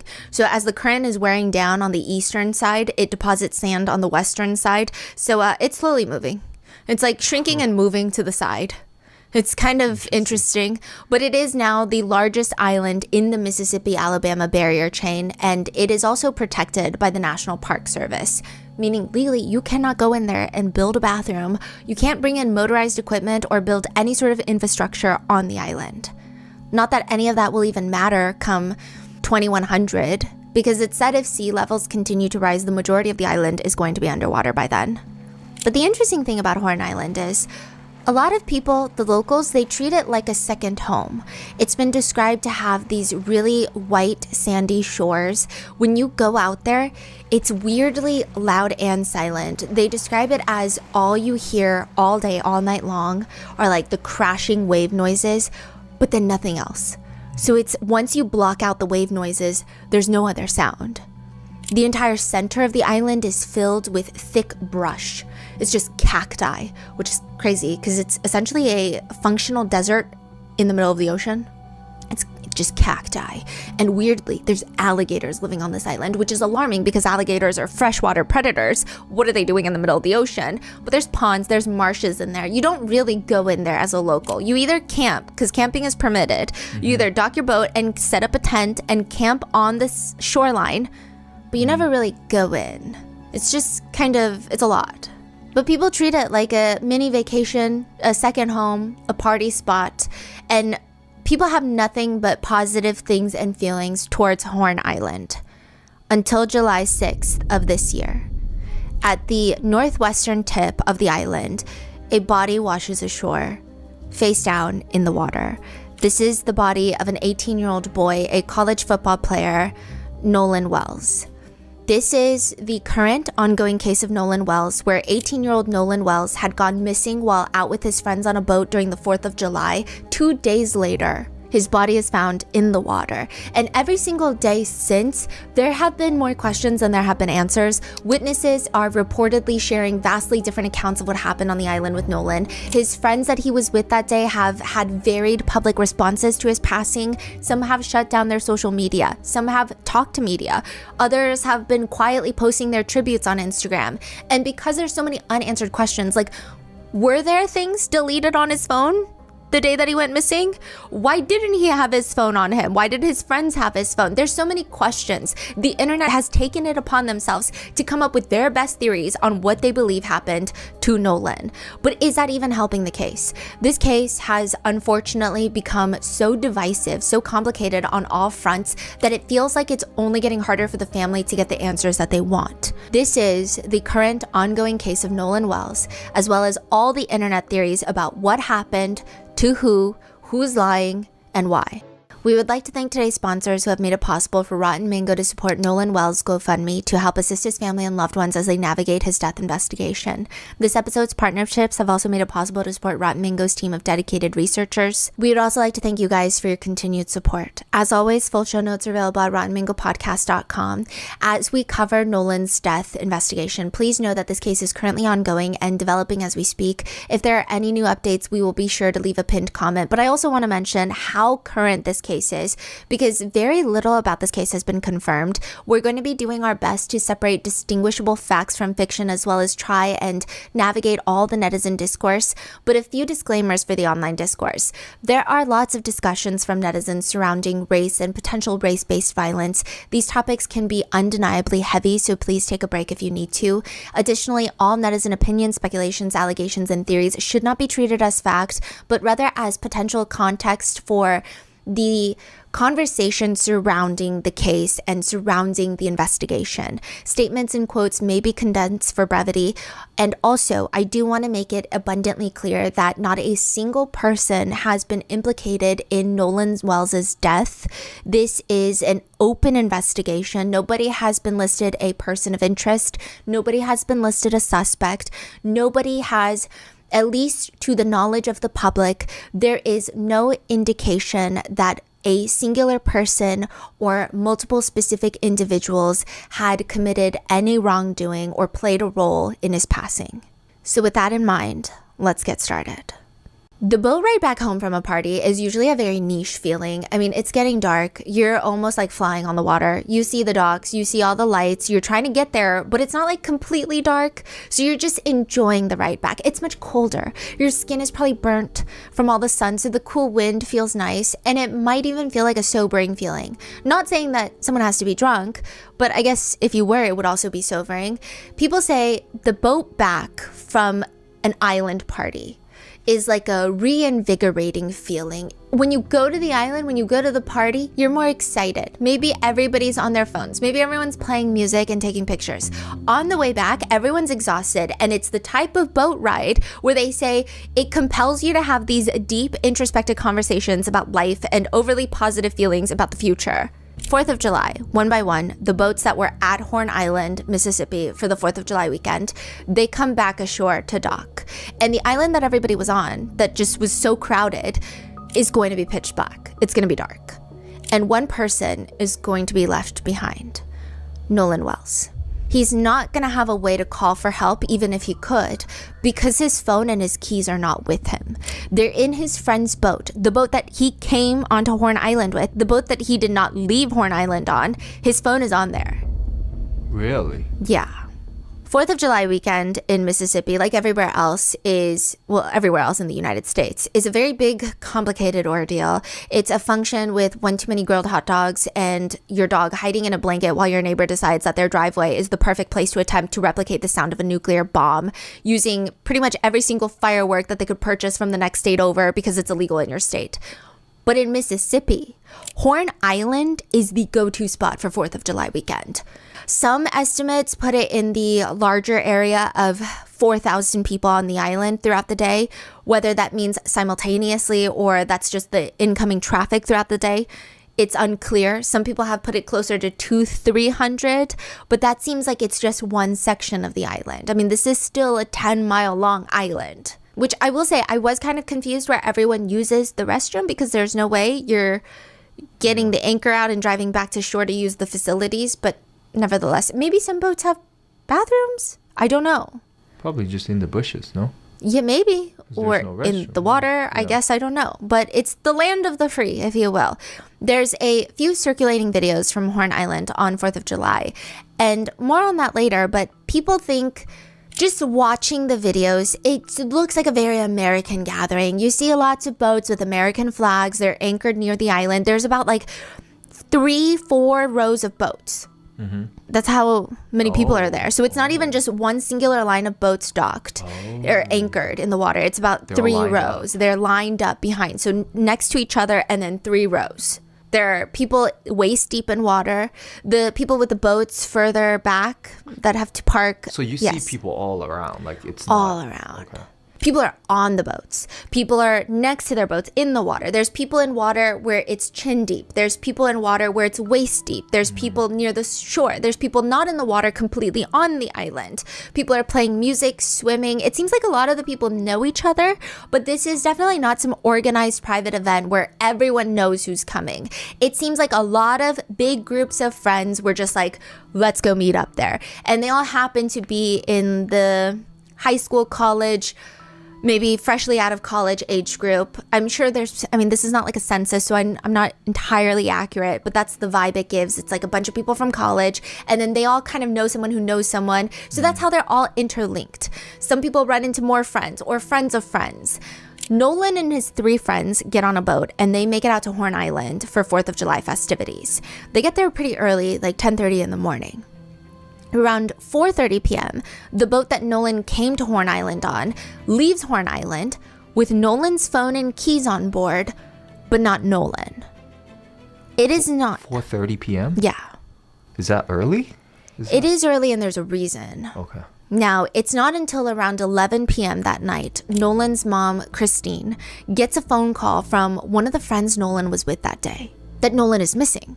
Now, according to Christine, Nolan's mom, she's really confused by this. Which understandably, she's like, what do you mean he's missing? Like he had told her what his plans were for 4th of July, and now you're saying he's missing.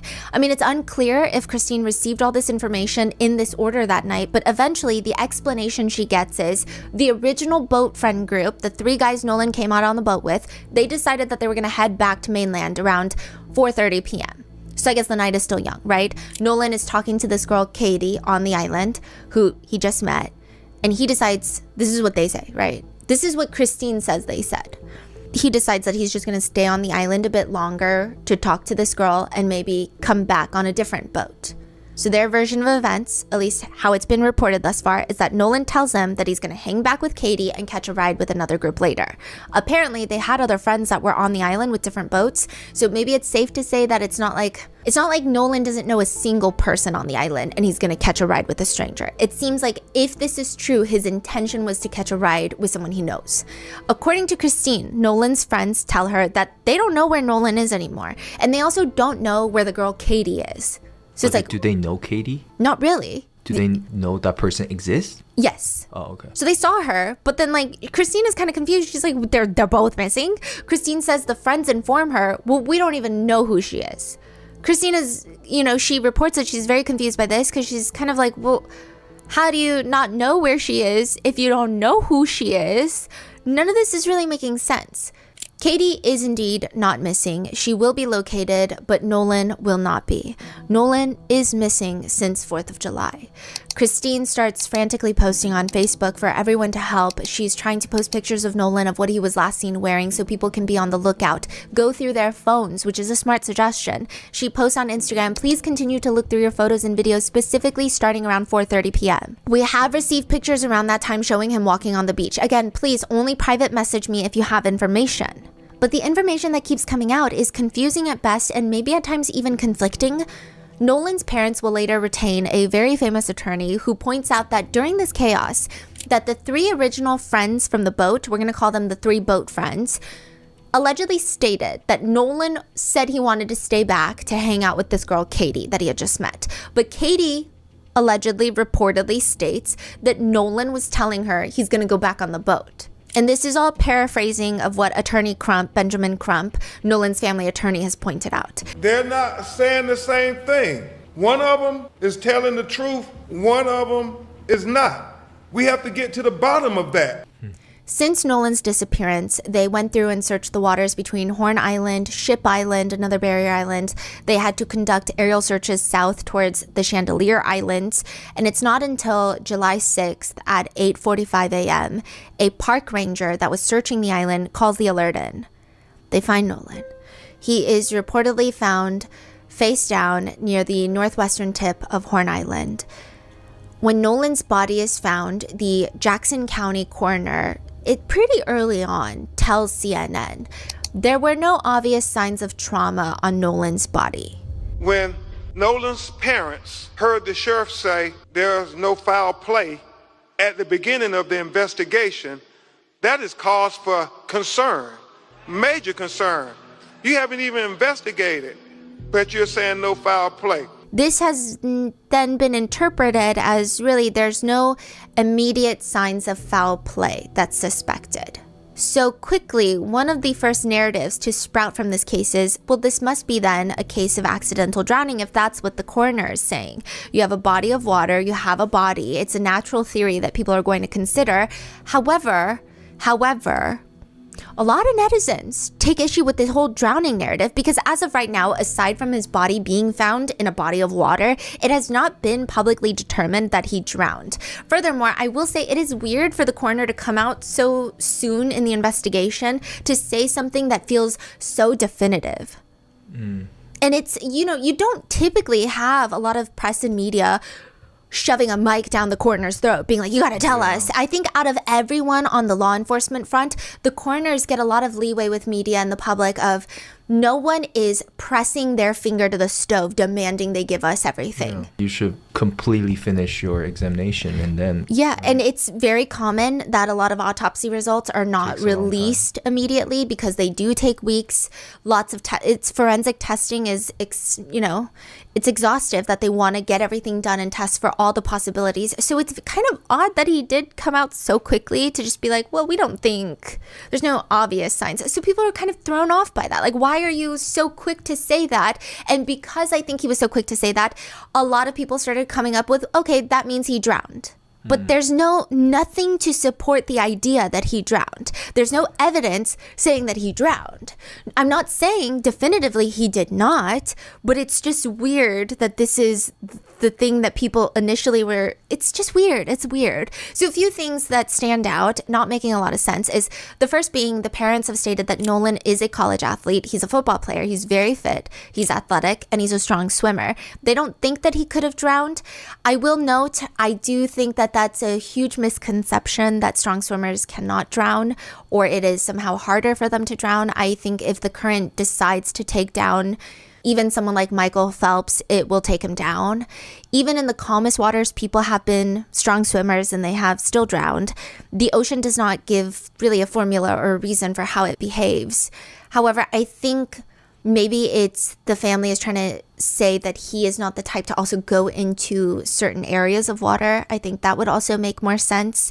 A park ranger that was searching the island called the alert in. The body was observed on the northwest portion of Horn Island, which is not unusual for someone to drown and be washed up in that area. Then another point of contention, which I personally think holds a bit more weight, is that if Nolan drowned, how did nobody see? Again, if you see videos of this gathering, and that's not to say that this is, it was like this the entire time that Nolan was there, I wouldn't be able to tell you, but it seems like a very populated area. Nobody's really swimming. No one's out here doing laps. Everyone's just kind of hanging out in waist-deep water holding a beer can in one hand. And they're just chit-chatting. This isn't really the place or time for people to just go off by themselves. The whole point of this is it's a social event. If Nolan did in fact accidentally drown, did he drown by himself? Where was he? Why would he just be out in the water by himself? Yeah. Or are we to believe that maybe groups of people are so drunk and so distracted that a current swept only Nolan away and nobody saw, but he was standing right there talking to them? Like, it's just, I'm trying to fathom, like, what scenario would he be taken by the current and nobody would see? because it's a social event. It's just weird.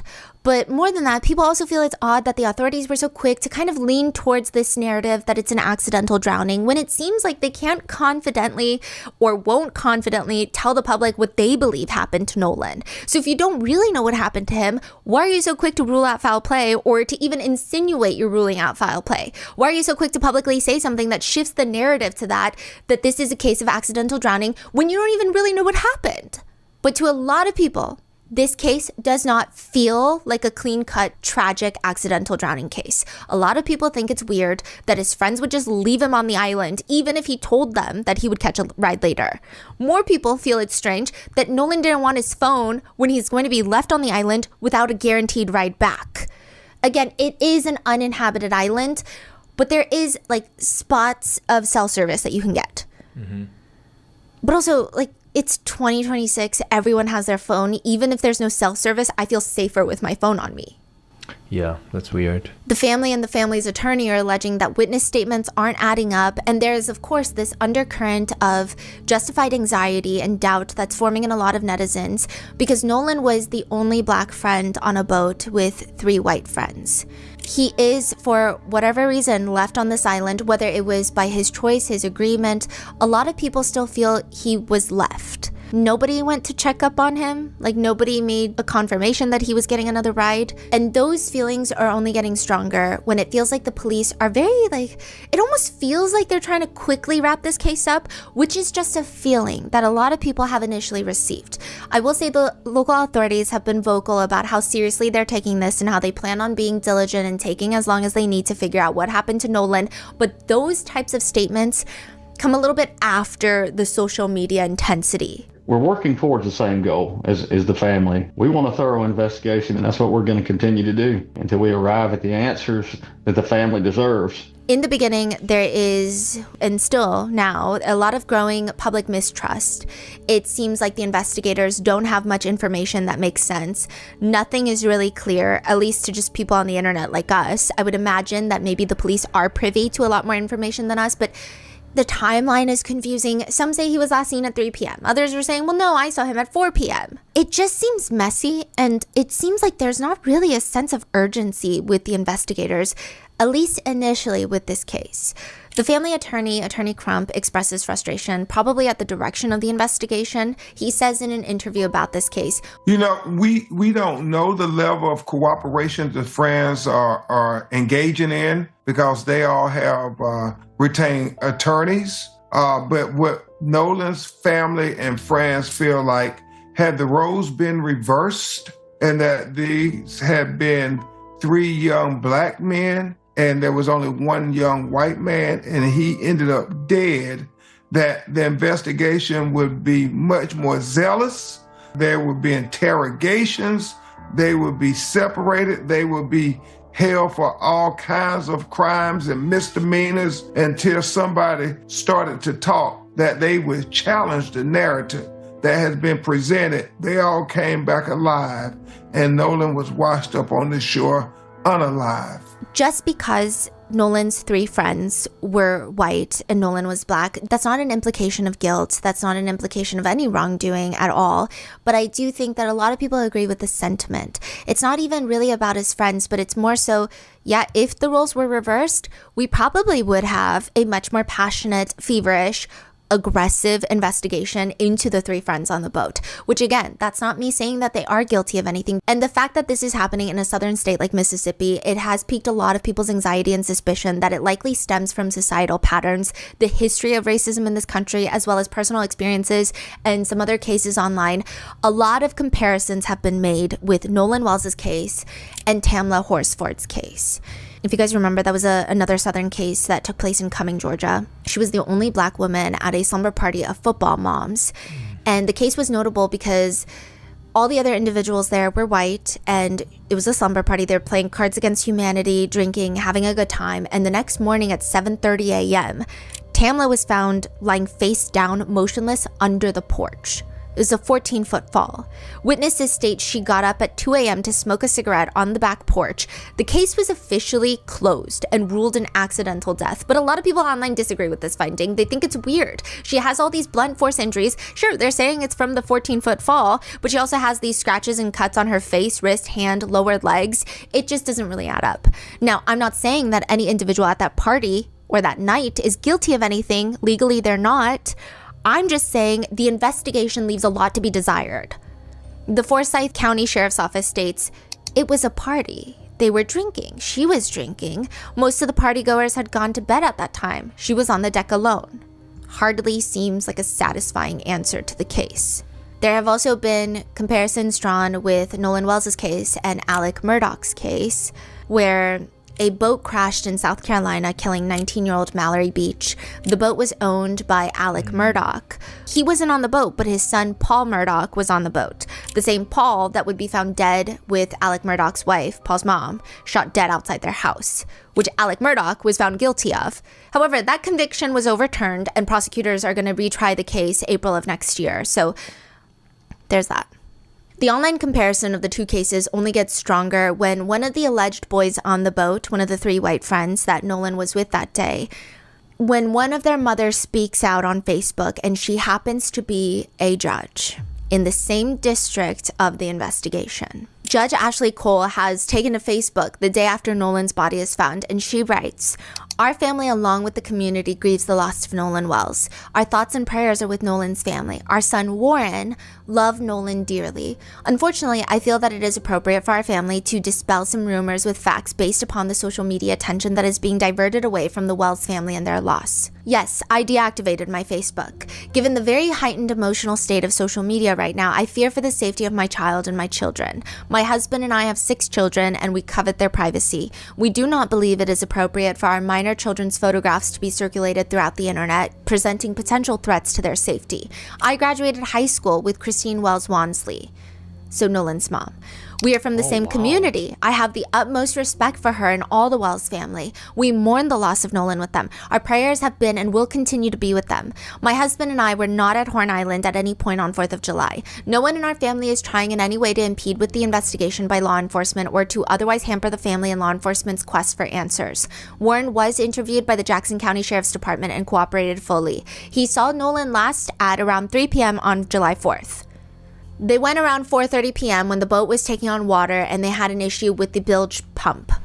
Nolan made a decision to stay on the island and return inland later with another group of friends. Yes, I am a judge. I also value transparency. I apologize if anyone was offended that I deleted my social media. There were no nefarious motivations in my deleting my social media. Social media has a lot of positives, but a whole lot of negatives. We live in a world of clickbaiting. Sad, but true. My family is hopeful that this information will help redirect the attention to the Wells family, their grief, and their need for our community's support." Everyone seems to take her Facebook post and use it to bolster the theory that they believe the most. Some have taken it to the extreme. Judge Ashley Cole has posted screenshots of some of the graphic death threats she and her family have been receiving. She writes on Facebook that she will not be speaking to press or media. She writes, "We have not had the opportunity to speak with the Wells Wansley family or their attorney. However, we are willing to directly communicate with attorney Benjamin Crump and the Wells Wansley family. We will provide them with all the information known to us so their family can rest and properly mourn. We also want to know what happened to Nolan. We will do everything within our power to assist Nolan's family in their quest for answers." Interestingly, more recently, the only other post that she had was July 21st. She posts on Facebook, "Right is right, wrong is wrong." Period. Yeah. My stance on this entire case is that Nolan Wells' family deserves answers, and they deserve to live in a world where they can fully trust their local law enforcement agencies to help them get those answers as quickly as possible. And again, that's not to say that the law enforcement agencies in this case are not doing their jobs, but we live in a society where there's already so much distrust placed there, especially for Black individuals and families.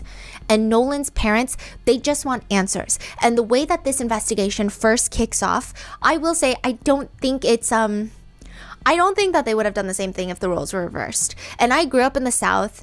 If there was a case in my hometown where it was a white 18-year-old college football player ends up dead after he hung out with a bunch of his Black friends, that my hometown would have been turned upside down.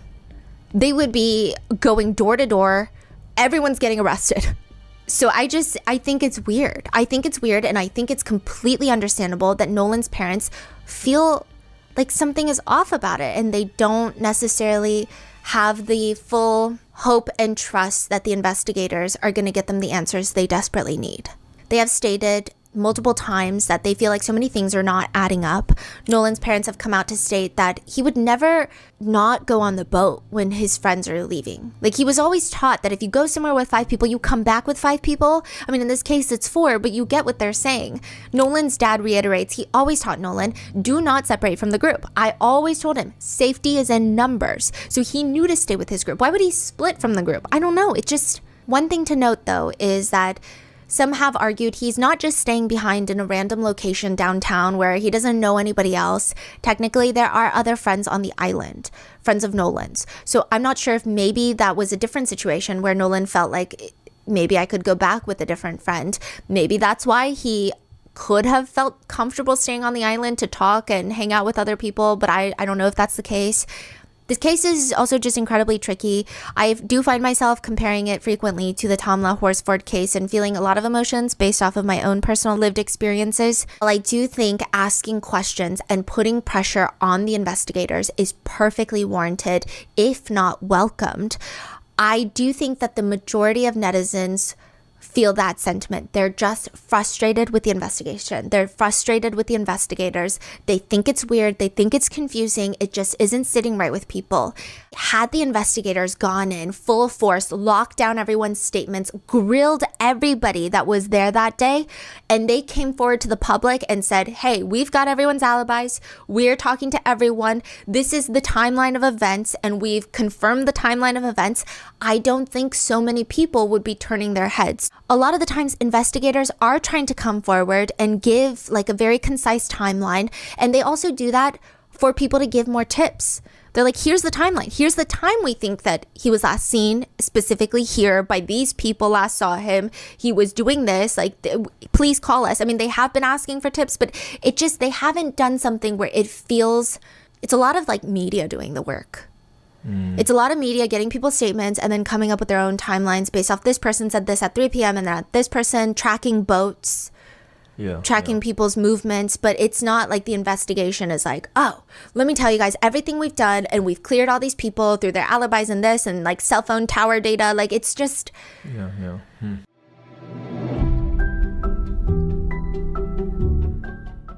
This episode is brought to you by Netflix. November 13th, 2022, at 1122 King Road in Moscow, Idaho, a cop is responding to a 911 call. His body cam flicks on. It begins recording. He's getting out of his cruiser, entering this house, climbing the stairs to the main floor, and we hear his boots crunching with each step.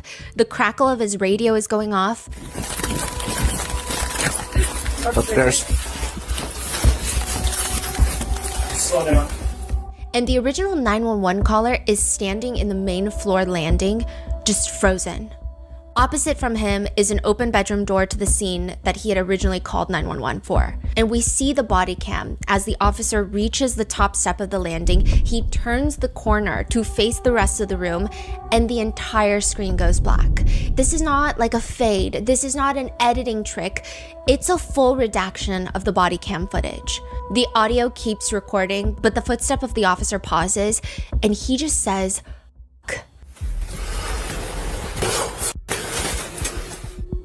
because 4 young college students, Ethan, Xana, Maddie, and Kaylee, were ambushed in the middle of the night in 2022 in Moscow, Idaho. This opening scene of the documentary series sets the tone for the rest of the episodes. It takes you out of the headlines. It takes you out of the news media that you might have seen about this case, and you just step into the timeline as the scene unfolds, and it's narrated and retold by the loved ones who lived it. We hear from some of the victims' families, unprecedented access to the people closest to the victims, and we learn who they were before the murders. We see Snapchat memories, photos, videos, things that the public has never seen before. There's footage from inside the police station that day, footage of the victims and parts of the case I hadn't ever seen before, parts that were unraveled in the exact same way that investigators uncovered it, ring footage, the silhouette of a man a month prior, the break-in a week before the murders, DNA. Another thing that I really appreciated about this series is they didn't entertain the insensitive theories and shut down any suspicion on the remaining 2 survivors of this case, the 2 roommates. As the cops discover the true killer responsible for the quadruple homicides, we learn his history, his background, we see his yearbook photos, we hear from a classmate who met him in her mind of a serial killer class. That's where they met. We hear about a potential motive for his crime. One word that to me feels like it just makes sense is incel. A killer who doesn't deserve to be named. We learn of the divisive plea deal the killer takes. We see the courtroom footage of the loved one's impact statements. And really, I think the father of one of the victims, Kaylee, says something during the sentencing that I think rings true for everything about this case and this documentary, which is, quote, "The world is watching because of the kids, not because of you." Their names are Ethan Chapin, Kaylee Gonzalez, Xana Kernodle, and Madison Mogen. Watch Idaho Murders College Nightmare, now playing only on Netflix.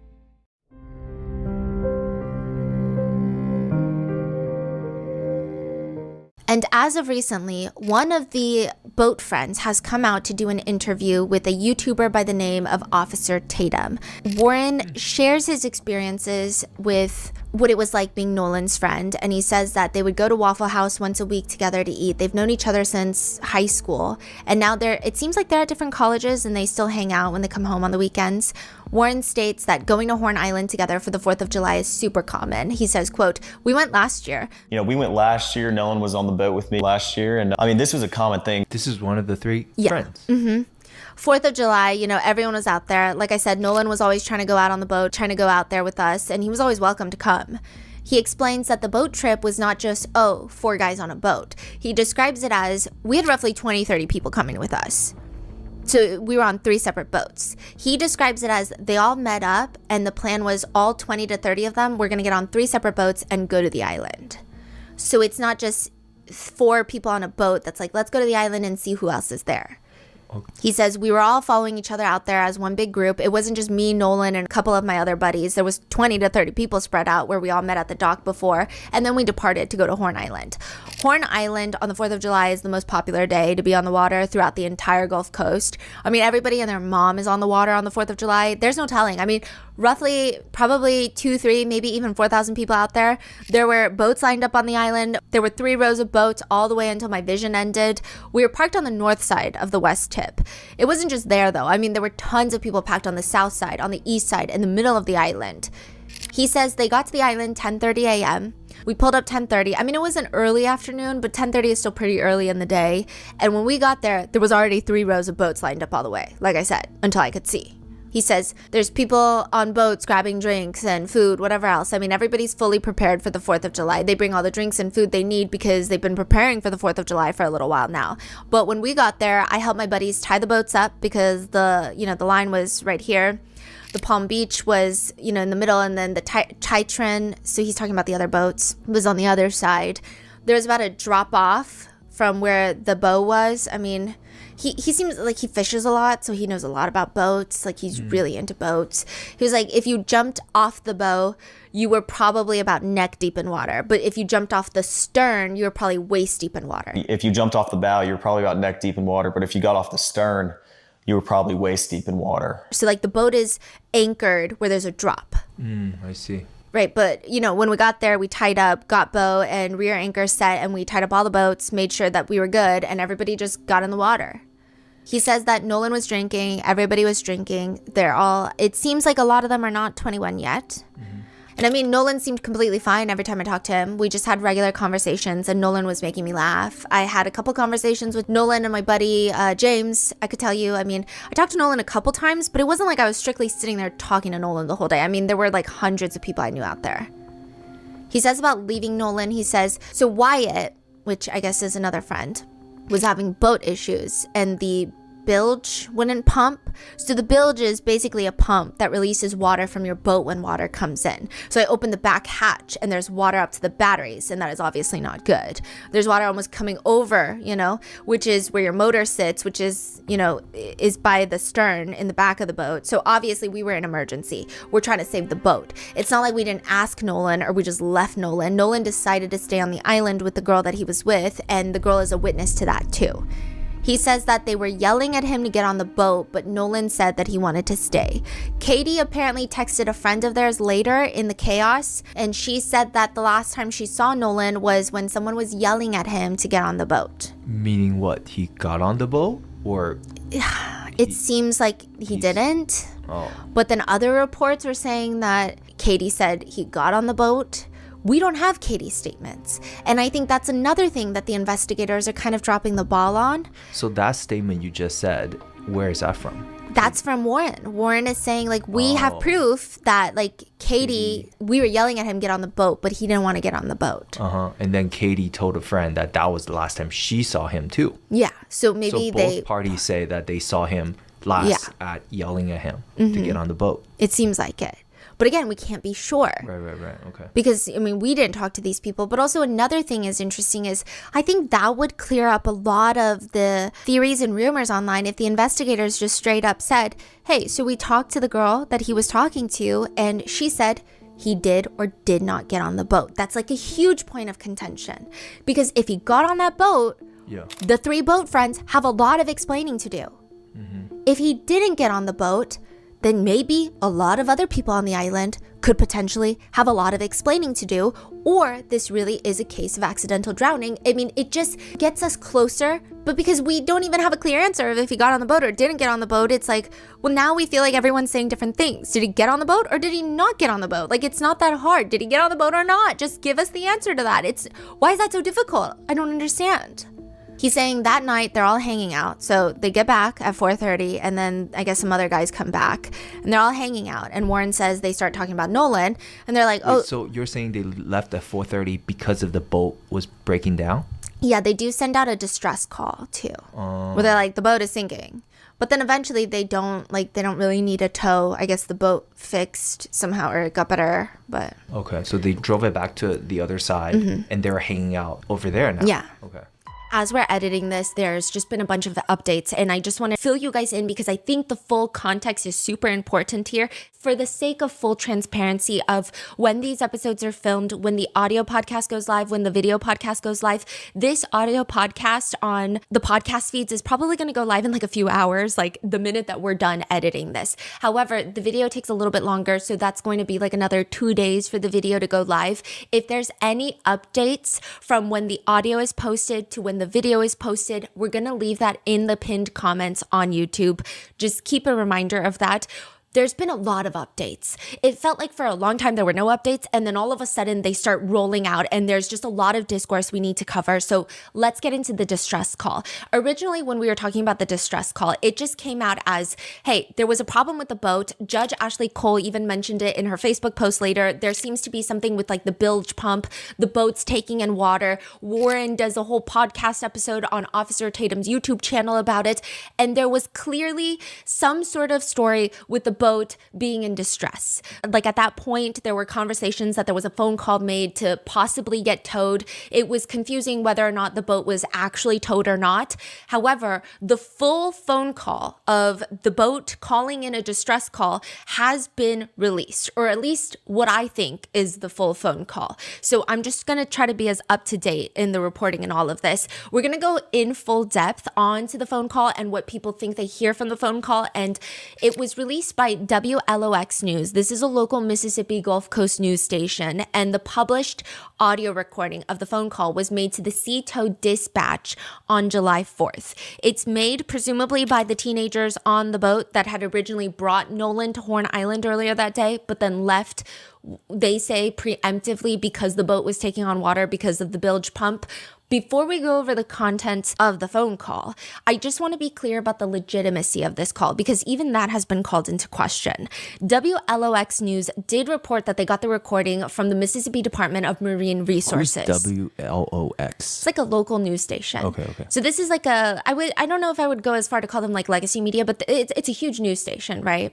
And so they said that they got it from the Mississippi Department of Marine Resources. Now, had someone like TMZ said that they got it from MDMR, I don't know. Maybe some people would be more or less inclined to believe it. But with WLOX, I will say I am inclined to trust that the MDMR did. You say people would more inclined to believe if TMZ posted it? Would be more inclined to question the authenticity of where they got it, right? Okay. But I mean, WLOX, if they were just flat out lying about this, the journalistic consequences would be pretty grave. However, I will just note, MDMR has not officially come out and said that they did release this phone call. So this news station said they got it from this Marine Yes. people in that, but okay, so it's directly reported from this news station local. Yes, but there's just a lot of some people are calling into question the authenticity. Some people are, it gets more and more complicated as we go on.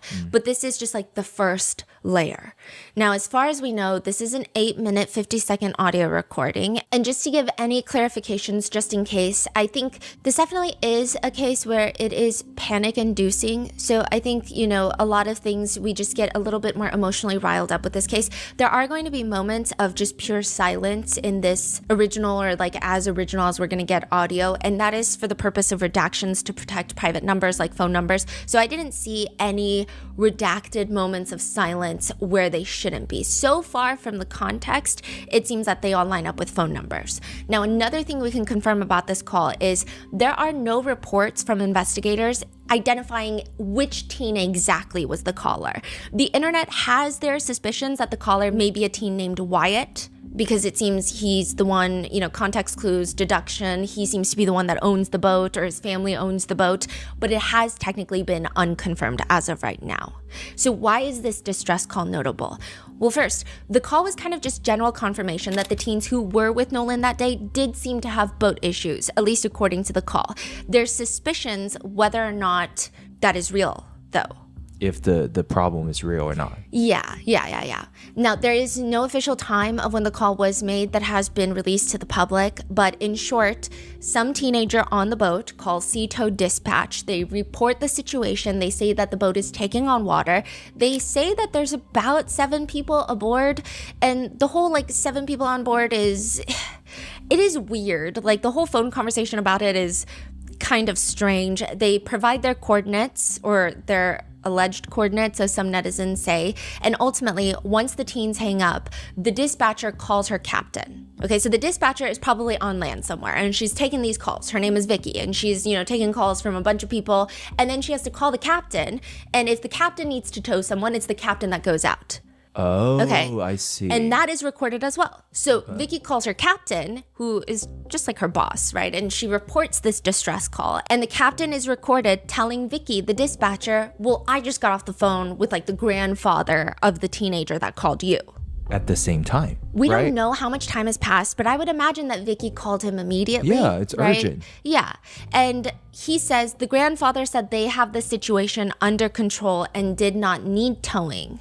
So that's, ultimately, as we know, Sea Tow confirmed that they never towed the boat. So the grandfather wasn't at the island. No. And so the kids called the grandfather too. Yes. But that's okay. But how is that in the time frame that the boat got fixed? That's what, okay. That I also think is weird, because I've listened to this audio so many times. I couldn't really put together someone else in the background having a phone conversation with the grandfather. Yeah. The caller that called the Sea Tow Dispatch didn't appear to be having a conversation on a separate phone line. Or maybe he was texting. I really don't know. I don't know. Or maybe somebody else was and we just can't hear it. Okay. So it's unclear. Now, the enhanced versions of the audio have started catching fire online. Some netizens are wondering, why, if the teens call the Sea Tow, why hasn't the audio from the phone call between the captain and the grandfather been released? Mm-hmm. Now, this is where it gets interesting, because people are like, well, it wouldn't be released if it were a private phone conversation. So when you call dispatch, and when dispatch is calling her captain and all of these things, these are automatically recorded. But let's say I, a regular civilian, am calling another civilian who happens to be a captain on the job on his private phone number, it's not going to be recorded automatically. Meaning maybe they had a conversation on personal cell phones and not through the dispatch lines, which then brings up questions for netizens of like, how connected are the families of the teens who were with Nolan on Horn Island? Now, merely being well connected does not have any sort of implication of guilt. I will say that. But obviously for a case like this, it's a huge question that netizens want answered. They want it answered in the sense of, did that connection play a role in any sort of investigation into this case? Again, not saying that somebody is guilty just because they're well connected, but they just want to know. People want to know. People want answers. That's it. Like, they just want answers for Nolan's family, and Nolan's family desperately want answers for their process of grieving and for the memory of their son as well. I will say, on the flip side, this could be explained by a simple explanation of all members with CETO have a private line to the captain. Because I know there's lots of memberships where you do get private lines, or like even with like, some people are bringing up like concierge doctors. You get a private line to the doctor. You don't go through like the wait room and the receptionist desk. But again, I guess that would also point to, are they super well connected, which again is not an indication of guilt, but like people are just wondering. I just don't understand how the boat was sinking. And then not sinking. And then it was good. They said that they did eventually get towed by a third party for a short period. Apparently, they were saying, like, if you're getting towed on the water, water starts coming out of the boat. Whether it's the moving at a certain speed, it forces water out of the boat.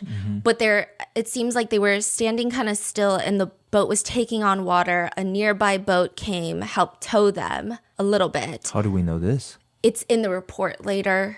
Yeah, so like that's what they're saying. But then again, with even things like the report, people are saying, well, it's he said, she said. I guess everyone is, there's a lot of skepticism of every aspect of this case. The skepticism is made even more clear when netizens start to isolate and enhance the audio to see if they can decipher the background shouting happening on the caller's side. And what they believe they have deciphered is some netizens believe in the background you can hear the teens shouting, and people believe they hear things that implicate the teenagers. Obviously, as of right now, this is unconfirmed, and unconfirmed just means unconfirmed by authorities, right? And unconfirmed by the parties on the boat. It doesn't really mean anything other than that.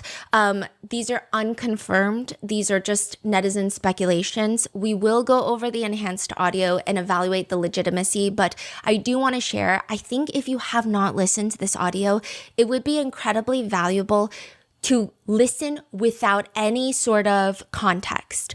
You don't even have to listen to the enhanced version of the audio to isolate the background of this call. You can do it yourself. So that was a huge point of contention. People have been coming out and saying, look, I've isolated the voices. I've taken away the background music. I've done these. I've tried to enhance the audio.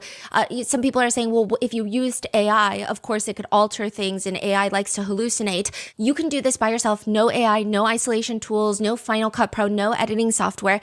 If you go to the audio as is, posted by WLOX News, which I'm going to link in our show notes, they have left it as a dual channel, like 2 channels. So you just need a pair of earbuds. If you have your left earbud in, you can hear the dispatch in the background music. If you have your right earbud in, you just hear the callers. So you just hear the teenagers on the boat. Okay. Obviously, if you have both, you hear the full conversation. But if you just keep one earbud in, it's basically isolated. Now, it's not enhanced where you cut away the background noises of like the water and stuff, but I don't necessarily know if you need that because people are hearing things without isolating anything. And again, before I tell you what people think they are hearing, I think you should listen for yourself because there is a lot of conditioning that can happen. And I've dealt with this when we go through like body cam footage, and this is a huge point of conversation online. When you go through body cam footage and you have a transcript you're matching it to, your ears are going to kind of try to make those connect. Even if those are not the words being said. That's not what I'm saying. I'm just saying this is something that happens to humans. Like, we like to visually fill in the blanks. We like to audibly fill in the blanks. So right now, if you have not heard anything about this, listen and see what you hear. And for the audio podcast listeners, I'm just going to go through the conversation that's actively taking place between dispatch and the teenager. So this is not me saying, oh, and then in the background, you can hear this. In the background, you can hear this, because I don't want to make that call for you. But I'm going to go through what people think they can hear after I go through the initial conversation between the teenager and the dispatch. And if you're watching the video version of this, you can kind of see and try to figure out if you hear anything in the background before I tell you what people hear in the background, or what a lot of people hear in the background. So I'm just going to go through what's actually being said between the two parties, because even that conversation is kind of weird.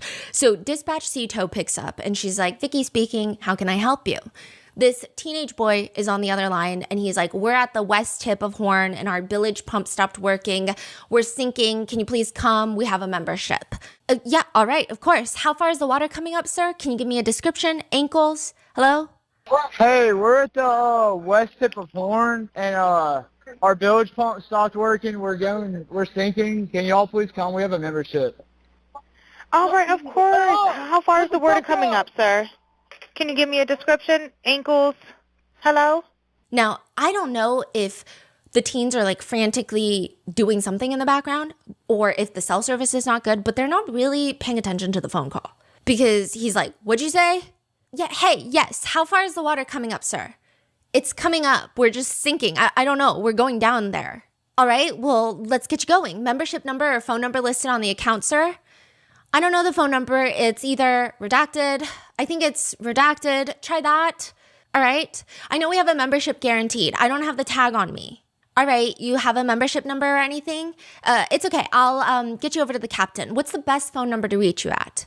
Redacted. All right. And is everybody on board in good health otherwise? Yeah. Everybody's... Oh, good. All right. Do you need the United States Coast Guard? What? Do you need the United States Coast Guard? No, we don't need that. All right. Do you need the United States Coast Guard? What? Do you need the United States Coast Guard? No, we do not need that. Later on, one of the kids that was with Nolan that day on the island, and again, just me pointing out things that I personally think are weird are not me pointing the finger and insinuating guilt. It's just I myself in that situation would not behave in that way is all I'm saying. So he, for example, says that night when he realizes nobody brought Nolan back on any of their boats, it's dark outside. He said that he immediately called the Coast Guard just because he'd rather be safe than sorry. Now, I think this is a different individual than who is on the phone right now, but he did say that he was on the boat back when the village pump was not working. So Warren was on the boat back, but I don't know if he's the one on the call. I don't think he is, right? But I just think it's interesting that you go from, well, you know what? Get the Coast Guard just in case. You'd rather be safe than sorry. You'd always rather be safe than sorry. To all of a sudden, we're sinking, but we don't need the Coast Guard. Because, I mean, wouldn't you rather just be safe than sorry? Now, of course, you could factor in maybe these kids don't want to get in trouble by their parents. Maybe calling the Coast Guard, their parents would take away their boat. I really don't know. There could be other factors, but and again, they're, I guess, 18, 19, who knows how old. I just thought it was weird. Yeah. All right. Do you have your current GPS coordinates? Let me go look. If not, I can send you a text message. Oh, are you ready? Yes, sir, I'm available. North 70 degrees by 4672. All right, 4672, all right. And you're breaking up a little bit. Can you just repeat it one more time to make sure I have it correct? Sorry? Hello, can you hear me? Yeah, what? So you're breaking up. If you need assistance, do you have a VHF radio? No, we do not have VHF. All right, well, let's try to get you going because you don't have good self-reception. Can you verify your coordinates one more time? My coordinates are 30 degrees by 14684 north and then west by 88 degrees by 4679. All right, it looks like you're on Horn Island, correct? Are you on the island? Yes. All right, is the boat sinking or you have it aground? Right, looks like you're on Horn Island, correct? Are you Yes, on we are Horn at Horn Island? Island. Yes. All right, is the boat sinking or you have it aground? We were sinking, yes. Is it aground is the question? No, we're not aground. We are in Okay. 17 foot of water. We're in 31 foot of water. So I'm imagining that means like near the shore, on the ground, or like it's hitting the ground. I don't know. All right, I have to ask, and what do you want to do? Do you want to have it towed back? I want to get this boat unsank and towed back, yes. All right, where would you like it towed to, sir? You can tow it to Ocean Springs Harbor or Fort Bayou Lawn. All right, how many adults and children on board? No, there's no children. Is there anybody else on board? How many adults, sir? That was the question. Hello, can you hear me? Kind of jump in and pull the plug while you're going. So now it sounds like he's yelling at somebody else on the boat to pull the plug of the boat or something. Hello, sir? Hello? Yeah, I just need to answer a few questions so I can get you over to the captain. How many adults on board? There's 0 adults on board. Hello, sir. Hello. Yep, I just need you to answer these questions so I can get you over to the captain. Okay, How many what's adults going on board? There are 0 adults on board. What? Yeah, so it does seem like most of them are over the age of 18. Again, I don't know exactly who's on this boat right now. It has not been publicly confirmed exactly who and their ages, but I don't know if they just don't categorize themselves as adults, but they also don't categorize themselves as kids. So I don't really know what's going on. Okay, it just doesn't make any sense. I also have a sneaking suspicion that the person on the call sounds slightly intoxicated, but that's just an opinion that I have. Okay. Now, there's nobody on board the boat? No, nobody here is over the age of 21. There's nobody on board the boat? No. Nobody right. here is over the age of 21. Oh. So, like, that's also, interesting. yeah, that is really weird to me because I've never, yeah. 21. Some people think it's really weird and evasive. Other people think that this is just a bunch of bozo kids who are trying to get away with underage drinking and driving a boat. But, like, that also doesn't, like, none of that makes sense. Yeah. If you want to get away, you wouldn't even mention the age. Yeah. Then you would just say, okay, there's 7 people on boat. Why? Anyways. Yeah, it doesn't make any sense. So that was not the question. Is there a person? Now, this is the part where it's weird. Like, I don't know if Vicky was maybe getting frustrated with the phone call or it's just very odd. And of course, in this situation, everyone has been nitpicking this sentence because it's weird. She says, is there a person, a living individual on the boat? Sir, that was not the question. Is there a person? Is there a person, a living individual on the boat? Because I guess she's trying to get to the answer of how many individuals are on the boat. But it's also kind of weird. Like, the conversation is like when you read a really bad book with bizarre dialogue where they're not even having, like, I just don't know how to pinpoint. Usually I can pinpoint, oh, I think this person was trying to say this or they're getting frustrated. But this one, I'm like, all of these answers are so weird. Like, what do you mean no one's over 21? And then she's like, is there anyone alive on the boat? Which is also weird. If I were Vicky, I would just say, how many people? How many persons? 1, 2, 3, like, count. You know, instead of, is there people that are alive, living persons on the boat? Is kind of a weird question to ask as well. And again, weird question does not mean anything other than I just thought it was a weird question. He says, hello? Is there a living person, someone breathing on the boat? Is there anybody on the boat? Yes, there's lots of people breathing on the boat. Is there a living person, someone breathing on the boat? Is there anybody on the boat? Yes, there's lots of people breathing on the boat. Which is such a weird response because if I heard that, I'd be like, what are you talking about? Everyone's breathing.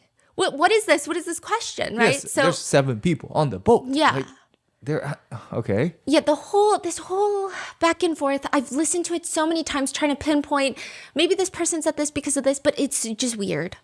The dispatch says, all right, how many people, sir? Like 7. All right, thank you. Does everyone have life jackets?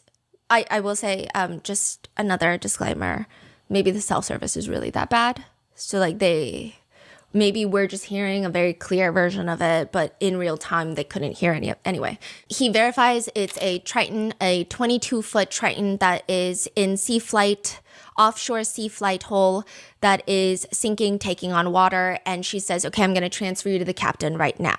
So it does seem instant because she keeps them on hold. Yeah. So then she calls captain and the captain is like, this is Captain Seth. And okay, this is another thing that I also picked up, which was really weird. I actually haven't seen this in most cases outside of East Asia. So like in the United States, when you call your captain or you call your boss, yeah, you're probably not going to talk to them like, hey, this is what fucking happened. Like, you're probably not going to have that tone. You're going to have a professional tone, but she almost sounds like weirdly apologetic. I just thought it was weird. Okay, she's like, this is Vicky from International. How you doing today? Doing good. How are you? Good, good. I apologize ahead of time. I really do. Which I think it's weird to apologize. That's his job. Anyway, you're going to have a fee for service come up under. Okay, it sounds like a bunch of kids on board on Horn Island. He's letting me know that his father's a member, but he can't give me any information. And he's saying the boat is sinking and he's on Horn Island. It's just unfortunate. He's just a kid. There's a lot going on. So he said there's a lot of people on board. He says he thinks about 7. I'm guessing they're all under 18. And I'm not trying to be rude. He wants you guys to go out there and unpump the boat and then tow it in. Hi, Captain Seth. This is Vicky from International. How you doing today? Doing good. How are you? Good, good. I apologize ahead of time. I really do. You're going to have a fee-for-service come up under, it sounds like a bunch of kids on board on Horn Island. And he's on Horn Island. It's just unfortunate. He's just a kid. There's a lot going on. So he said there's about a lot of people on board. He says he thinks about 7. I'm guessing they're all under 18. And I'm not trying to be rude. He wants you guys to go out there and unpump the boat and then tow it in. I don't know how that's rude. So yeah. Why is she apologizing for doing her job? The only context I was trying to pick up on is it seems like it was swamped because it was 4th of July and maybe the captain is getting agitated. And maybe the captain is getting agitated by a bunch of drunk people on boats, like causing a stir. Okay. So I don't know, but that's not her fault either. But the whole dynamic was just kind of weird. Do you know what kind of boat it is? Now, the captain, I will say, doesn't sound mean, like, or anything. And Vicky doesn't sound weird either. It's just like, I thought the tone was interesting. Do you know what kind of boat it is? He said a Triton 24-footer, but that's all he can give me. Okay, all right, yeah. I actually just got off the phone with his grandpa, who I'm guessing is the owner of the boat. Yeah, he said, I mean, literally, I just hung up with him. He said that they don't need any help right now, but if something changes, he'll call back. I just actually got off the phone with his grandpa, who I'm guessing is the owner of the boat. Yeah, he said, I just hung up with him. He said that they don't need any help right now, but if something changes, he'll call me back. So that is crazy. So I'm guessing that they may have figured it out because that's what he said. So they're in a panic and their boat won't crank. Yeah, they're in a panic. He's saying the village's not keeping up. I asked, for Coast Guard, he said no, but he's just really upset on the back end. And I get it. It's a kid. He just doesn't understand. Okay, do you still have him on the line? Yeah, I still have him on the line. And again, he couldn't give me anything regarding his grandfather's membership, so it's just an under fee for service. Okay, all right, yeah, I just talked to, if you want to, I mean, we're so tied up right now, we can't really do any non-member jobs right now. Is he a member? Did you find out if he was a member or not? Yeah, I'm not sure if it's his boat or what. I'm not sure what's going on with it. But yeah, transfer the kid over, I'll talk to him, and then I'll call his grandpa back as well. All right, and did you want me to look up his membership number or anything like that? I know you guys are, swamped. You can try his cell phone number. So he's giving grandpa's number, it seems. Yeah. And he's like, did you get anything? And she's like, okay, yeah, hold on. Yes, he's an active member. And what kind of boat do they have on there? So he's trying to match the number with the boat because I guess, if you're a member, but it's not your boat, whatever. She's like, yeah, he's one of the members, 22-foot Triton. All right, I'll just disregard this one. I'm going to send you over an accurate one under this one. And he's one of your members. You'll get in a couple of minutes, okay? So she's probably sending some sort of member file. Okay, perfect. All right. And yeah, just transfer this kid over whenever you get the chance. All right, transferring him now. Thank you again, Captain. And she goes back over to talk to the kids, but it seems like they're not responding. So she's just like, okay, well, they're not responding. She's like, hello, are you there? Hello. And then she says, I will be disconnecting due to lack of response. Hello? Hello? Are you there? I apologize. I will be disconnecting due to lack of response. Is there noises on the phone or is it silent? It doesn't sound like it's an active line. The first layer of suspicion that a lot of netizens feel with this phone call is the layer that we discussed of the actual conversation that's happening between dispatch and the teenagers and the whole grandpa element. So again, people think it's weird that they don't want Coast Guard to come. People think it's weird that the grandpa is on the phone with the captain. Who's the grandpa to the captain? Do they know each other? People just think this whole situation is a little bit bizarre. They need towing. The boat is sinking. They need it unsank and towed, but then all of a sudden they don't need a tow, but we don't know what's changed. So that's the first layer of suspicion. Now, what really sends this call into orbit online is this enhanced audio version that began doing its rounds. These clips were processed and re-released by Janetta Brantley. She is an audio engineer in the entertainment industry who used isolation techniques. She has stated that she did not use any AI. Now, Janetta first posted a clip from the beginning of the call to her social media, and that's where it starts getting viral. One thing that I will note is that even though she does request viewers to listen for themselves, the initial post got a lot of flack from other individuals because she added a transcript of what she believes she heard from the audio alongside the enhanced audio. So some people didn't like that because, there are things like conditioning of your mind. It's called top-down listening effect or transcript priming. Your brain tries to match the unclear audio to the transcript that you are given. Now, normally, I don't know if I would agree with this because I would like to think that we're smarter than that. But then after just watching so many body cam videos and trying to like match transcripts to a bunch of like court live stream footage, I will say it is hard. But I don't know if that's what's happening in this case. But because of that, a lot of people were upset, saying like, Janetta, you should have just released the audio enhanced version instead of telling everyone what you heard, because now people can only hear what you heard. But again, if you haven't listened independently, I highly recommend you doing so now. Shut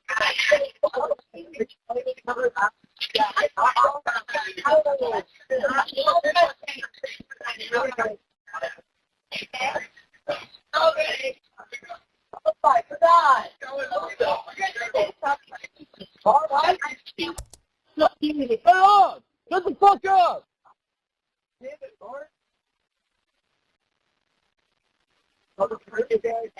We're about to go over the transcript that Janetta believes she heard in the enhanced audio.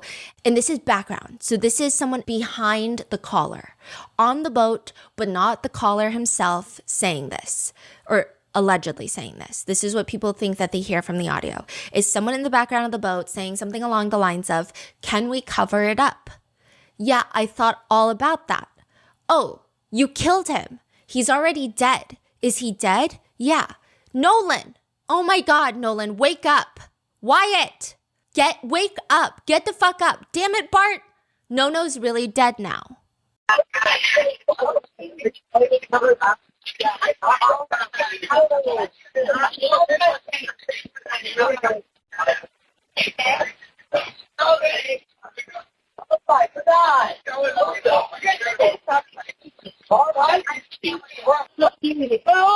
Shut the fuck up!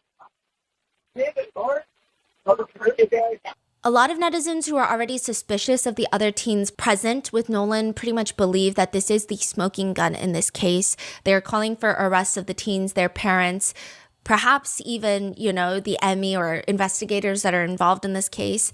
But there are lots of netizens who are also very suspicious of the actual contents of the call that have been cited.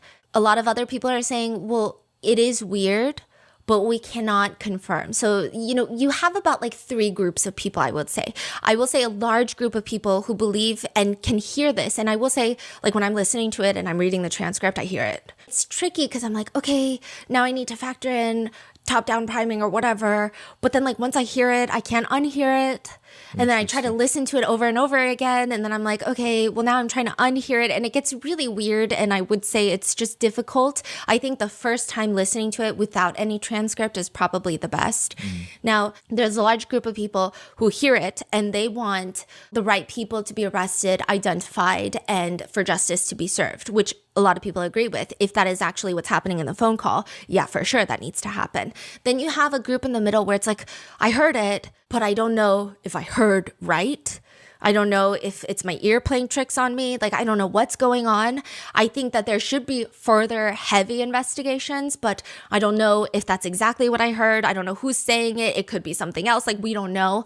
And then you have another group of people who are saying you could basically hear someone plotting JFK's assassination if you really wanted to, because that's how little you can hear. So you've got this very wide range of speculations that are sweeping the internet. And some people have just made it a moment to attack Janetta, which I think is very bizarre.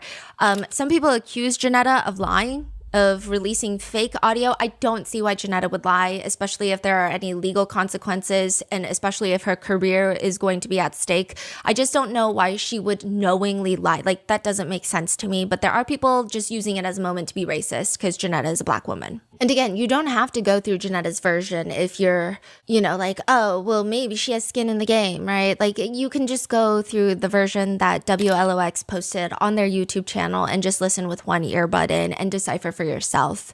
But people have accused her of trying to start some sort of race war. I mean, that's just been like an accusation that's been very loosely thrown out to pretty much everyone that's been outspoken about this case, when in reality, it just seems like a lot of people want answers. So that's been a whole thing.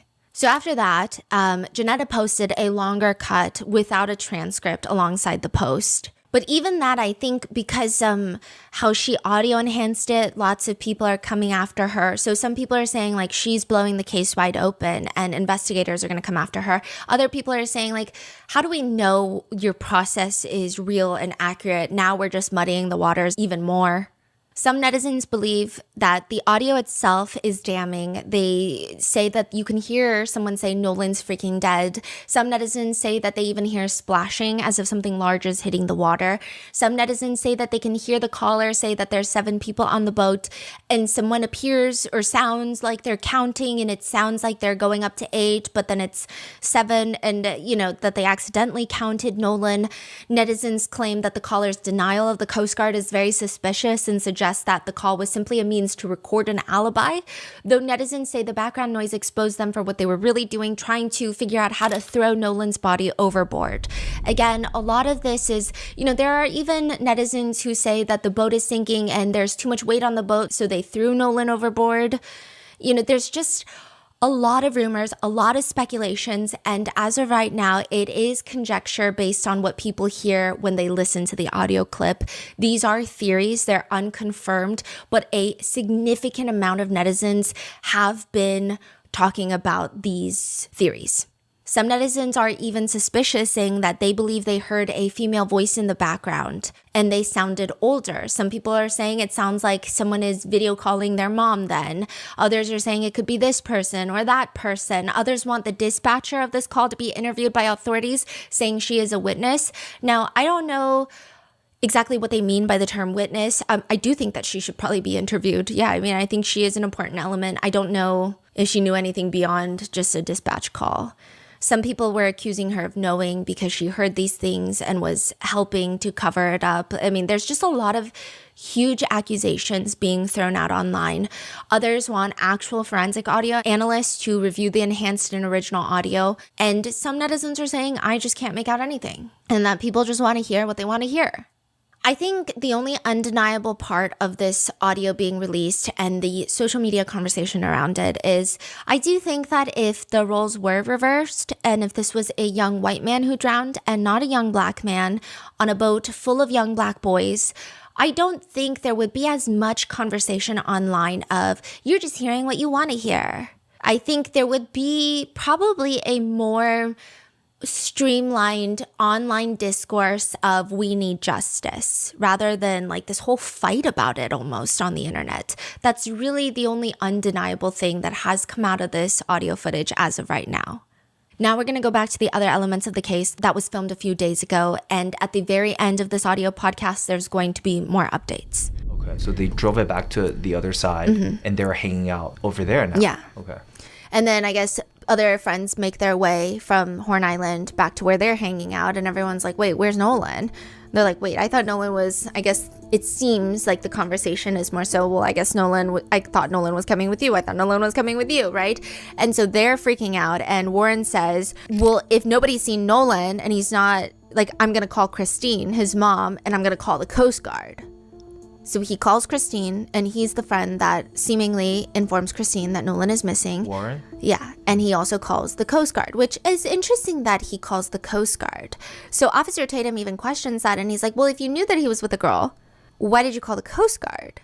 Because what if he's with the girl? I'm assuming he called the girl, no? I don't know. It doesn't seem like it. It seems like Katie was texting them after the fact. Oh, so he didn't contact Katie? No, because they don't really know Katie. Oh. So I think they found Katie like through friends of friends of friends or something. That seems like what it's being insinuated. And again, I have no answers for anything, okay? So Officer Tatum is like, well, why did you call the Coast Guard? And he's like, because I've lost people I know out at Horn Island from drowning. And he's like, I'd rather be the guy that does too much and calls the Coast Guard than not. And it is interesting. So some people think that the way that he talks about boats and fishing, he seems like very well versed in boating. He also emphasizes a lot of, I guess, boating safety quite frequently. So some people believe that's the right call. Like if you're in that life where you're fishing all the time, on a boat all the time, on the water all the time, you call the Coast Guard. You're not taking chances. Other people are saying, it's weird that you called the Coast Guard right away. In this interview, I mean, it's a series of interviews, again, posted on the YouTuber Officer Tatum's YouTube account, but people have a lot of mixed feelings about it. And I think that this interview didn't change anyone's feelings. I think people went in believing one thing, and this interview just reinforced their thought. So some people went in believing that these 3 original boat friends are being targeted by mobs when there's no evidence so far that they're involved. And they say, look at him doing this interview. This is so forthcoming. What do you mean by targeted by mobs? It's actually become such a political conversation where people think that this is a racial. Some people are saying, well, don't bring race into it. Other people are arguing, how can you not bring race into it when a black boy is dead? And race is like the undercurrent of everything in the United States, especially criminal justice systems. Like you can't take race out of anything. Like it's impossible. Mm-hmm. And then some people are saying, well, because, people want to make it about race, we're just going to target these 3 white boys, even though there's no evidence that they're involved, and they did lose a friend, and now they're getting sent death threats. And then other people are saying, well, that's not, it's just like a very, Okay. it's so become when you very... say mob, it's not actual mobs. You're saying the mobs of people, right? Yeah, Got it. Okay. So it's just very complicated. And so some people are saying like, this is very admirable that he would come forward and do this, because they're saying the original narrative was that he lawyered up. It was almost insinuating that these guys were not cooperating with law enforcement, but he's doing these podcast interviews, so it seems like perhaps he's trying to be as open and transparent as possible. Some people also believe that his demeanor comes off very trustworthy. I'm not certain. I don't think I can be the one to make a call on that. Then you have other people who came in definitely a bit more suspicious of these friends. And one comment writes, how does he not shed one tear while he talks about his friend? Like, that's weird. You're saying this is such a close friend of yours. Others are saying this is an example why so many lawyers would advise against doing interviews like this. Mother of holy hell, this was incredibly stupid. Why are they doing this? A huge point of contention was that a lot of these friends had deleted their social medias and lawyered up. There are reports that they didn't show up to the funeral. And so, again, I think you come in with the idea that you want to have, and I think this will bolster and reinforce that idea. So some people have come in and said, well, of course they deleted their social media because instantly they're getting death threats and they want to be private. And the one part that I will agree with, I do think everyone should lawyer up before talking to police, okay? I don't know if it's as applicable in this case, but I don't ever think lawyering up when talking to police is a bad idea. So there is that. Some people are saying, of course they would lawyer up. They should lawyer up. And then also not showing up to the funeral. The funeral was held at a point where, the conversation was already so big. The funeral itself was being live streamed. It's a massive funeral. Some people are saying it makes sense that they wouldn't show up when it almost seems like the family's attorney have also kind of pointed fingers around, and maybe some of those fingers have indirectly landed on them. So why would they show up to the funeral? Others are saying it's really weird you didn't show up to the funeral, because if this is a friend that you loved so much, so dearly, first of all, why did you leave him on the island? But second of all, you're not even going to show up to the funeral. And people are saying, if it were me and if it were my friend, I don't care if people think I'm guilty. I'm showing up to the goddamn funeral. Like, no one could stop me from showing up to that funeral. Other people are also saying something where this is, again, I'm typically never sold on the idea of not having an attorney present when being questioned by the police, but I also agree with the sentiment of, if it were my friend, and if there is this whole race conversation that has, of course, inevitably happened, I probably would want to be grilled by the police so that they know, and so my friend's parents know that that was not what happened.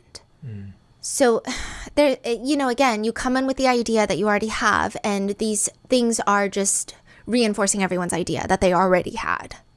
He does state that in the next day, so July 5th, he and his friends were all out there looking for Nolan on Horn Island. And he says about being interviewed, so the first time I talked to the police was July 7th. I talked to the lead investigator and I told him my whole story top to bottom, dotted every I, crossed every T. I told them everything I knew, every little detail. Everything I could tell them to try and figure something out. And just to make it clear, I think right now there's lots of netizen sentiments, theories, and rumors. However, those are just feelings that people have based off of some interview clips as well as some of the things that we know about this case. There's no evidence that any of these people were involved or somehow implicated in someone else's passing. But I think it's weird that he was interviewed July 7th.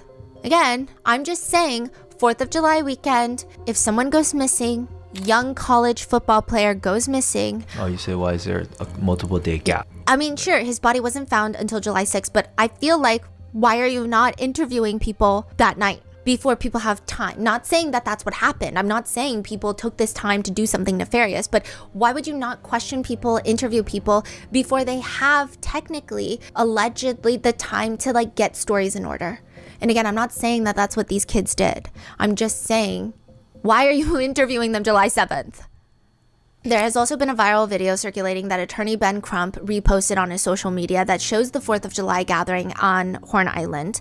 And the video starts circulating because people are saying, listen, you can hear someone fighting in the background of this video and it sounds like Nolan. It sounds like a confrontation.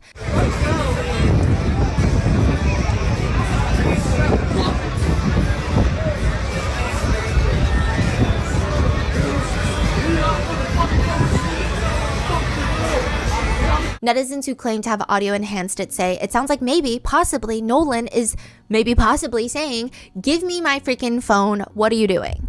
Which, okay, like people are connecting. Well, if that's true and Nolan was without his phone when they found him, maybe he got into some sort of altercation with the original boat friends that he came with.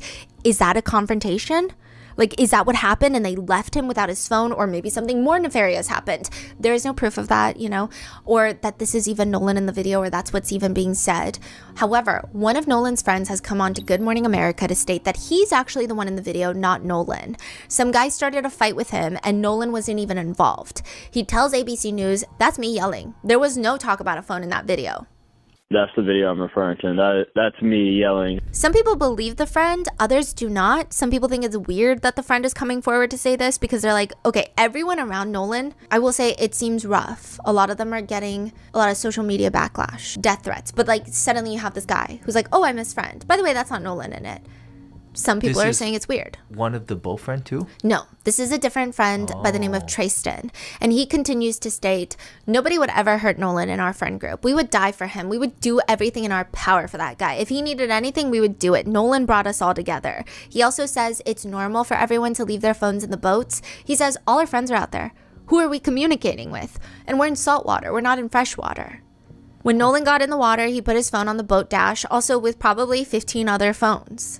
Trayston, who is biracial, says he feels like Benjamin Crump, the Wells family attorney, is framing Nolan's death solely around race before the investigation has concluded. He says, quote, they're trying to spin a narrative that's not there. Everybody just relax and let everybody mourn the loss of Nolan. Let us remember him as the sweet guy he was and not something we're scared of because of the trauma we've had. Some people state it's odd that he would come forward just to say all these things. Others are saying, well, he's probably coming forward to say those things to dispel rumors and get investigators on the right track. Even this has become a huge point of contention. Nolan's parents have come out to state, so first of all, we don't know Trayston, we've never met him. So to say, you know, best friend, childhood friend, that's a bit of a stretch. We've never met him, he's never been to our home. Maybe high school they started hanging out or kind of been around each other, but again, we don't know him. And not to discount anything he has said, which of course, you know, we're still trying to rule out things. Benjamin Crump states, not only does Nolan's parents, but his friends, you know, they reject this notion that he said he would volunteer to stay. They're saying Nolan would never do that. So Nolan's friends are saying Trayston doesn't really know Nolan if he's saying Nolan volunteered to stay there. And we've had so many people calling our call center saying that there was an argument. Then there was another argument 10 minutes later, but those people that I have called said Nolan was in an argument. And so now we have to continue to investigate to try and figure out everything that's happened.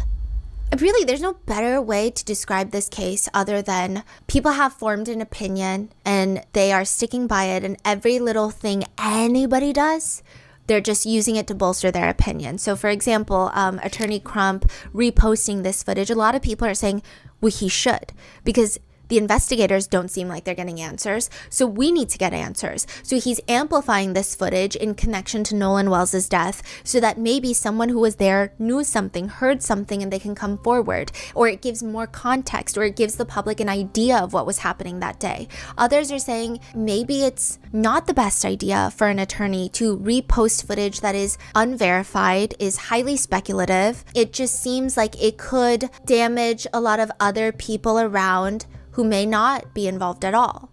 And then other people are saying, well, why do you care about who's being damaged when a young boy is dead? That's the priority. So it's a lot of back and forth. But a lot of people around Nolan Wells seems to have received death threats. Trayson says that he's been receiving death threats ever since his interviews, and he's no longer going to be talking about much of it online. Benjamin Crump, the attorney, says, it's just weird. Basically, he's saying, quote, that's what a witness told us. That's what we put out. And then another witness has come forward and said, no, that was his voice. So saying it's like Nolan's voice in the footage. And we have other witnesses who said there were other altercations. We're trying to go through it all. We have audio people doing it, but we know certain people said it was him, and there were certain people who said it was not him. So it's tricky, it's messy. It's likely further traumatizing Nolan's family, who just want answers. Then a new video starts circulating by way of TMZ, and they state this is a video of Nolan around 2 p.m. that day. He's seen on the back of a boat, shirtless. A few things to note from this video: the boat is anchored pretty deep, so I guess it would be kind of tricky to get your phone, but I would still probably get a wet bag or hold it above my head while I'm waddling ashore. But that's just me, because I'm so attached to my phone when it comes to like just being able to even call 911. I would just want my phone. But that's my personal feeling. I'm not saying that's what happened. That's not what people are focused on, though. Some people are focused on the fact that he's shirtless. It was reported that he was found fully clothed. Now, that report has been more or less debated. See, it's like everything is debated. We don't even know if he was found fully clothed or just with his swim trunks, okay? But that initial discrepancy started causing a lot of stir online again. Because he's in the video 2 p.m. shirtless, but then some reports were saying he was found fully clothed. So he went back to the boat to get a shirt, but he didn't go back to the boat to get his phone. People are saying it's weird. None of this makes sense. Now, I will clarify again, another official with the group that found Nolan clarified with media that he was not found fully clothed, that he was found only wearing swim trunks. So I don't know where that even came. When we observed him from the air, yeah, he was face down and he was wearing swim trunks and only swim trunks. I think that the term fully clothed just got taken out of context. Because we don't have answers, there are just theories circulating online. Let's break down some of those theories. The first theory is that the original boat friends, that they don't make sense. The family says that they went through the phone's location history and they think that some of the information is just not adding up with what people have been telling them happened that day. Also, there doesn't appear to be any Snapchat activity for the 24 hours prior to Nolan going missing. So all day of July 4th, there's no Snapchat activity. No saved Snapchat photos from 4th of July. They think it's weird because Nolan loves taking pictures. That's what the family is saying. So now he just decides that he's not going to take his phone with him, but also that he's not going to do anything on his phone all day. No saved photos. Nothing. Nolan's mom states on Good Morning America, we went into his Snapchat, he had 2 accounts, absolutely nothing. It wasn't even 24 hours, which is how long videos and pictures stay in on Snapchat. And I was just like, that can't be. I've seen Nolan. Whenever he snaps, when he goes and he's having fun, he does videos. There was absolutely nothing. No saved videos. And even my sister was like, yeah, that's suspicious. Again, we don't know if anything was deleted or if this was a setting on Nolan's phone or if it was deleted purposefully. But if it was deleted purposefully, I would say that would mean that someone would have to answer to why they would do that. The family want to have their own experts examine the device first before handing it over to law enforcement, which is an understandable measure. The biggest concern, however, is the chain of custody issues and somehow causing the phone to be inadmissible evidence in court. Not that I'm saying that there's going to be a trial, but Benjamin Crump has come out to state, we also agreed that we would have a mutual inspection of the cell phone with our experts and the police's experts. So everybody will be able to see at the same time what the cell phone has. Another part that's interesting is that the family say the location data just doesn't add up with some of the things that people have said that day. I don't know. They haven't really gone in depth specifically about what's not making sense. However, I think it will be interesting for authorities to subpoena cell tower data or data from phone carriers, because I think if it could possibly show if his movement was tracking moving around on the island versus staying stationary on the boat. Those are different, and just based off other cases, that seems like a possible thing that they could do. Or another possibility is they could potentially track when phones were last unlocked, used, you know. That was my question. So if they are able to get to that, that would be a huge break in the case, I think, or at least the right step in the direction of what type of investigation this case is. One thing that gets a lot of people is, really, would he just leave his phone? That doesn't make sense. Some locals and some of Nolan's friends have come forward to say that it's actually the norm to leave your phone on the boat when you go to Horn Island. I will note that the water is probably more waist deep, if not a little bit deeper from the videos that I could see of people anchoring the boats. So it's not a situation where you're going to be fully submerged. I imagine people are holding drinks in one hand. Maybe they're holding their phone. I don't know. But others have said, no, you go to Horn Island, you leave your phone on the boat. It's not that it's deep, but the water is murky. And they're saying, like, you're dropping your phone into seawater, you're not getting your phone back. It's not going to be okay. Also, who are you talking to? All your friends are on Horn Island. There's some reports that Nolan and many others were drinking on the island, so maybe Nolan was so drunk that he didn't really even think about or care for his phone. But then that's also questionable, why his friends would leave him when he's that intoxicated. Which is less about criminal liability, perhaps, and more so a point about morals. But again, that's just my opinion, which that doesn't mean that Nolan was indeed intoxicated. There are no toxicology reports that have come back. That doesn't mean he was visibly intoxicated that a friend would notice, or that the friends did notice and didn't say anything. I'm just saying the theory, if true, opens up a whole new set of doors to a whole new set of problems. But even the original reasoning for his phone not being on his person doesn't make sense to Nolan's family and friends. They say, I don't know any 18-year-old, if you go with their story, that he said he was going to stay behind. I'm going to leave my cell phone behind. It's just not adding up. One of his close friends starts telling CNN, I don't think Nolan would say, bro, I'm staying with this girl on the island. Y'all go ahead and go back. I've never known Nolan to stay back. Watch his friends leave. He's always been the guy where if he rode with you, he's going to come back with you. And another thing that's odd about it is, if Katie did say that the last time she spoke to Nolan was when the guys were yelling at her to get on the boat, it's kind of weird because he stayed back to talk to this girl and then they don't talk again. Yeah, that doesn't make sense. Like, if he stayed back to talk to this girl and then the girl is like, yeah, I didn't see him after he told his friends he was going to stay back to talk to me, and then we just stopped talking. Like, is that what we are to believe? Right. Is that what that's insinuating? I don't know, because I don't have the full statement. I don't even know if these are verified statements. Now, another theory from then is that maybe something could have happened on the island. If someone was already getting into altercations, because that video, the friend was like, oh, that's not Nolan, that's me. So he's saying a stranger was getting up in his face. Oh, so there are other conflicts. Yeah, maybe there was some sort of conflict with somebody else. It's not out of the realm of possibility that someone out there was looking to start picking a fight and decided to pick on Nolan for no reason, whether it be race or anything else. It could be anything at that point, right? I do feel like with this theory, the one thing that's confusing me is witnesses have been coming forward. I don't know if they have, I can't imagine someone wanting to shield some random drunk belligerent guy picking a fight with Nolan if Nolan ends up missing and deceased. I feel like that would be a very quick lead that would occur very soon in the investigation. Or at least we'd see some activity there. Maybe someone would report, my friend was questioned by the police about Nolan Wells' death, or like a friend of a friend I know was questioned. Then another thing is, Attorney Crump stated pretty early on that Katie had said that she saw Nolan get on a boat and leave. Now, I don't know where this statement is from. Attorney Crump later clarified that that statement was not made to him.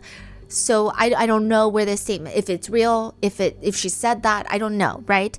But then another thing is, how do we know which boat she's referring to if her statement is real? So everyone's pointing the finger at the original 3 boat friends that came to the island with him, but what if he got on a boat back with other people? And then, of course, there is the theory online that this was indeed just a tragic accident. People say the currents are bad. One person from the United Cajun Navy that was involved in the search for Nolan says the water goes from 2 to 3 feet to 20 feet real quick. That area full of rip currents really strong right there. Goes from 2 to 3 foot to 20 feet pretty much within a couple steps. The National VP of the Cajun Navy, the team that found Nolan's body, states, there's no evidence to suggest that he was dumped on an island and left for dead. The working theory is that he drowned. His body washed right back to where he was last seen. That tells me he didn't go that far out. The wind, the drift patterns tell a story. I'm not a medical professional. I'm not a professional investigator. I'm a search and rescue guy. As of right now, the investigation is ongoing, but it's still very complicated. Again, there's so much mistrust. Jackson County Sheriff's Office issued a public request asking anyone who had been on Horn Island that day to provide any photographs, videos, witness accounts.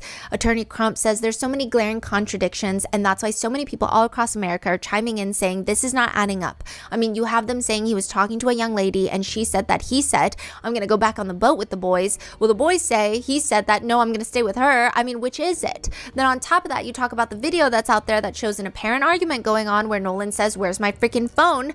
What are you freaking doing? And then his phone turns up missing. And then some people are saying there's just a lot of complicated things that are getting messier with all the voices that are getting involved with this case. For example, there was this whole ordeal with a pool photo that was posted. So July 5th, someone in Nolan's friend group posted a photo online of a bunch of people in a pool, and Nolan was one of those individuals in the pool.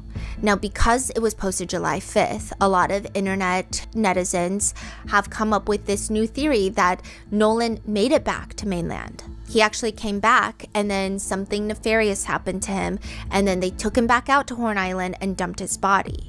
What's the context behind that photo? It's just post. I like think an old photo post? No, I think okay, so that photo is actually from June 27th. And I think that individual was probably just posting a bunch of photos. Maybe they hadn't realized that someone in the photo had gone missing, and that just the timing, right? Rolling Stone did a whole look into the metadata for it, and that photo was indeed from June, like earlier in June. Benjamin Crump had reposted that photo. Benjamin Crump was asked about that photo, and he later clarified, I didn't share the photo, I just reposted it. Well, I didn't share it, I reposted it. We're reposting everything.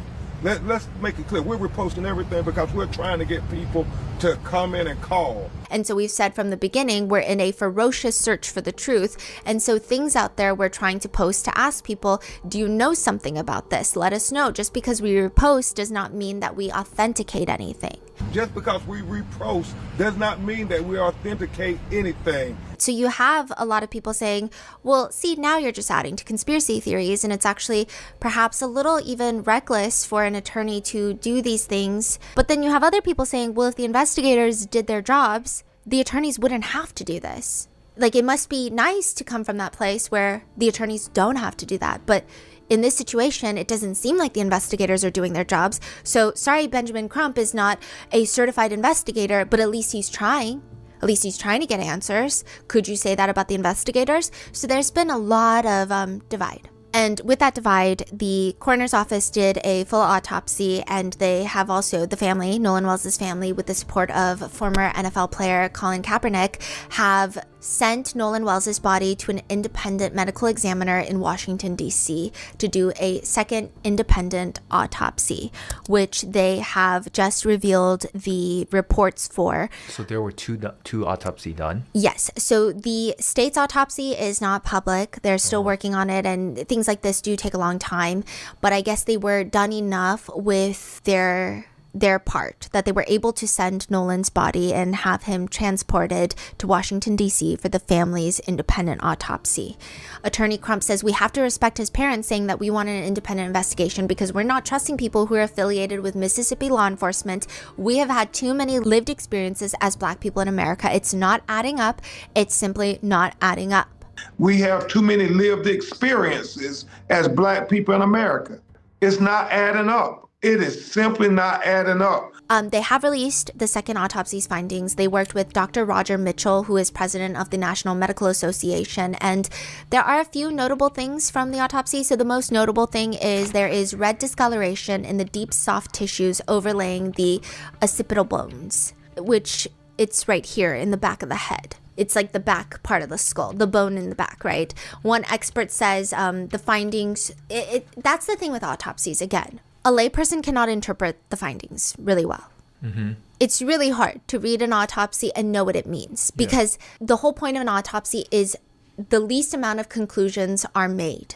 It's just fact-based confirmation of what is found. Yeah. And then all of those combined, maybe they can be a cause of death, a manner of death, but sometimes even that is hard. So the cause of death so far is non-conclusive, undetermined, as well as the manner of death. We don't know about the state case, but for the independent autopsy.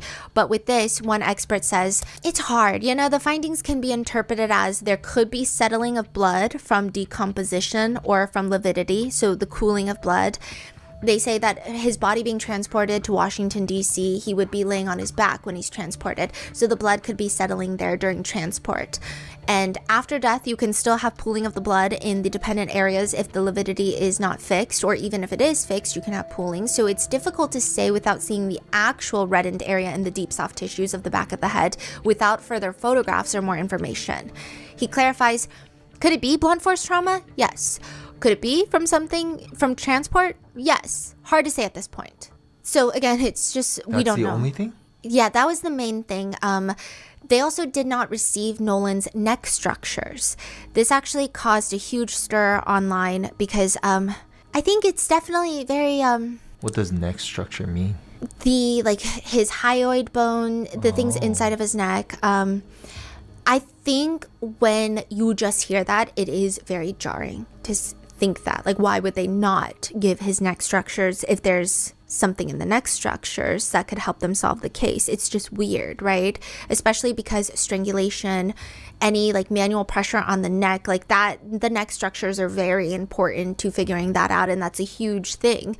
It can easily become sensationalized, but Dr. Mitchell says he's not sure why the initial pathologist kept the neck structures, but it's not uncommon to keep those body parts for additional testing if there are concerns of fractures or neck compression. So it is weird, but I guess the only silver lining of it is perhaps the coroner's office in Mississippi is trying to do a thorough due diligence, and they're doing lots of different testing to see if something happened to the neck. But because the independent autopsy could not test the neck structures, Dr. Mitchell says cannot rule out injury to the neck as a contributor or a cause of death. Another expert says this is pretty common. That's often the problem with second autopsies is structures are kept by the initial medical examiner for further testing or further evaluation. So the second autopsy is often limited by this. So the problem is the neck structures we're talking about, the hyoid bone, thyroid, cartilage, are the structures that are often involved with strangulation. They can be taken by a medical examiner, dissected, evaluated for fractures or injuries or something of that nature, but then they're kept. And they're also further evaluated by a forensic anthropologist who will look for microfractures and things like that to see if there's any trauma whatsoever. People have a lot of mixed feelings about even this autopsy. Some people, I think there's a group of people online that have been very vocal that this is just traumatizing Nolan Wells' parents. They were there when Attorney Crump had a whole autopsy presentation where I guess he was breaking down the findings. Some people didn't like that an attorney was breaking down the findings. They had rather wished that it was Dr. Mitchell so that they could give very clear, concise information to the public because, at that point, once the second autopsy results were revealed, a lot of people were running with it, just kind of more so sensationalizing, oh, they're hiding his neck. Something happened in the neck. He has all this trauma to his head, the back of the head, right? And I do think that should be further clarified and further investigated and see what really happened. However, I think to simplify it and say there was trauma to the back of the head is causing a lot more harm to the family because we just don't know how it happened. And then you have other people saying, well, they have to do this because attention is what keeps a case alive. It's what puts pressure on the investigators, and the investigators should know that everyone's got their finger on their necks, like their foot on their necks. And then you have just another group of people, which I think I tend to agree with more, is whatever the reason or the case may be, why the family and the attorney felt compelled to do this, I think that in itself is the depressing thing. We live in a world where they feel like, I don't think anyone would want to do that. I don't think any family member, parents would want their child's autopsy blown up and presented to the public and dissected bit by bit. But the fact that they're doing this before the investigators have done it is because they're just that desperate for answers. I think that's just the more depressing part. Nolan had his funeral. It was live streamed. There were lots of people in attendance. I believe Tyler Perry helped fund the funeral, pay for the funeral expenses. A lot of people, loved ones, spoke up. It's just, it's kind of sad that Nolan's entire life has almost come down to this very divisive political conversation when he just had such a bright life. Like, he did a podcast with his friends a year ago, and it's just an episode where they're talking about their current experience in college football, and it's so evident that Nolan's life was dedicated to football. He talks about how his team had faced some losses recently, and it's just, he has a very tenacious spirit. He says, I really feel the further on during the season, it's going to really just make us better as a team overall, because we've been through the adversity, we've been through the hardship. So really just stay in the course, keep going, see what makes us a better team. It really starts showing. If you want it, you've got to go get it. He's a receiver. He says his favorite part is, I really just like it's the one-on-one matchup. Scoring touchdowns, me versus you. Yeah, that's what I really like about it. One of his friends writes a tribute on Instagram in loving memory of Nolan Wells. He says that he just keeps looking back on moments that made them their whole friendship, and he says the daily grind, morning rides to school and post-practice trips home, the traditions, our weekly Zaxby's runs and celebrating every victory side by side, the joy, you hanging out at the house, filling the room with your corny jokes and unforgettable contagious laugh. You were too pure for this world. Nolan's high school football coach said he was a joy to coach. His college football coach in an interview says, I can't speak enough about the type of teammate that he was. These players here, man, all the guys are heartbroken that were here last year. In his position meetings, the wide receivers, nobody will sit in his chair. Nolan says about football, and when it gets difficult, he says, and I feel like it's just a learning curve for us, something we got to get through to get where we want to be. Really just show perseverance, hard work, and really who won at the end of the day. He always wanted to play at Mississippi State. That's where his dad played, but he's at a different college. He was at a different college, and he said that he really likes the team. He says it's like a brotherhood, school, community, classroom, everything, like just really having love for your teammates. But again, it's just it's unfortunately in this like very depressing quest for Nolan's parents to get justice, I can see how this case has bloomed into something so big. Hopefully at the end it will be for the greater good and for the positive good, but the FBI seems to be involved with assisting with forensic examinations of digital evidence investigators have collected during the investigation. The sheriff states we have interviewed approximately 60 witnesses. Again, our investigation is ongoing and active. A side note from the future, there have been a few updates that I want to go over briefly, including the new 15-page MDMR report. It doesn't really tell us much. It's not a smoking gun in any sense of the phrase. It's like if you asked your friend to borrow a book and they ripped out a random page in the book and gave it to you. You're not exactly getting answers. You're getting some context, but not really any answers. There has been new developments on the social media front of this case. In the 15-page MDMR report, a young man named Bart Edmiston Jr. was listed. He was piloting a separate boat when, according to the report, he helped the Triton, the boat with all the teens who made the sea tow call, right? That's the boat that Nolan went out on. Bart's assistance has been cited as the reason that the grandfather of the caller, the owner of the Triton, declined requests from help. Does that make sense? So the report is almost making it seem like the boy on the boat called the dispatch, was like, we need a tow. And then they put him on hold. They also called the grandfather who owns the boat. And then maybe this other boat with Bart in it was sailing on by and was like, here, let me help you. I'm right here. Right? How do they know this? Just some Bart said this is what happened? Yes. Okay.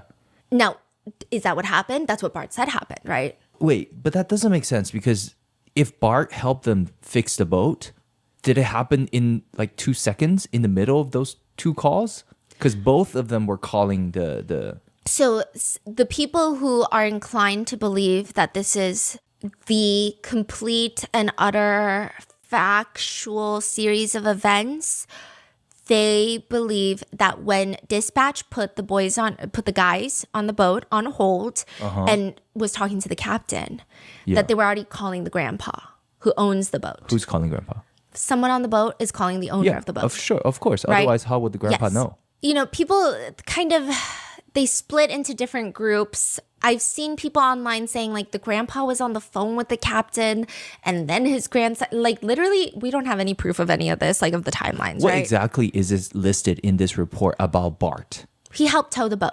To the other side? Or Enough so that the water could get out of the boat. is this did this happen before the grandpa told them not to come or after, right? It's saying that the reason the grandpa told them not to come is because Bart was going to help tow the boat. Or was going to. I Yeah, so see. maybe he just showed up and it's not like, oh, I'm actively towing the boat, but it was like, hey, I'm going to help you tow the boat. And then the grandpa was like, we don't need you guys. Who is Someone Bart? else is. A friend? Again, we don't know. Oh. Like, we don't know anything, really. That's what I'm telling you. It's like ripping a page out of a book and it's like, I don't know. And then even this, by the way, is a theory of people who believe that Nolan's death was an accidental drowning and not something nefarious. So they think the timeline adds up and they're filling in the blanks. Just like how people who don't believe it's an accidental drowning are filling in the blanks because we don't have a lot of the information that Nolan's family needs. Right. Okay. So like none of this, like I can't even tell you, like if I right. just tell you exactly what all these verified reports and these things are saying, we get like nothing. It's a whole bunch of nothing, like nothing that makes any sense. Not that stories aren't adding up, but I'm just saying nothing makes sense in terms of a full timeline. yes, a full picture of the series of events. Yes.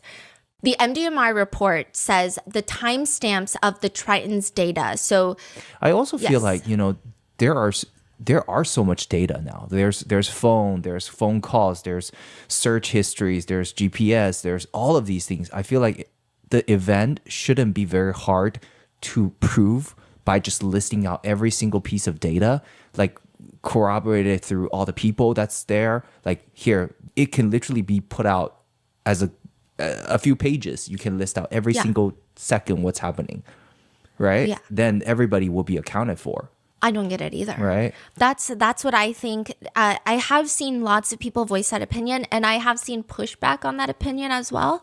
Of people saying, well, if you've never been to Horn Island, you wouldn't know that nobody brings their phone, so there's not really strong documentation. Because I guess the point that I get stuck on is like, okay, how But then has even nobody this- come out with pictures or Yeah. videos that are very clear with timestamps of where Nolan is? Like, it And then doesn't there's make even sense. Bart. You just mentioned this Bart guy, and this Bart guy should have a lot of data too. And then these data on the boat, like there's just, I feel like there's a lot of data. Yeah. Anyway, I think so too. Now, Bart, people took his name and just kind of started running with it. I will say that. It was just like a new name that showed up, and I think the internet got a little overzealous. The report, Bart's age is listed as 21, which then led a lot of netizens to accuse him of being the ones who bought all the teens alcohol. There is no evidence of this. It's only taken from the fact that he is of alcohol buying age. Other netizens have flat out accused Bart of killing Nolan because he was jealous that Nolan was speaking with Katie McCormick, the girl Katie on the island. Now, netizens even cited a high school photo of Bart posing with Katie McCormick to prove that they had a past relationship. This picture was debunked. The high schoolers in the photo in question, it is Bart, yes, but the girl was just straight up not Katie McCormick. Yeah, not only was the picture false and the relationship rumor debunked, Bart has clarified that he has never once met Katie McCormick before Nolan's death, had zero interaction with her whatsoever. After these rumors gained traction, Bart was falsely named as a suspect in Nolan's case. He falsely named in the sense of the authorities have not named him a suspect, but people online have named him a suspect. And some people have gone even as far to say the authorities have named him a suspect, which as of right now, I can't find any evidence of. So it's just, it would be considered factually incorrect, right?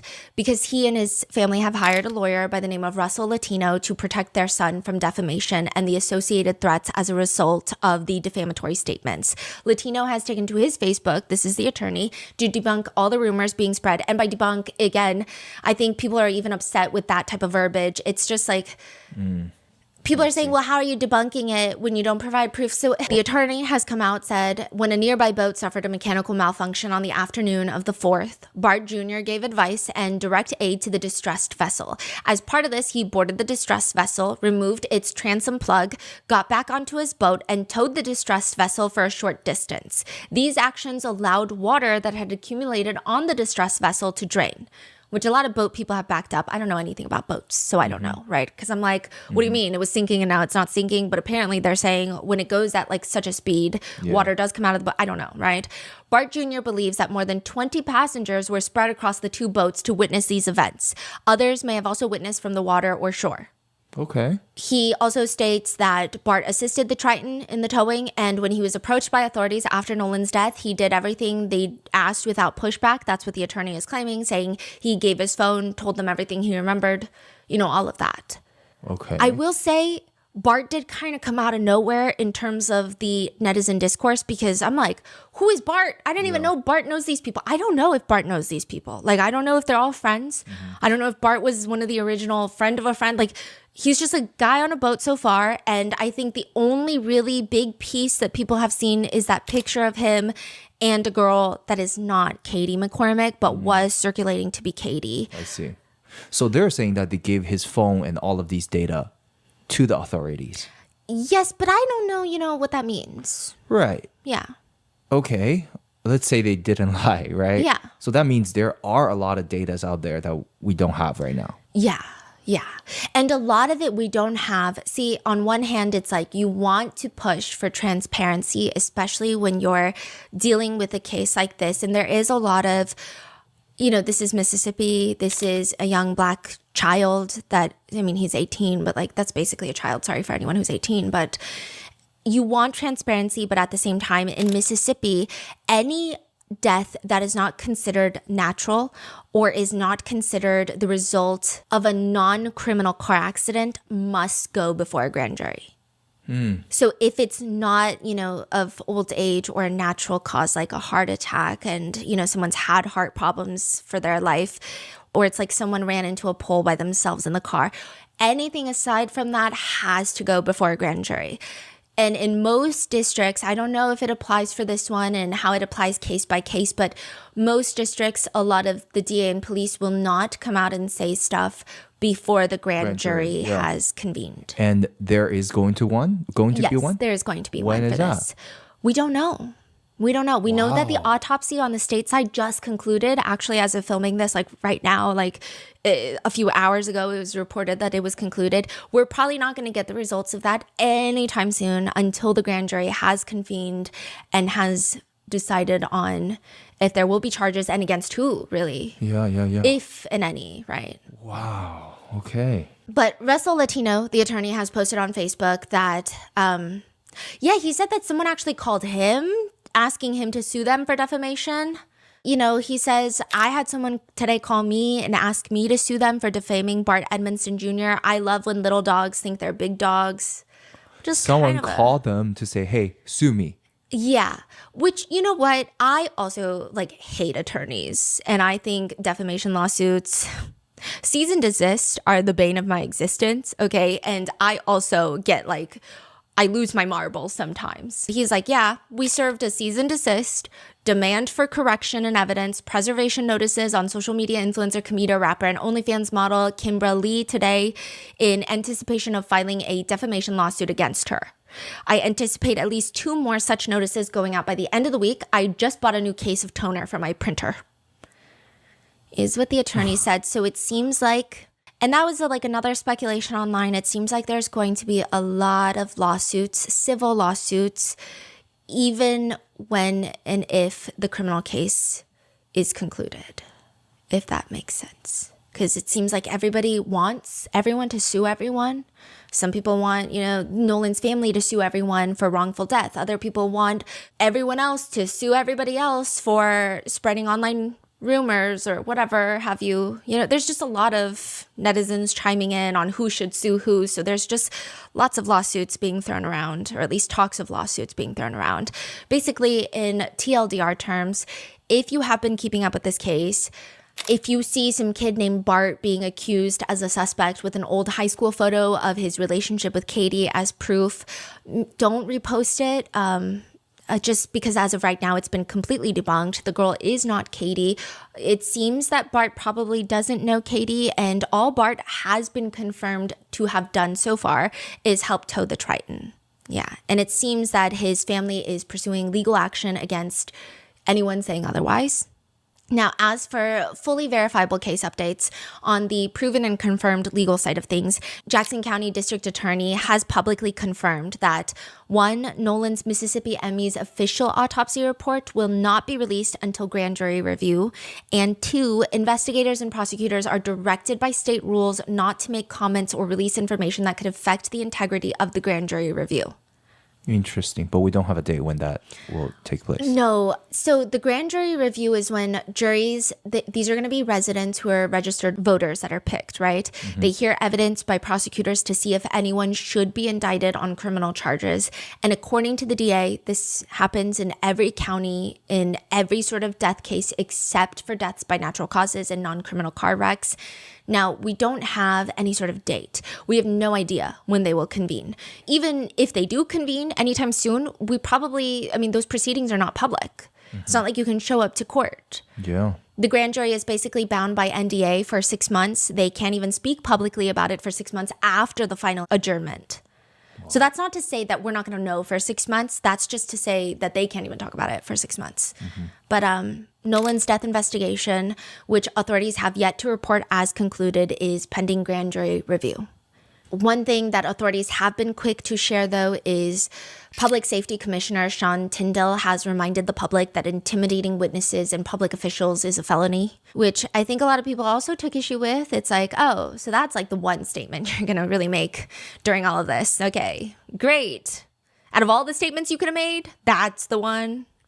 But for Nolan Wells and his family, the answers that they desperately want still remain unknown. They continue to await the results of the Mississippi Emmys autopsy. They will find out before the public, so I think they're trying to set up a meeting with the family in due time, like probably within the day or two. You'll probably get more updates if the family does speak out on it, but they have subpoenaed for the preservation of Nolan's data on his social media accounts, including Snapchat, Life360, I believe some of the other big social media platforms.